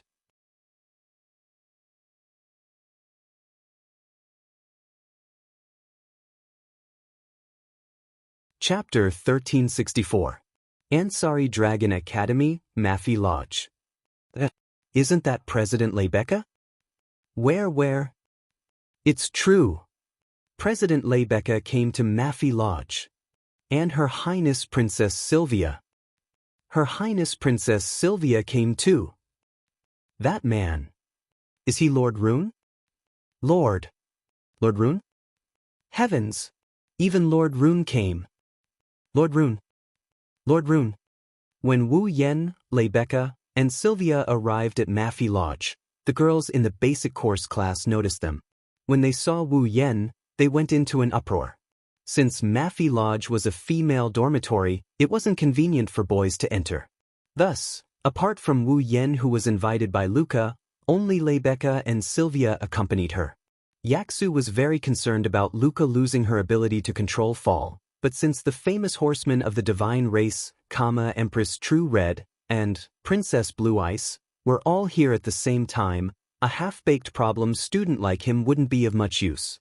So, he reluctantly left with Yak. Cosette didn't follow them either. She went back to prepare lunch. Thus, only Wu Yan, Lebecca, and Sylvia came to Mafi Lodge. Originally, the boys wanted to enter the female dormitory. They had to get the approval of the student council president first. Then, the president had to inform the warden before they could enter. But since Lebecca came personally, why would she need approval? At the entrance of Mafi Lodge, Lebecca communicated with the warden. Then, the three of them went to Luca's room. As a result, a girl from the basic course class appeared in the hallway and saw Wu Yan, Lebecca, and Sylvia. She exclaimed, causing all the girls in Mafi Lodge to come out of their rooms. They lined up on both sides of the hallway and looked at the three of them with love in their eyes. Immediately, the entire Maffei Lodge fell into a wave of cheers and support for these girls who were still in the basic course class. Whether it was the perfect student council president of the academy or the fourth princess of the Knight royal family, both of them were the targets of their dreams. As for Wu Yan, he even defeated the commander of Loriaman's Holy Dragon Knights, Ursula. Sarvin was a legend. In the hearts of these young girls, the fact that a senior from the same school was the strongest existence in the world was enough to make Wu Yan their Prince Charming. All of a sudden, the object of their yearning all came to their dormitory. These girls were so crazy that even the dormitory supervisor could only stay downstairs. He could only smile bitterly as there was nothing he could do. Looking at the girls with hearts in their eyes and shrieking at the top of their lungs as if they would pounce on him at any moment, Wu Yan, who is already traumatized, shrunk his neck and angrily increased his pace. Ha! Lei Becca laughed mockingly. I remember that not long ago, you were still regarded as a cheating student who got in through the back door by the students in the academy. Who would have thought that the cheating student is now the most popular person in the entire Ansari Dragon Riding Academy and even the entire Lorimon Knights Kingdom? Stop it. Let's not talk about it anymore. I'm starting to regret it. Enduring the screams and heated gazes, Wu Yan lowered his voice. His voice was full of frustration. In the knighthood, the most popular people are the powerful Dragon Knights and Saint Sky Dragon Knights. Although Captain Yuzura is very beautiful, the reason why everyone in the knighthood of Lorimon is because she is the most powerful Saint Sky Dragon Knight. Sylvia exclaimed with pride. Now that Roland defeated Commander Ursula, it's only natural that he's so popular. I already said that I'm starting to regret it. Wu Yan slapped his forehead as if he had a headache. So, all of you should stop talking. Rebecca and Sylvia looked at each other and couldn't help but laugh. Rebecca seemed to have come to the Maeve house to look for Luca. Under her lead, and with the support of the girls in the foundation class, the three of them soon arrived at the end of the third floor. They stopped in front of a door at the end. Above the door, there was a door plate with only one name on it. Luca? Shalinin? In the dorms of the foundation class, regardless of whether it was the male or female dorms, 3 people would share a room. The nameplate should have 3 names as well. However, Luca's room only had her name on it. Luca must be living alone. Although Wu Yan was curious as to why a girl in the foundation class would want to live alone, it wasn't the time to be concerned about such trivial matters. Luca, are you there? Lei Becca started knocking on the door as if she was already used to it. Respond if you're there. I've brought the person you want to see. However, there was no response from the other side of the door. What's wrong? Sylvia poked her head out from behind Rebecca's back. You're not here? No, Luca is a true homebody. She doesn't like to go out, and after what happened, she's become even more reclusive. She hasn't even gone to class in a long time. There's no way she's not in her room. Lei Becca shook her head. I think she's probably asleep. Asleep? Luca has a bad habit of being hard to wake once she falls asleep. Lei Becca revealed a doting smile as if she was talking about her mischievous younger siblings. She took out a key. Looks like I made the right decision to take the key from the dorm warden just in case. She inserted the key in her hand into the keyhole of the door in front of her and turned it gently. With a click, the door was unlocked and Lei Becca pushed open the door. In the next instant, a different smell assaulted Wu Yan and Sylvia's nostrils. This is... Wu Yan sniffed at the odor coming from the room in surprise. Is this the smell of herbs? That's not right. Sylvia gave a different answer. It should be the smell of herbs. Sylvia's words were suddenly stuck in her throat as she looked at the scene in the room. Her eyes widened, and her expression became one of terror. Wu Yan flinched when he saw this. He looked inside the room in confusion and his jaw dropped in the next moment. In the dimly lit room, a coffin placed in the center of the room entered everyone's sight. It was a long, luxurious, 6-diamond coffin that only vampires would lie in. The surface of the coffin flickered with a bright luster. It should be made of iron. The lid was nowhere to be seen, and the insides were filled with white flowers. Inside the white flower bed, there was a beautiful, elf-like girl with sharp ears. She was wearing a revealing nightgown. Her hands were clasped together on her chest as she lay inside the bed. No matter how one looked at it, there was only one word to describe the girl in such an environment. A corpse. Luca, dead? Are you kidding me? Sylvia's body stiffened and her face paled. She couldn't help but take a step back. No, that's not right. For a moment, Wu Yen was shaken, but he soon realized something was wrong. Her chest is still rising and falling and her face is very red. Rather than saying she's dead, it's better to say she's sleeping. Rebecca giggled as if she was watching a good show. Don't worry, Luca isn't dead yet. She's just sleeping. Rebecca walked to the edge of the coffin and crouched down to shake Luca's body. Luca, get up. We're here to see you. You. Luca's sharp ears trembled. She looked like a rabbit and was very cute. She slowly opened her eyes and looked at Rebecca in confusion. Rebecca. Luca. Rebecca smiled warmly. Good morning. Luca nodded in a daze. She slowly straightened her back and stretched. Huh. An extremely cute yawn was let out by Luca. As she yawned, she rubbed her eyes. She had a sleepy appearance. The straps of her nightgown slid down from her shoulders. It was extremely alluring. Even Wu Yen couldn't help but be captivated by her beauty.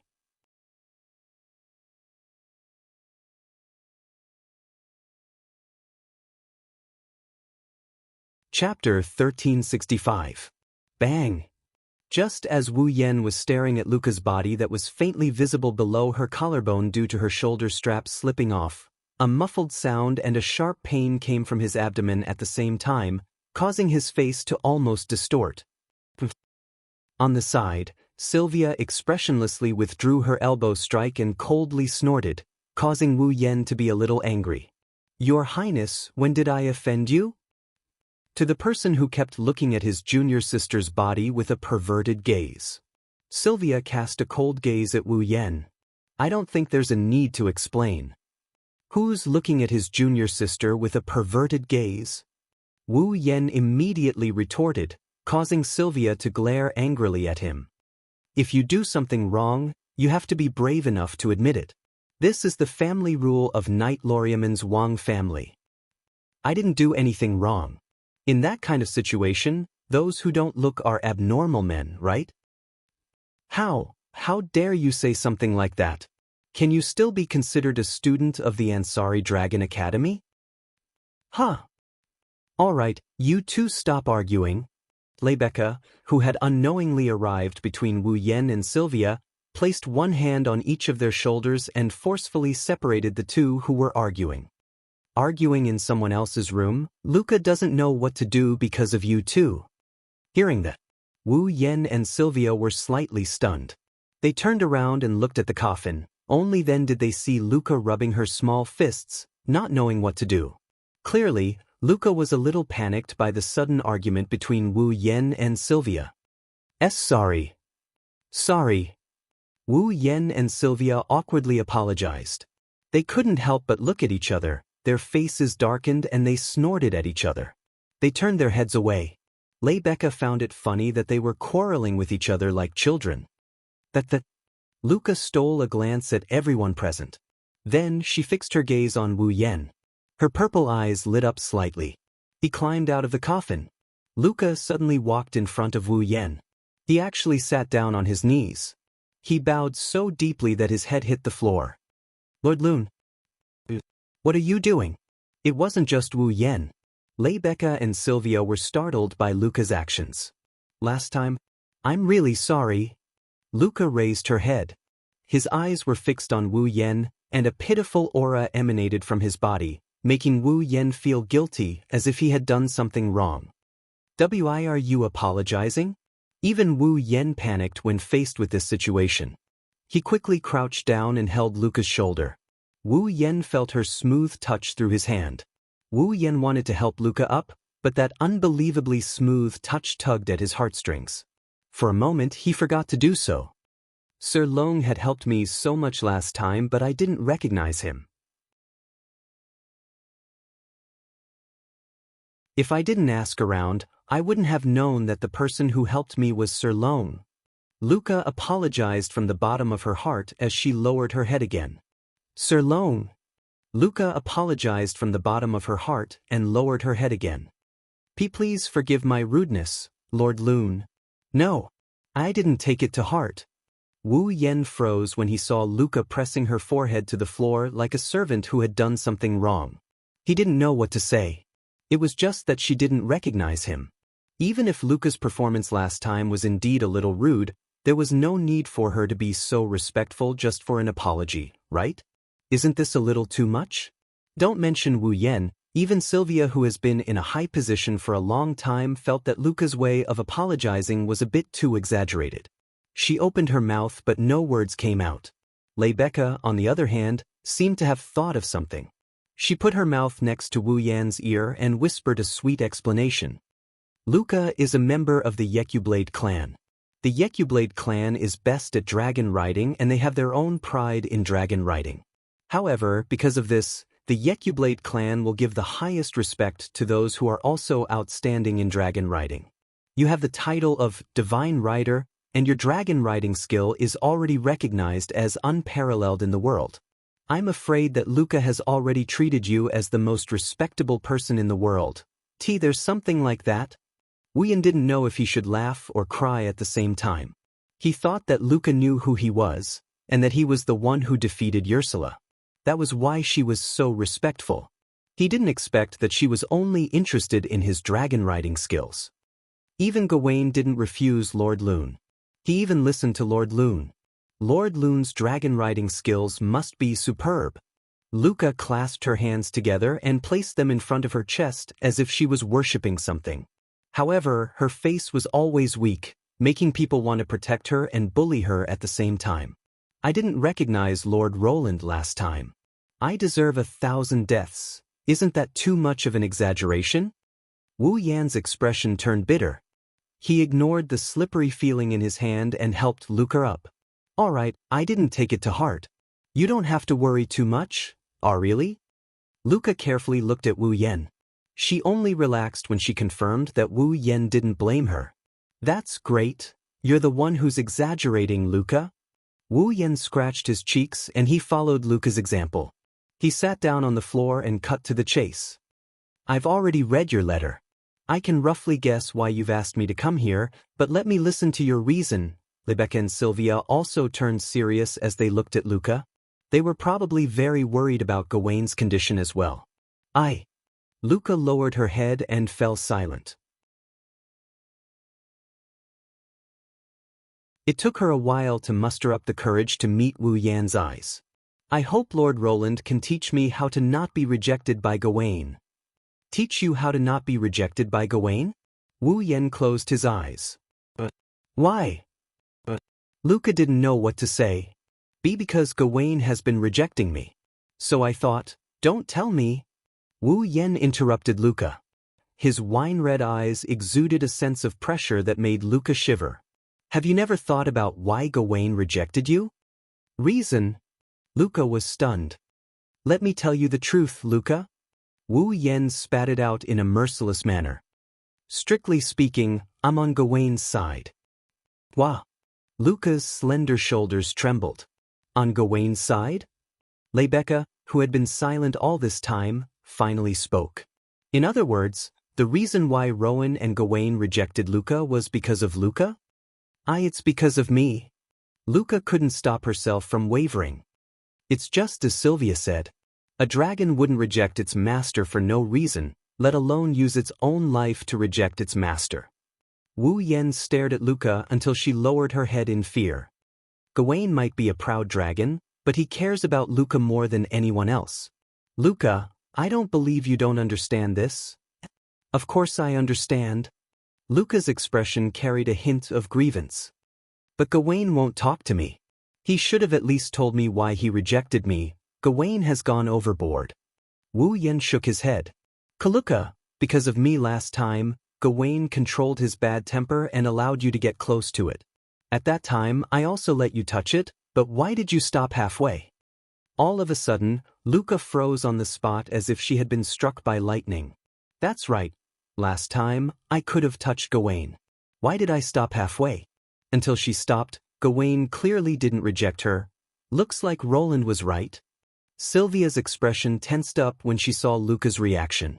The problem is most likely with Luca herself. Luca's expression changed drastically.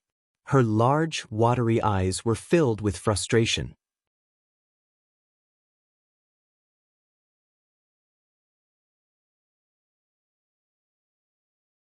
Chapter 1366.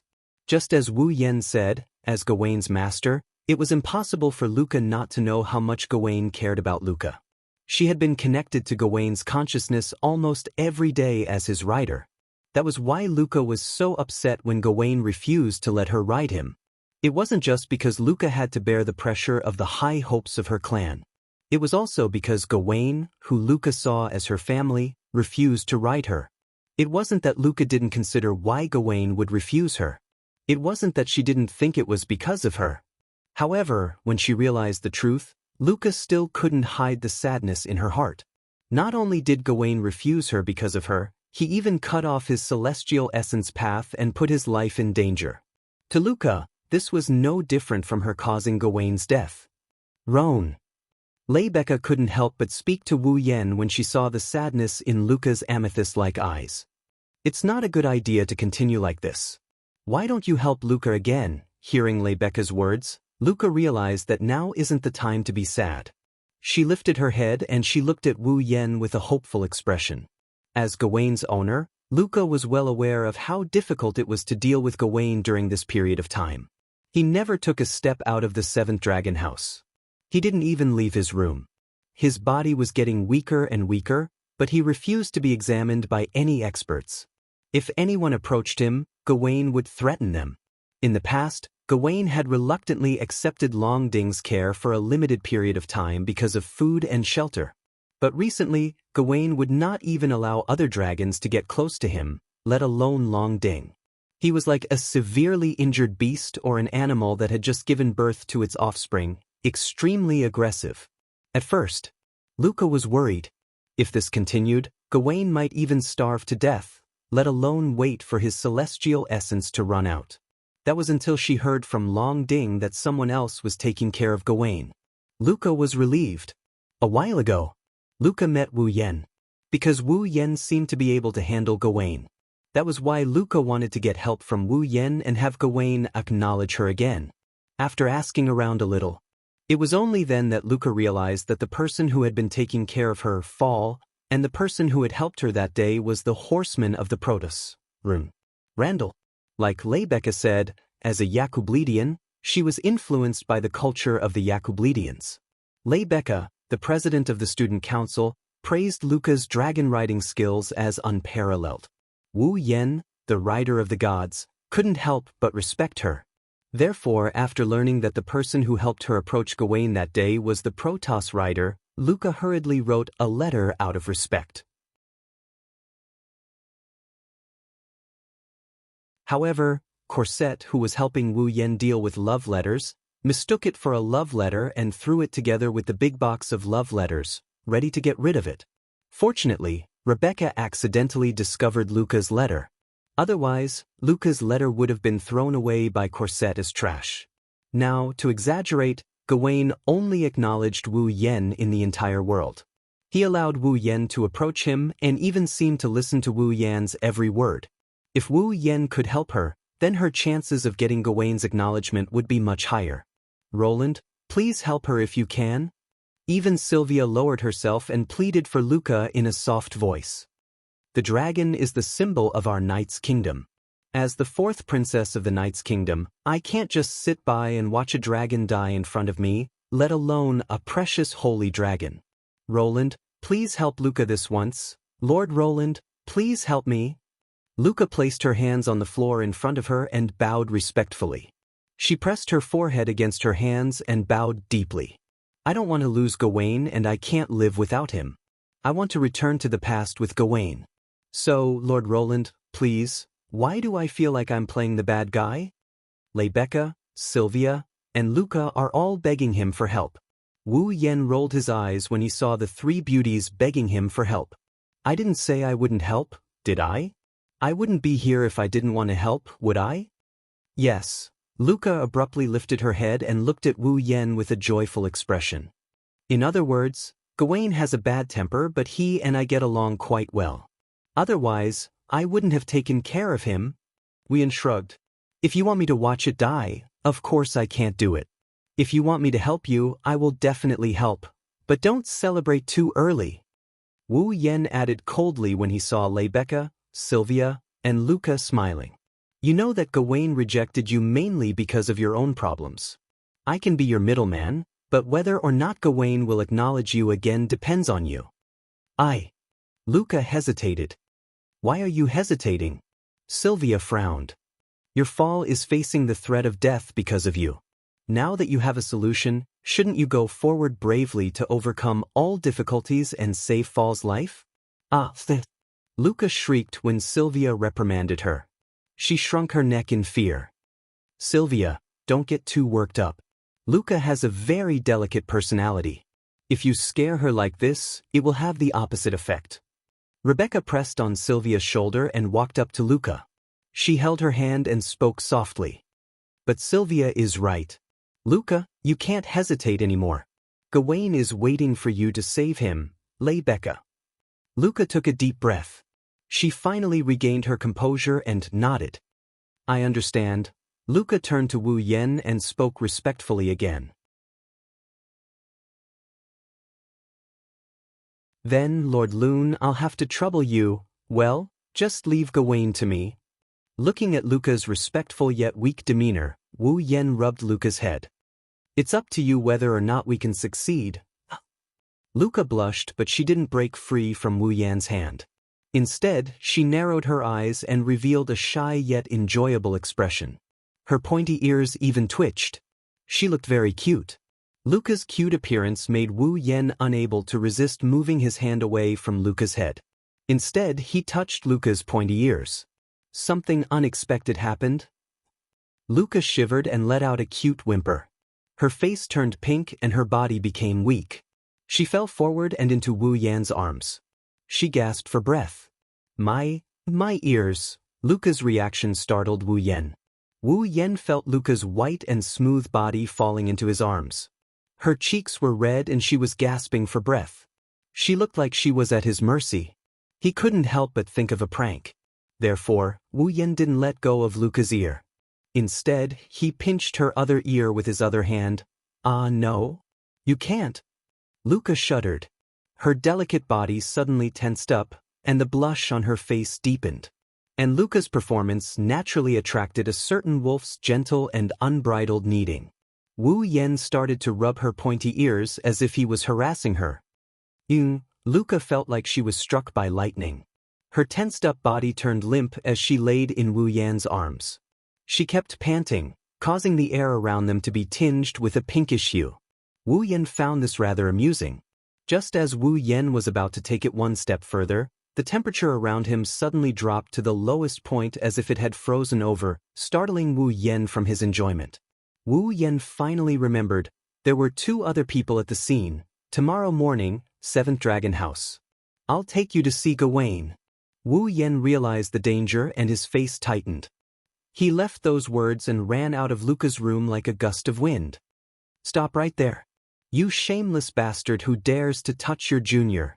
Sylvia clenched her fists and her face darkened. She chased after Roland like a madwoman. Rebecca had a gentle smile on her face, but there was no trace of a smile in her eyes. She slowly walked out of Luca's room. But Roland? Luca was the only one left. She was panting and lying on the floor. She looked like she was tortured.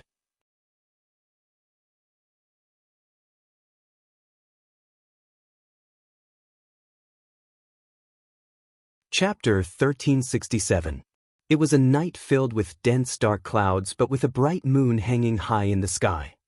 This was one of the few commercial cities in the Knights' nation of Lorraine, Dan Bailey City. In this city surrounded by thick city walls, what could be seen everywhere was not tourists from home and abroad like in Ansari City. Instead, there were famous or unknown merchant guilds and cunning merchants. Unlike Ansari City, which was known as the Academy City and had a tranquil atmosphere, although Danbali City was filled with a noisy and lively atmosphere on the surface, and the streets were also filled with sharp-tongued merchants. In fact, this was a city with many hidden dangers. It was because when Danbali City became a famous commercial city, in order to promote the circulation and convenience of goods, it was also very convenient to open to the outside world and did not set up any defenses. Therefore, Danbali City was also a famous mixed city of various ethnic groups. Walking on the streets of Danbali City, one could easily see some ethnic groups who did not look like citizens of the Knight's nation. For example, tall people who looked extremely barbaric, ordinary people who wore strange clothes, and people with dark skin who wore revealing clothes. If such a person were to walk in Ansari City, he would more or less attract some attention, but in Danbali City, the pedestrians did not even give him a second glance. People who did not look like citizens of the Knight's nation could walk here without worry. Naturally, there were also some ethnic groups who were more radical and wanted to rebel against the Knight's nation of Loriman. This also included people like Anya who had joined the Sepharos Empire. On the bustling street, Anya lowered her head and used the scarf around her neck to cover her face as she walked forward. In Danbali City, it was fine even if an outsider like Anya was exposed under the sun. However, hiding her appearance, it had almost become an instinct of Anya's. Keeping her head down and burying the lower half of her face in the scarf, Anya walked on the street with ease. It was obviously not her first time in Danbali City. She turned into an alley from the main road. She walked all the way into the alley. When there was no one around, only then did Anya raise her head to reveal her face. In front of him was an ordinary building. He appeared in front of Anya. It was a secret stronghold set up by the Sepharos Empire within the borders of the Knights of Loriman. Generally speaking, some of the secrets and urgent matters that had been discovered by spies in the Knight of Loriman were all delivered and discussed here. Although the Sepharos Empire had set up many secret strongholds like this within the borders of the Knight's Kingdom of Loriman, recently, due to a person with a relatively strong background living here, this place had become a place of more frequent activity. Anya, on the other hand, was here to meet this so-called important person. She pushed the door open and walked inside. She walked up the stairs and nimbly moved up the stairs until she was in front of a door. Anya, come back and report. Come in.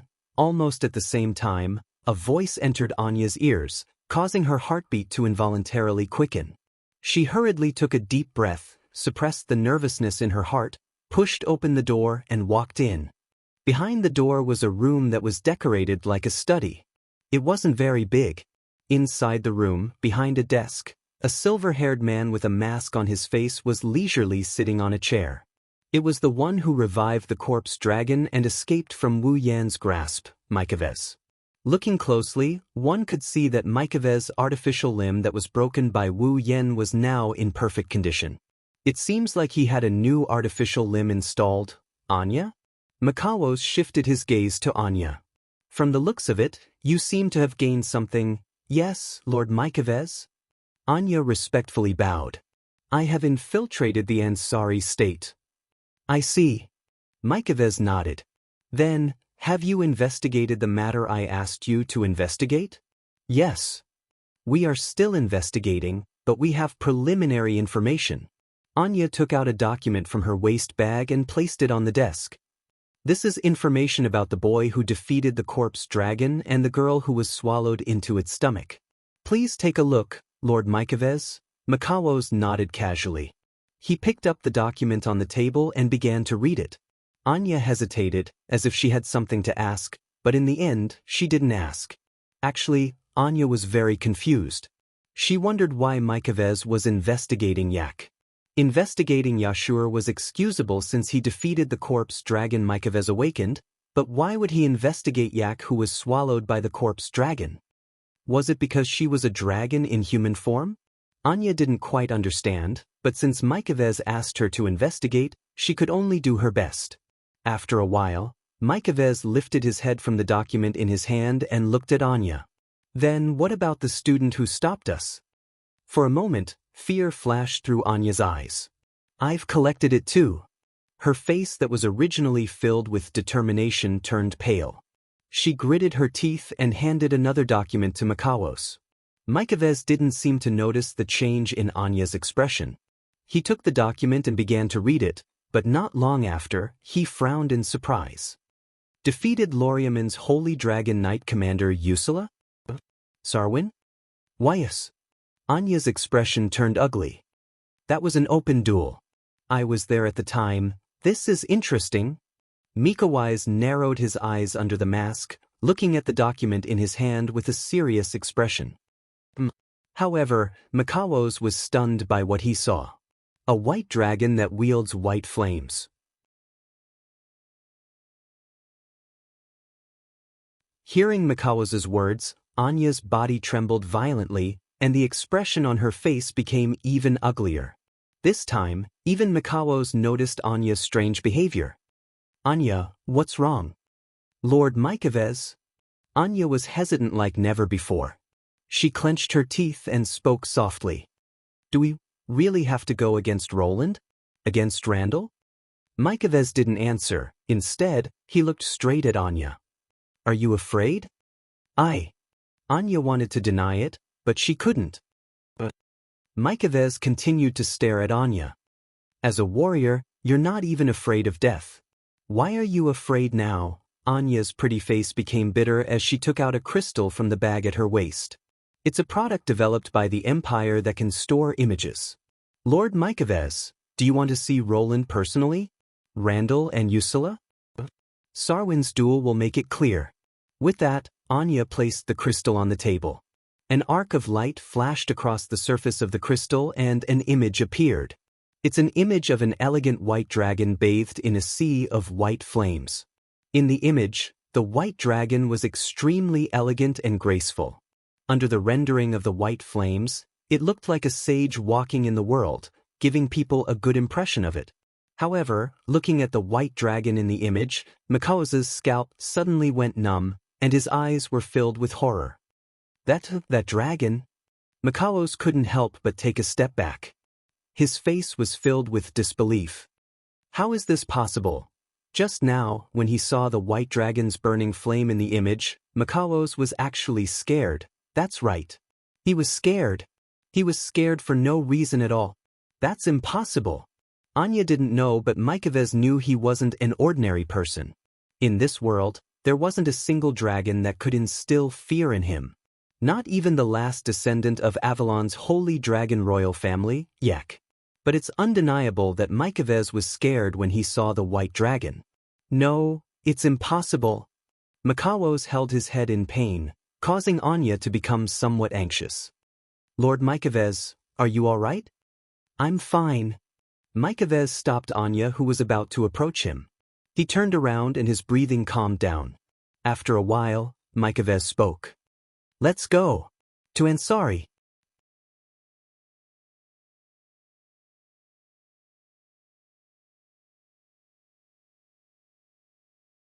Chapter 1368. Does Luca really want to reconcile with Gawain?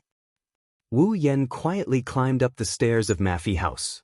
He grumbled to himself as he made sure not to be discovered by the girls in the basic class. It couldn't be helped.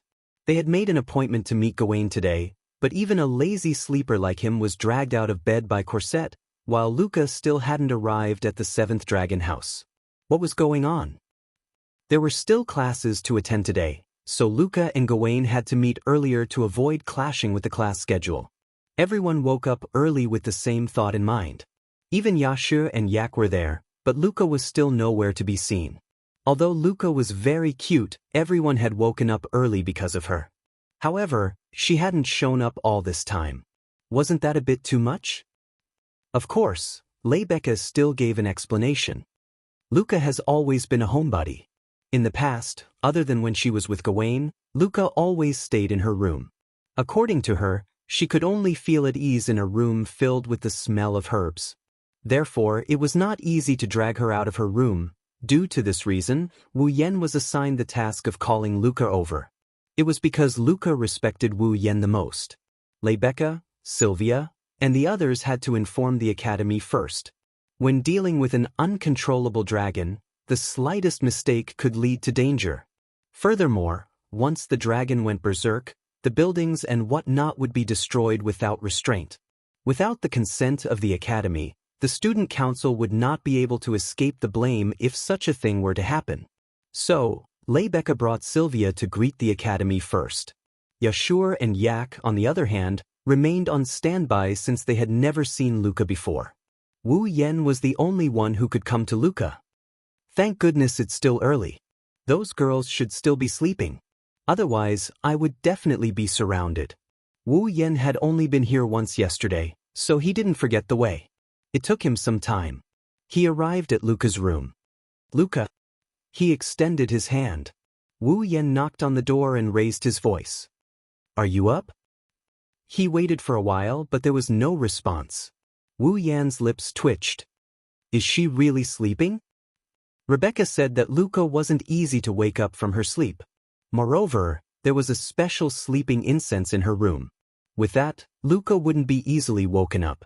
At the very least, it would be impossible to wake her up through a door. Looks like I was right to borrow this from the dormitory supervisor just in case.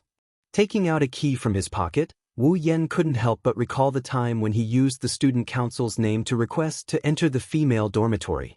Just in case, he also asked for a spare key. The dormitory supervisor seemed to be on high alert about something.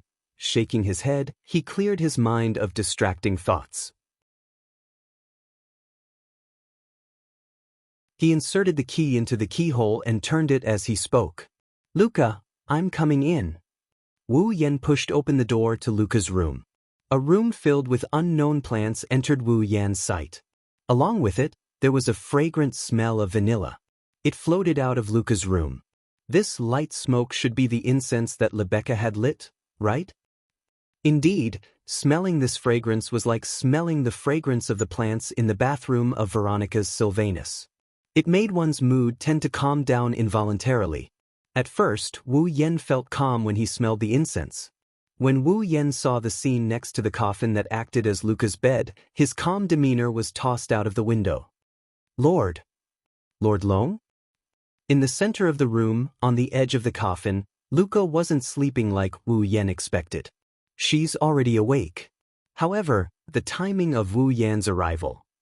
How should I put it? Very good. The room was filled with light smoke from the burning incense. Coupled with the surrounding forest-like scene, it was like a fog pervading the forest. The entire room was shrouded in a hazy environment, just like a fairyland. Luca stood in the middle of the drifting white fog. When she saw Wu Yan barge in, she was stunned. Her porcelain-like delicate body was faintly discernible in the light smoke of the incense, flashing with an inconceivable arc of light. It was like a pure pearl, extremely easy to attract people's attention, and also extremely easy to make people feel a burst of blood vessels. Her slender waist was drawn in a beautiful arc, leaving behind a flawless curve. Her delicate collarbone was as thin as a wing, and her shoulders were as fragile as porcelain. Although her delicate figure was definitely not outstanding, it was definitely full of charm. A set of nightgowns slid down her body, forming a circle around her body. It was obvious that it had just been taken off by its owner. To put it simply, Luca was now completely naked. Wu Yan froze. Lord Long? Luca, on the other hand, walked over to Wu Yan after a brief moment of surprise. Unfortunately, Luca had forgotten one thing. That was, at her feet, the clothes that had just been taken off, with her body as the center, slid to the floor. In the next moment, one of Luca's feet was hooked by the clothes on the ground. Ah! With a cry of surprise, Luca's body suddenly tilted and fell down diagonally. Watch out! Wu Yan reacted in time. He didn't care about Luca's naked body. He rushed forward and hurriedly caught her petite body. The fragrance of herbs wafted into his nostrils. Then, because of the impact, both of them lost their balance. Ah! With a scream, Wu Yan and Luca fell into a ball. They rolled like gourds and hit the wall not far away. Of course, Wu Yan was at the bottom of the pile. However, Wu Yan found that things were not good. Wu. Something soft pressed on Wu Yan's mouth and nose. Even if he wanted to speak, he couldn't.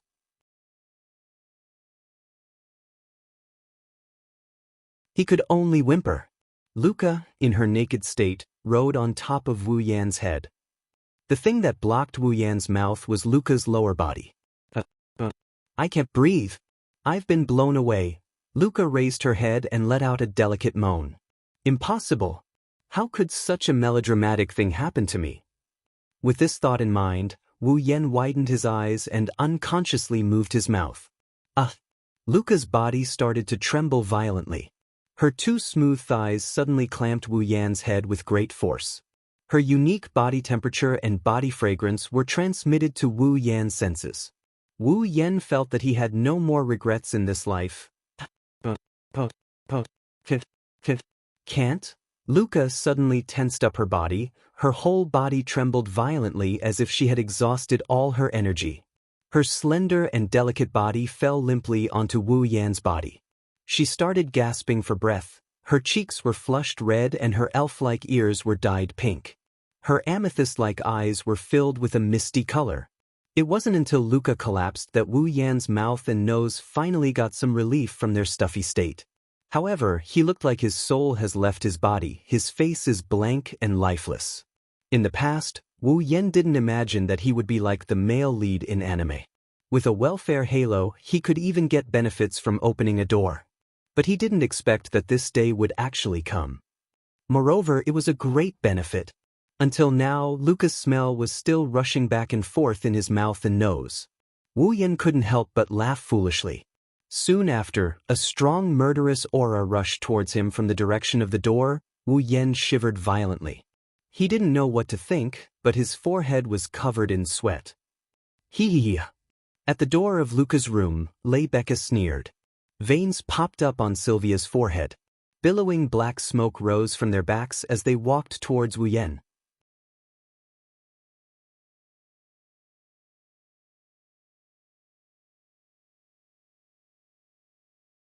Chapter 1369. Ansari University Dragon Riding Academy, 7th Dragon House. In the empty space in front of the 7th Dragon House, Yak had her hands on her waist. She narrowed her eyes and stared at the strange scene in front of her. Sylvia's delicate body was trembling and her face was ashen. She looked like she was about to explode in anger.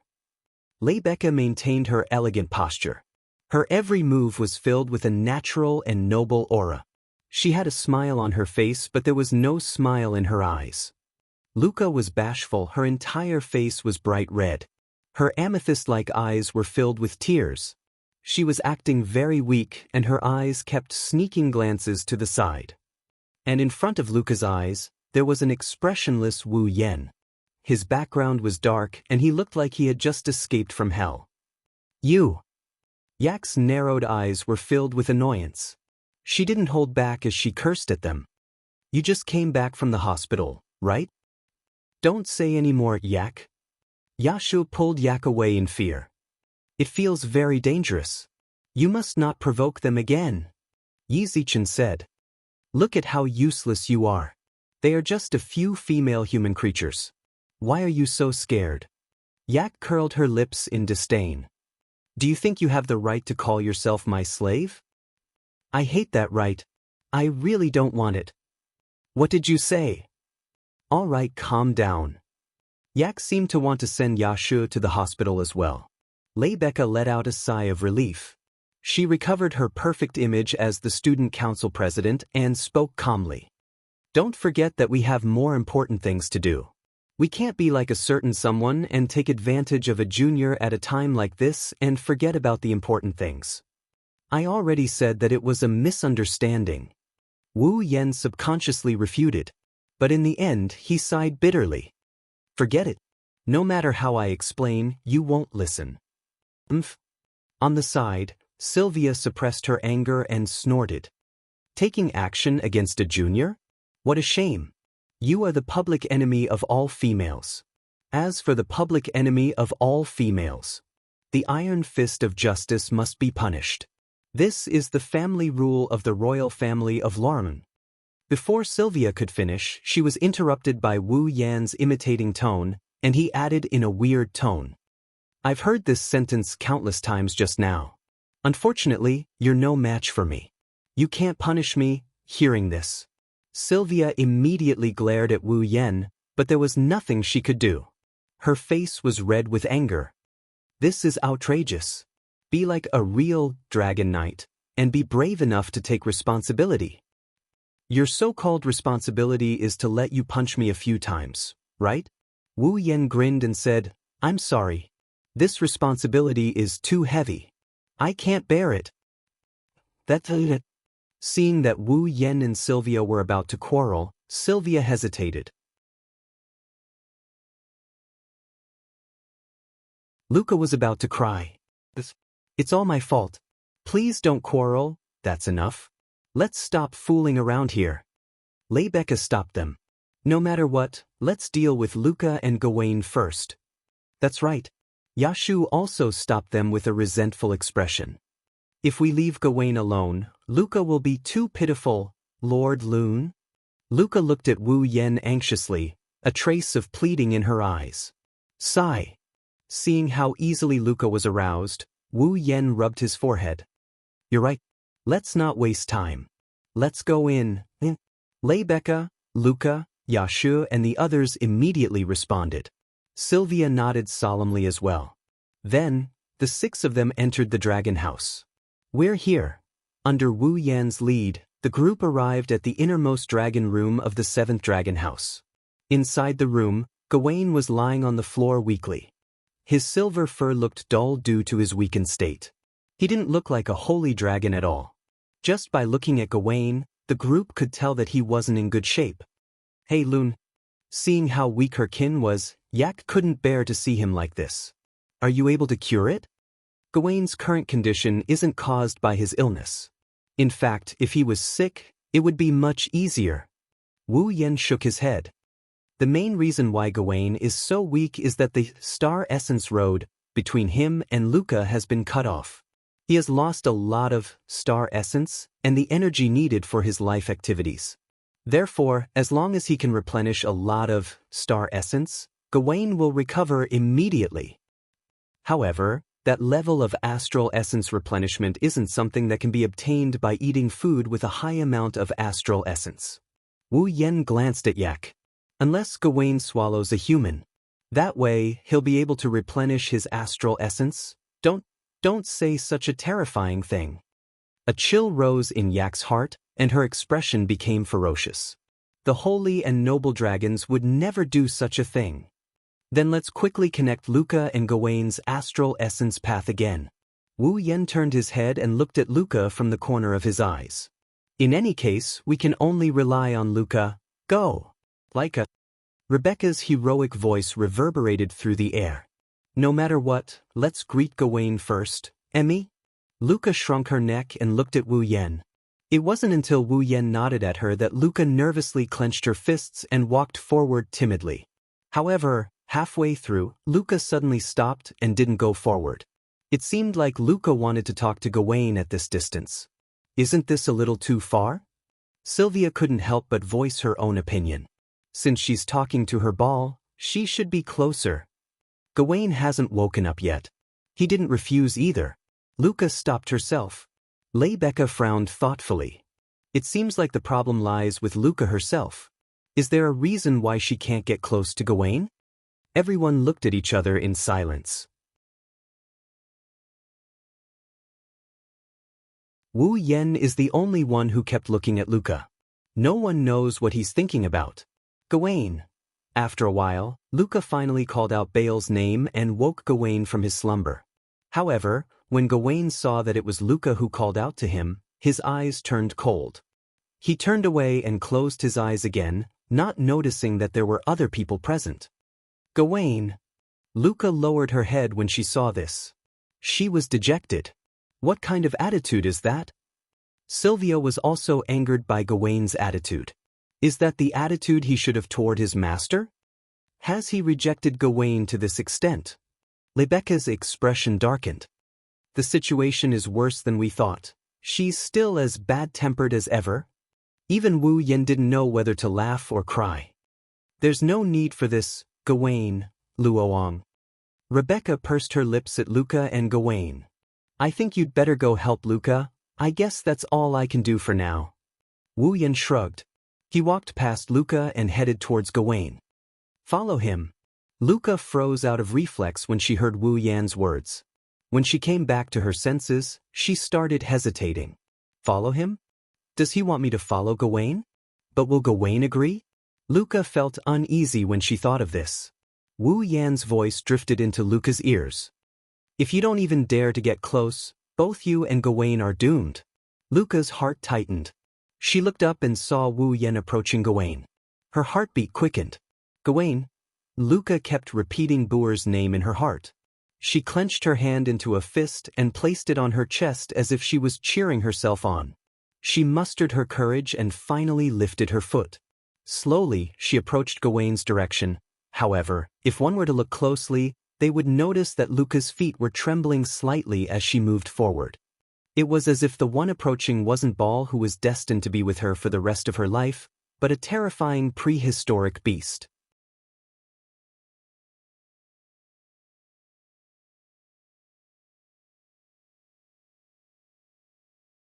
Chapter 1370. As Wu Yan and Luca got closer to Gawain, the atmosphere felt like a volcano is about to erupt. Rebecca, Sylvia, Vishu, Yak, and the others felt like their nerves were about to explode. Gawain seemed to have sensed a familiar presence approaching and abruptly opened his eyes. When he saw Wu Yan and Luca approaching him together, Gawain paused and began to hesitate. Should he continue to refuse his master's approach? However, the friend of his benefactor who had helped him was also present. Wouldn't it be inappropriate to reject him like this? After hesitating for a while, Gawain still couldn't come to a decision. His dragon eyes were filled with displeasure and he shifted his gaze to Wu Yan, silently complaining about Wu Yan's actions. He clearly knew his situation and promised not to interfere, but he still interfered. Gawain didn't know how to speak the human language, but his displeased gaze revealed his thoughts. Wu Yan was amused. What's with the tantrum? He's still a young dragon after all. With that in mind, Wu Yan chose to ignore Gawain's displeasure and brought Luca to Gawain's side. Go Gawain. Luca hid half of her body behind Wu Yan's back. She looked at Gawain timidly. Gawain's cold stare made Luca's mood plummeted.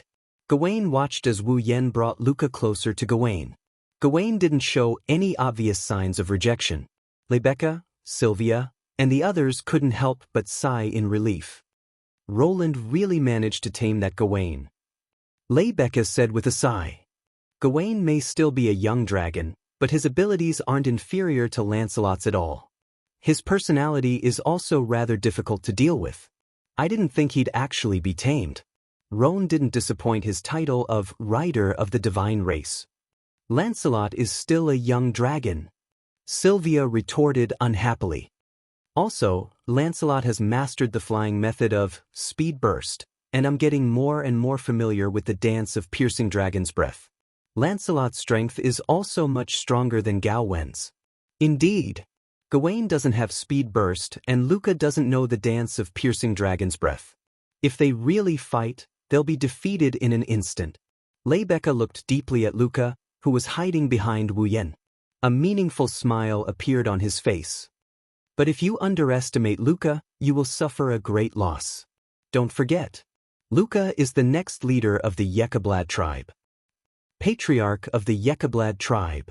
Sylvia seemed to have remembered something, and her expression froze. Dancing on a dragon? If Luca can master the dragon dance, who will win? That's hard to say. Rebecca said before turning her gaze to the front.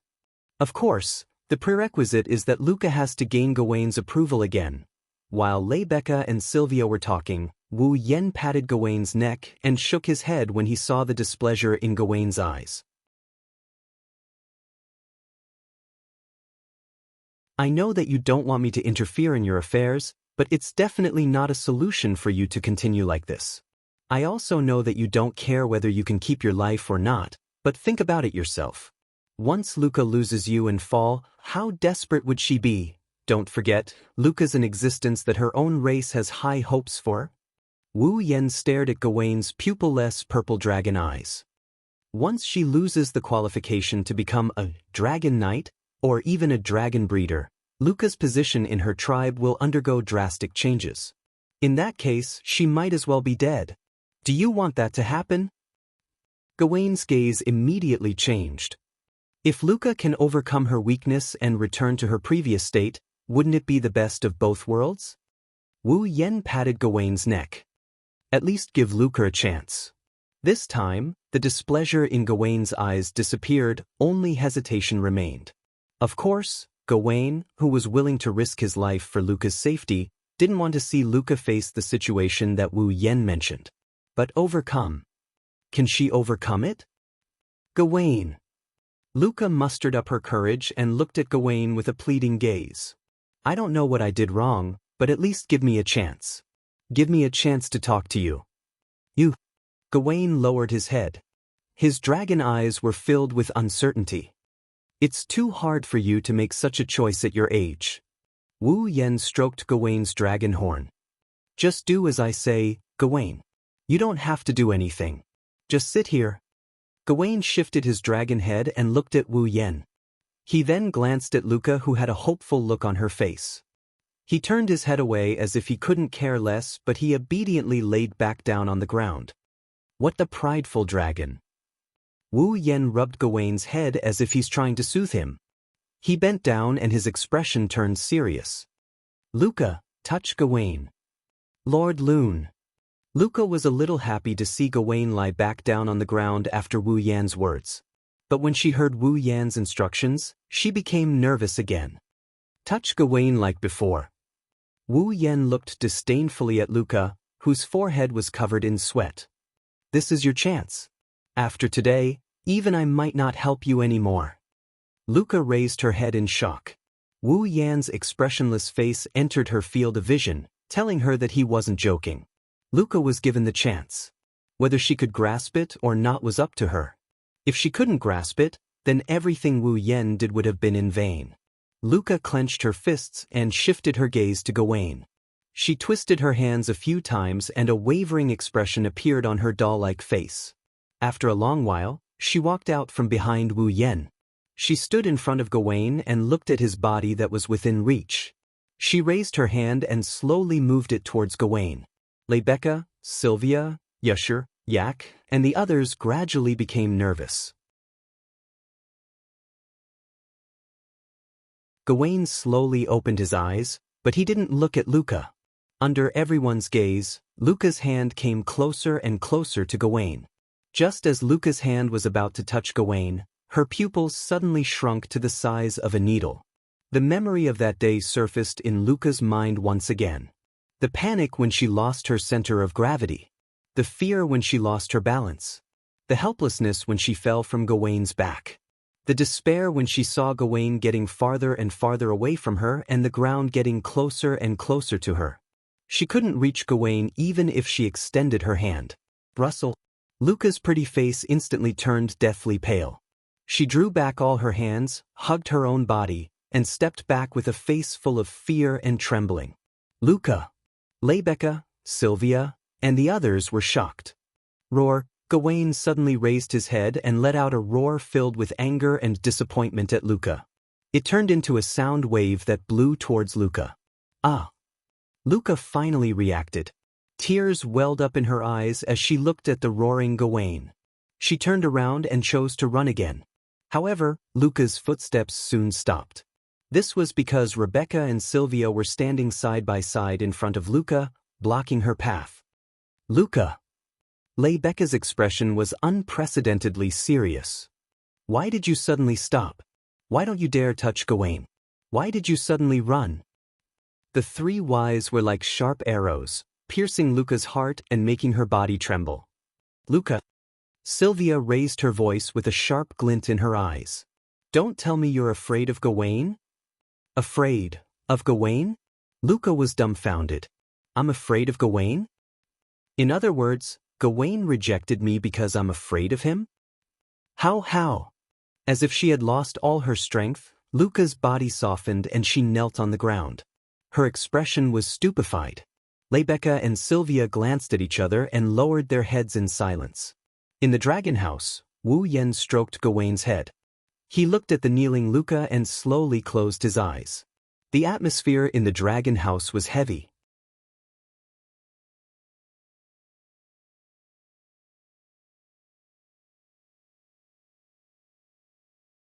Chapter 1371. Ansari Dragon Riding Academy, Student Council Office. Wu Yan, Sylvia, Yashu, Yak, and Cosette are all gathered here. Other than Cosette, who is standing behind Sylvia, the rest of them sat around the table. None of them looked any better than the others. Obviously, at this moment, everyone present was in a very bad mood. Even Yak, who usually liked to cause trouble, had a gloomy face, completely devoid of vitality. Because of this, the entire student council office was filled with a gloomy atmosphere. It was deathly silent. After who knows how long, the door to the student council office was pushed open. Rebecca walked in valiantly.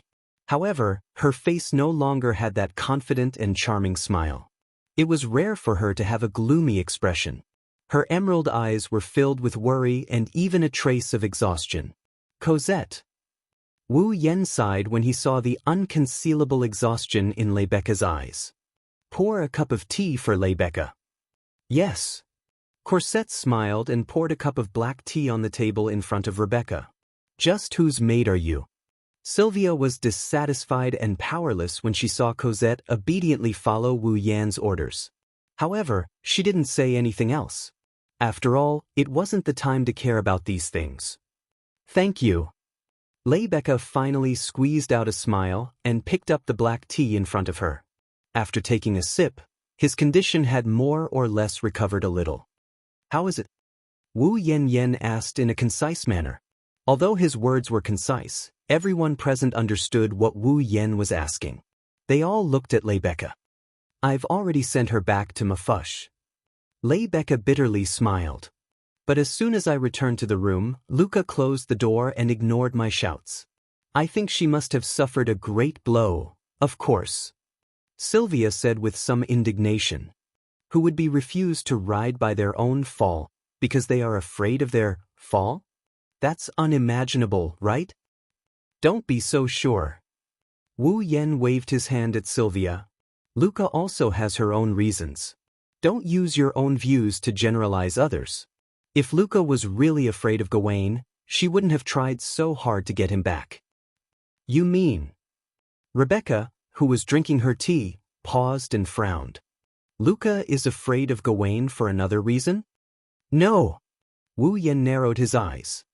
Instead of saying that Luca is afraid of Gawain, it's better to say that Luca is afraid of riding Gawain. Afraid of riding Gawain? Everyone froze for a moment, and even Sylvia furrowed her brows. What's the difference? The difference is huge. Wu Yan shook his head. He hesitated for a moment. Actually, the reason why Gawain rejected Luca and why Luca was afraid of riding Gawain is because there's a big story behind it. With that, Wu Yan began to recount what he had learned from Gawain. Luca rode Gawain.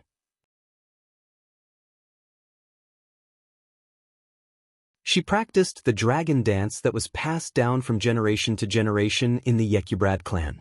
Only the patriarch could learn and perform the dragon dance.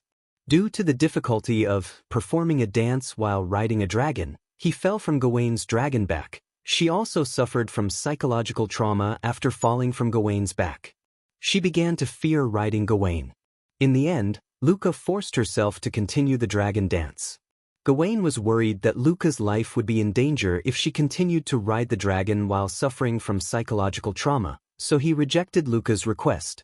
He was willing to sacrifice his own life to ensure Luca's safety even at the cost of severing his celestial essence path. After hearing the whole story, Rebecca, Sylvia, Yashur, Acker, and even Cosette were all speechless. I didn't think there would be such a big reason behind this. Rebecca looked at Wu Yan with a complicated expression. She was also touched by Wu Yan's words. That's why you said you were on Gawain's side, right? Gawain's method was a bit extreme, but it was the best way to protect Luca. Wu Yan rubbed his forehead. To be honest, I'm also frowning. As expected, psychological trauma can't be removed so easily. I think Luca should have already vaguely sensed the reason why Gawain would reject her. She just didn't want to admit it. Why? Sylvia was perplexed. No one will laugh at her. It's normal to fall from a dragon's back. Is there a need to not admit it? The Yekyubrad clan is best at dragon riding. You can see that from the dragon dance. Rebecca was the one who answered Sylvia. For the Yekyubrad clan, falling from a dragon's back is the most humiliating thing. So that's why Luca hid the fact that she fell from Gawain's back. She didn't want to admit that she was afraid of riding Gawain? Sylvia finally showed an expression of relief, but soon, a troubled expression appeared on her face. This is going to be troublesome. Like Wu Yan said, psychological problems aren't something that can be solved so easily. Otherwise, Mikoto wouldn't have sunk into a state of extreme distrust towards humans and extreme disgust towards men for half a year just because her reputation was tarnished. Meijio's thoughts may be too extreme, but it's also true that she was hurt. In the end, she even suffered from psychogenic voice loss. Who can say that it's not a big problem? If it wasn't for Wu Yan's subconscious desire to protect the elves, Meijio would still be treating humans like toys. She wouldn't be able to make a sound even now. Something will definitely go wrong if this continues. Rebecca straightened her back. Her eyes were sharp.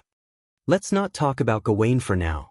Luca is so talented, and her clan has high hopes for her. Sooner or later, she will be active in the Kingdom of Knights as a Dragon Knight, or even a Saint Sky Dragon Knight.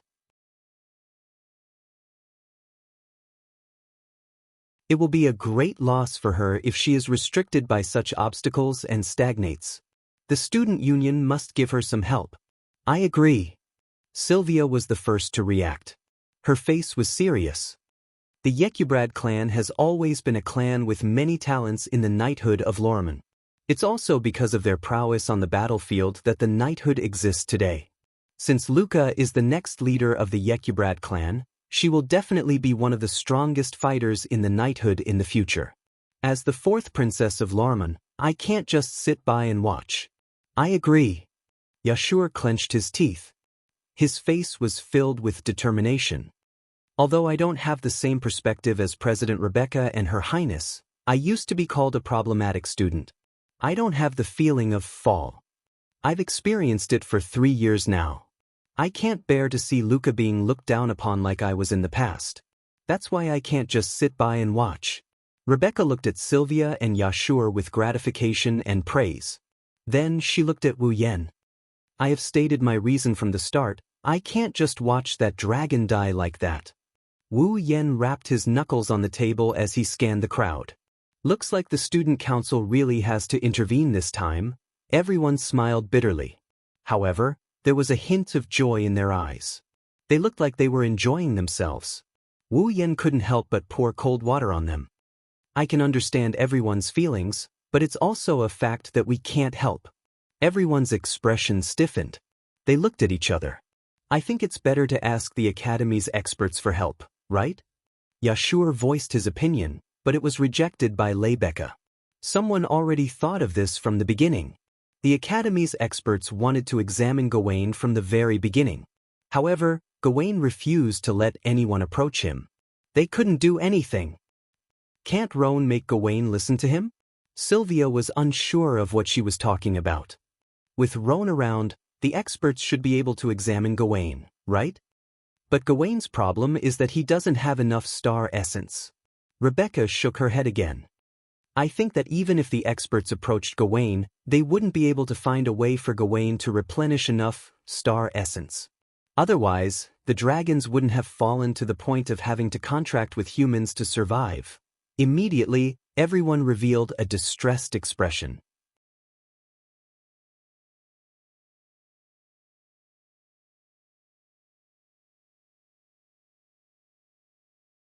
Chapter 1372.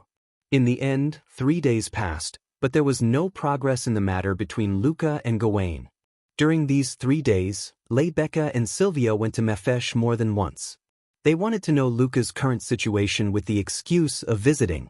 Unfortunately, every time they went to Mafesh, the door was closed.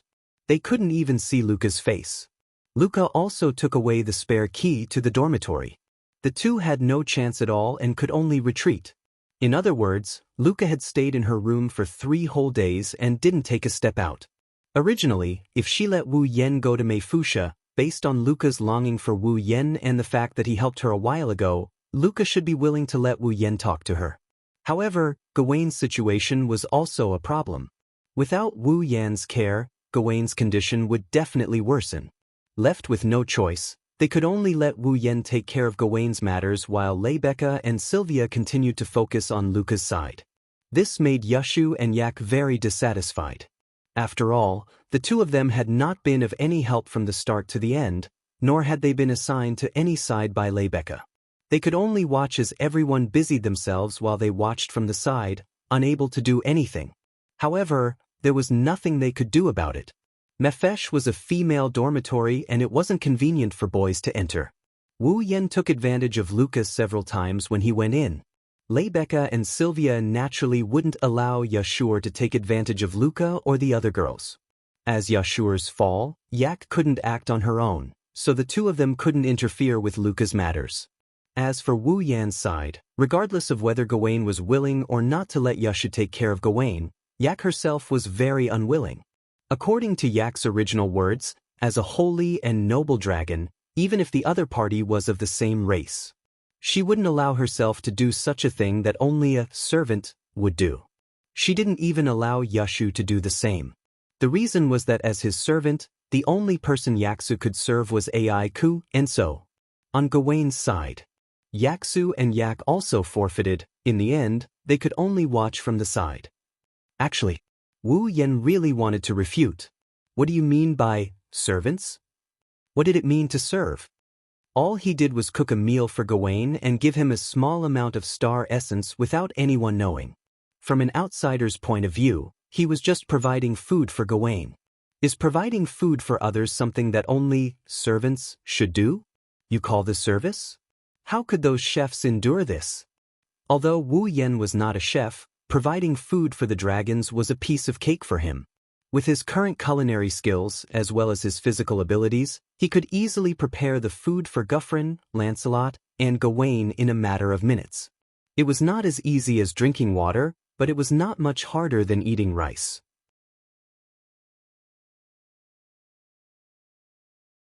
Therefore, it was not a big deal for Wu Yen to go to Luca's side while maintaining Gawain's life. However, Wu Yen had already taken advantage of Luca. Lebecca and Sylvia refused to let him go to Mafush no matter what. This made Wu Yen extremely dissatisfied.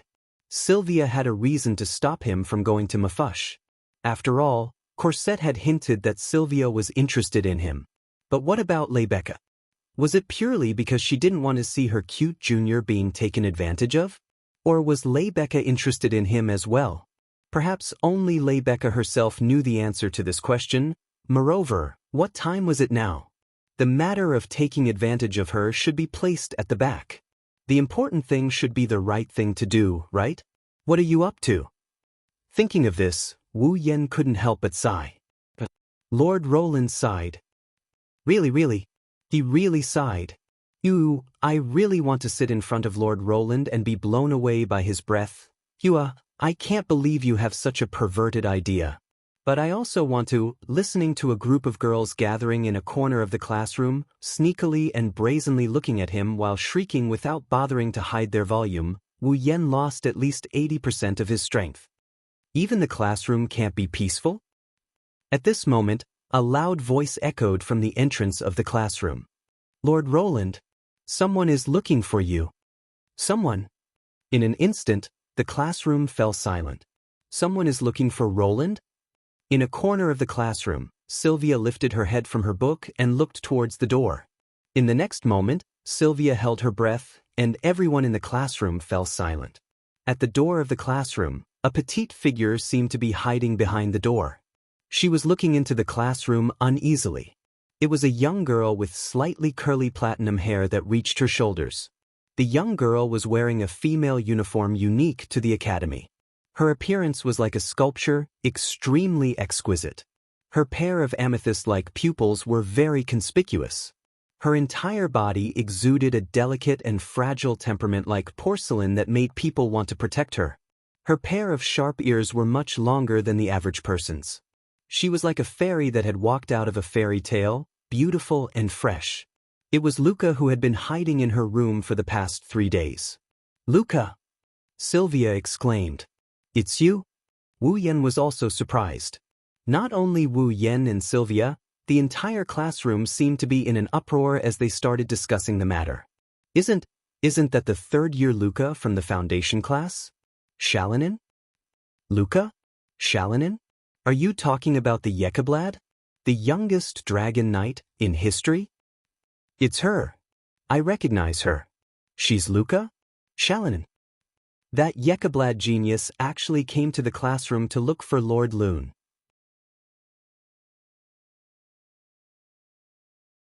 Luca might not be as popular as Lebeka in the Ansari Dragon Riding Academy, but she was definitely not at a disadvantage compared to Sylvia.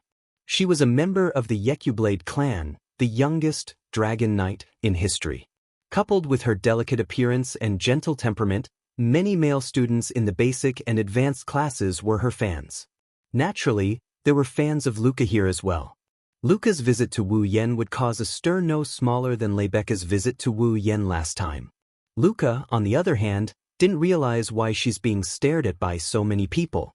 She had a timid look on her face as she scanned the classroom. When she saw a surprised Wu Yan, Luca's eyes brightened up. "Lord Loon." "Luca." Wu Yan reacted and he quickly stood up. He came in front of Luca and he frowned when he saw how skinny Luca looked. "I have a lot to say to you, but let me hear the reason why you came to see me first." "Why yes." Luca shrunk her head when she saw Wu Yan's angry expression, but she knew what was going on. Wu Yan was angry because he was worried about her and her fall.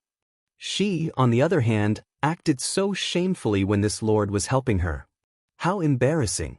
With such thoughts in mind, Luca lowered her head like a child who did something wrong. She tried her best to explain the reason why she came looking for Wu Yan. Although I know it's unreasonable, I have one more thing that I want to ask Lord Long for. Is that so? Wu Yan didn't ask and continued to look at Luca. That. Luca's cheeks suddenly blushed, and she shyly lowered her gaze. Seeing that Luca seemed to have something difficult to say, the students immediately held their breaths and quieted down the classroom. Even Sylvia, who had wanted to come over, stopped in her tracks and stared at Luca closely. After a long time, Luca carefully raised her head. With a nervous expression, she said something that made the entire place freeze. "Can you let me spend the night in Lord Loon's room tonight?" "Huh?" Wu Yan was stunned. "What?" The whole class froze on the spot. "Spend the night." Sylvia, on the other hand, widened her eyes as if time had slowed down. It was only when she finally reacted that she cried out in shock. "Spend the night." In an instant, the temperature of the classroom dropped to the lowest point, as if it had been frozen, and an icy silence descended upon the entire classroom.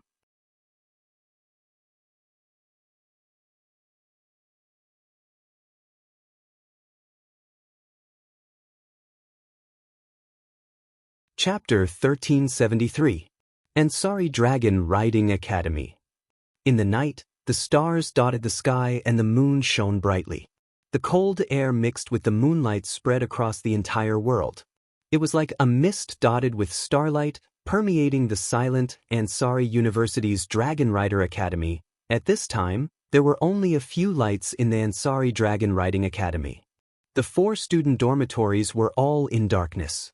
One could faintly hear a lot of gentle breathing coming from inside the windows, proving that the students of the Ansari Dragon Riding Academy had fallen into a dream. The 7 dragon houses had all lost their light. All the dragons had fallen into a deep sleep. They let out a snort that was much louder than a human's. It was very rhythmic in the silent night, as if the dragons were singing a song. Although it wasn't pleasant to hear, it was very easy to calm one's mind. However, tonight the Ansari Dragon Riding Academy was destined to not be peaceful.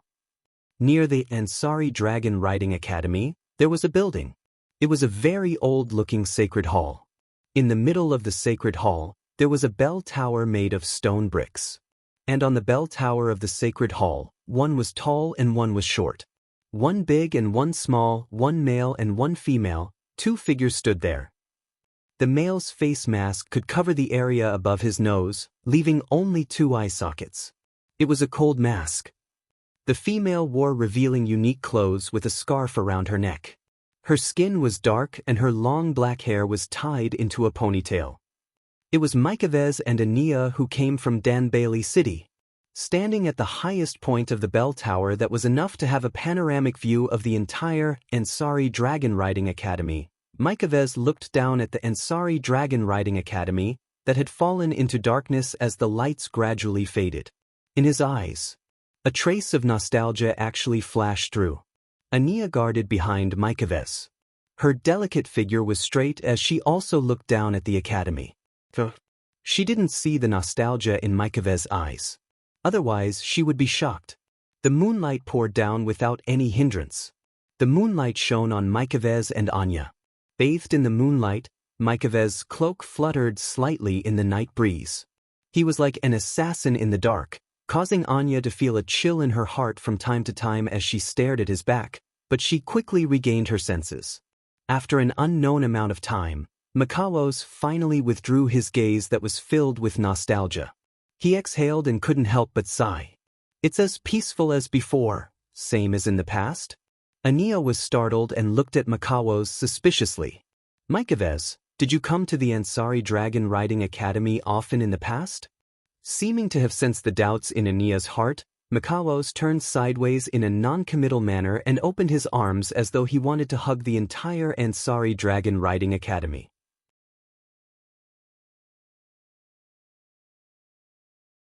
Feel this peaceful atmosphere, Anya. It won't be long before this peace is broken. Mycavez, Lord. Ania hesitated as if she had something to say but didn't want to say it out loud. In the end, she brought it up. Are we really going to attack the Ansari Dragon Riding Academy? Don't you think this is a good opportunity? Mikawos didn't answer but asked instead. He closed his eyes as if he was really enjoying the peaceful atmosphere. However, the words that came out of his mouth sent chills down one's spine. The Ansari Dragon Riding Academy is the Dragon Cultivation Academy of the Knighthood. In this knighthood where dragons coexist, it wouldn't be an exaggeration to say that the Ansari Dragon Riding Academy is the foundation of the knighthood's prosperity. Don't you think it's a good choice to use this place as an experiment site? Mikawos slowly opened his eyes. A cold gleam flashed through his eyes like a sword. After all, we still need more experiments to determine if our corpse ash dragon can be used in actual combat. Corpse dragon. Ania couldn't help but feel disgust when she heard that name. To be honest, Anya didn't really like those ugly and disgusting corpse gray dragons. If it wasn't for Mikawos's order, she wouldn't even want to look at them. She looked at the peaceful academy below and began to sympathize with it. Is such a peaceful academy about to be taken over by those corpse dragons? How pitiful. Let's begin. Mikawos ordered while Ania was still feeling pity for the academy. Ania, take those things out. Yes. Ania hesitated for a moment before she agreed. She turned around and walked towards the interior of the clock tower. Lowering his head and looking down at the Ansari Dragon Riding Academy that was being blown by the night wind, Mikawos narrowed his eyes and muttered to himself. A giant dragon with white flames. Let me see. Ania walked into the interior of the clock tower under Mikawos's order. When she came out again, there was a clay jar in her hand. It should be said that it was a clay jar filled with ashes. Furthermore, it was the ashes of a dragon.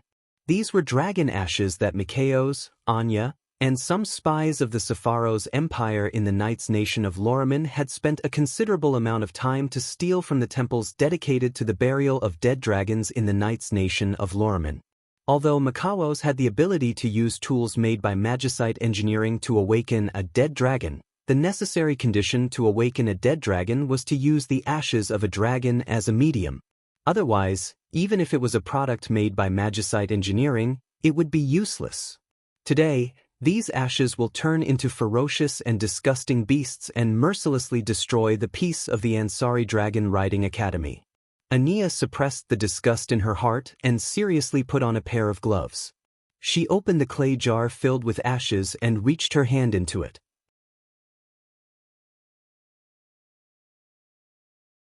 She took out handfuls of ashes and sprinkled them below the clock tower. Makaos waved his hand and smashed an iron box that looked like a coffin on the ground. With a clang, Makaos opened the lid of the coffin without hesitation and took out a huge sword that looked like a dragon's wing covered with bone spikes from the coffin. This strange-looking huge sword was the product of magicite engineering that the Sepharos Empire was proud of and magicite engineering that the dragons had developed for many years. It was the summoning device for the corpse ash dragon. After the huge sword was taken away by Wu Yen last time, Makaos returned to the Sepharos Empire and created another huge sword. He even made some improvements to it. If the pitch-black huge sword in the past only looked strange and somewhat like a handicraft or decoration, then this huge sword that looked like a wing with bone spikes was truly strange and dangerous. It even looked like it had been mechanized and gave off a dangerous feeling at first glance. Upon closer inspection, one would discover that there were gem-like crystals embedded on the body of the great sword. They were sparkling in the dark night, and there were traces of mana rippling vaguely. These gemstones were the Dragon Glory crystals. Makaos lifted his great sword and slammed it down on the floor beneath his feet. Clang! The giant sword emitted a crisp sound as it pierced deeply into the ground. In the next moment, wisps of mana emerged from the giant sword and flowed to the ground.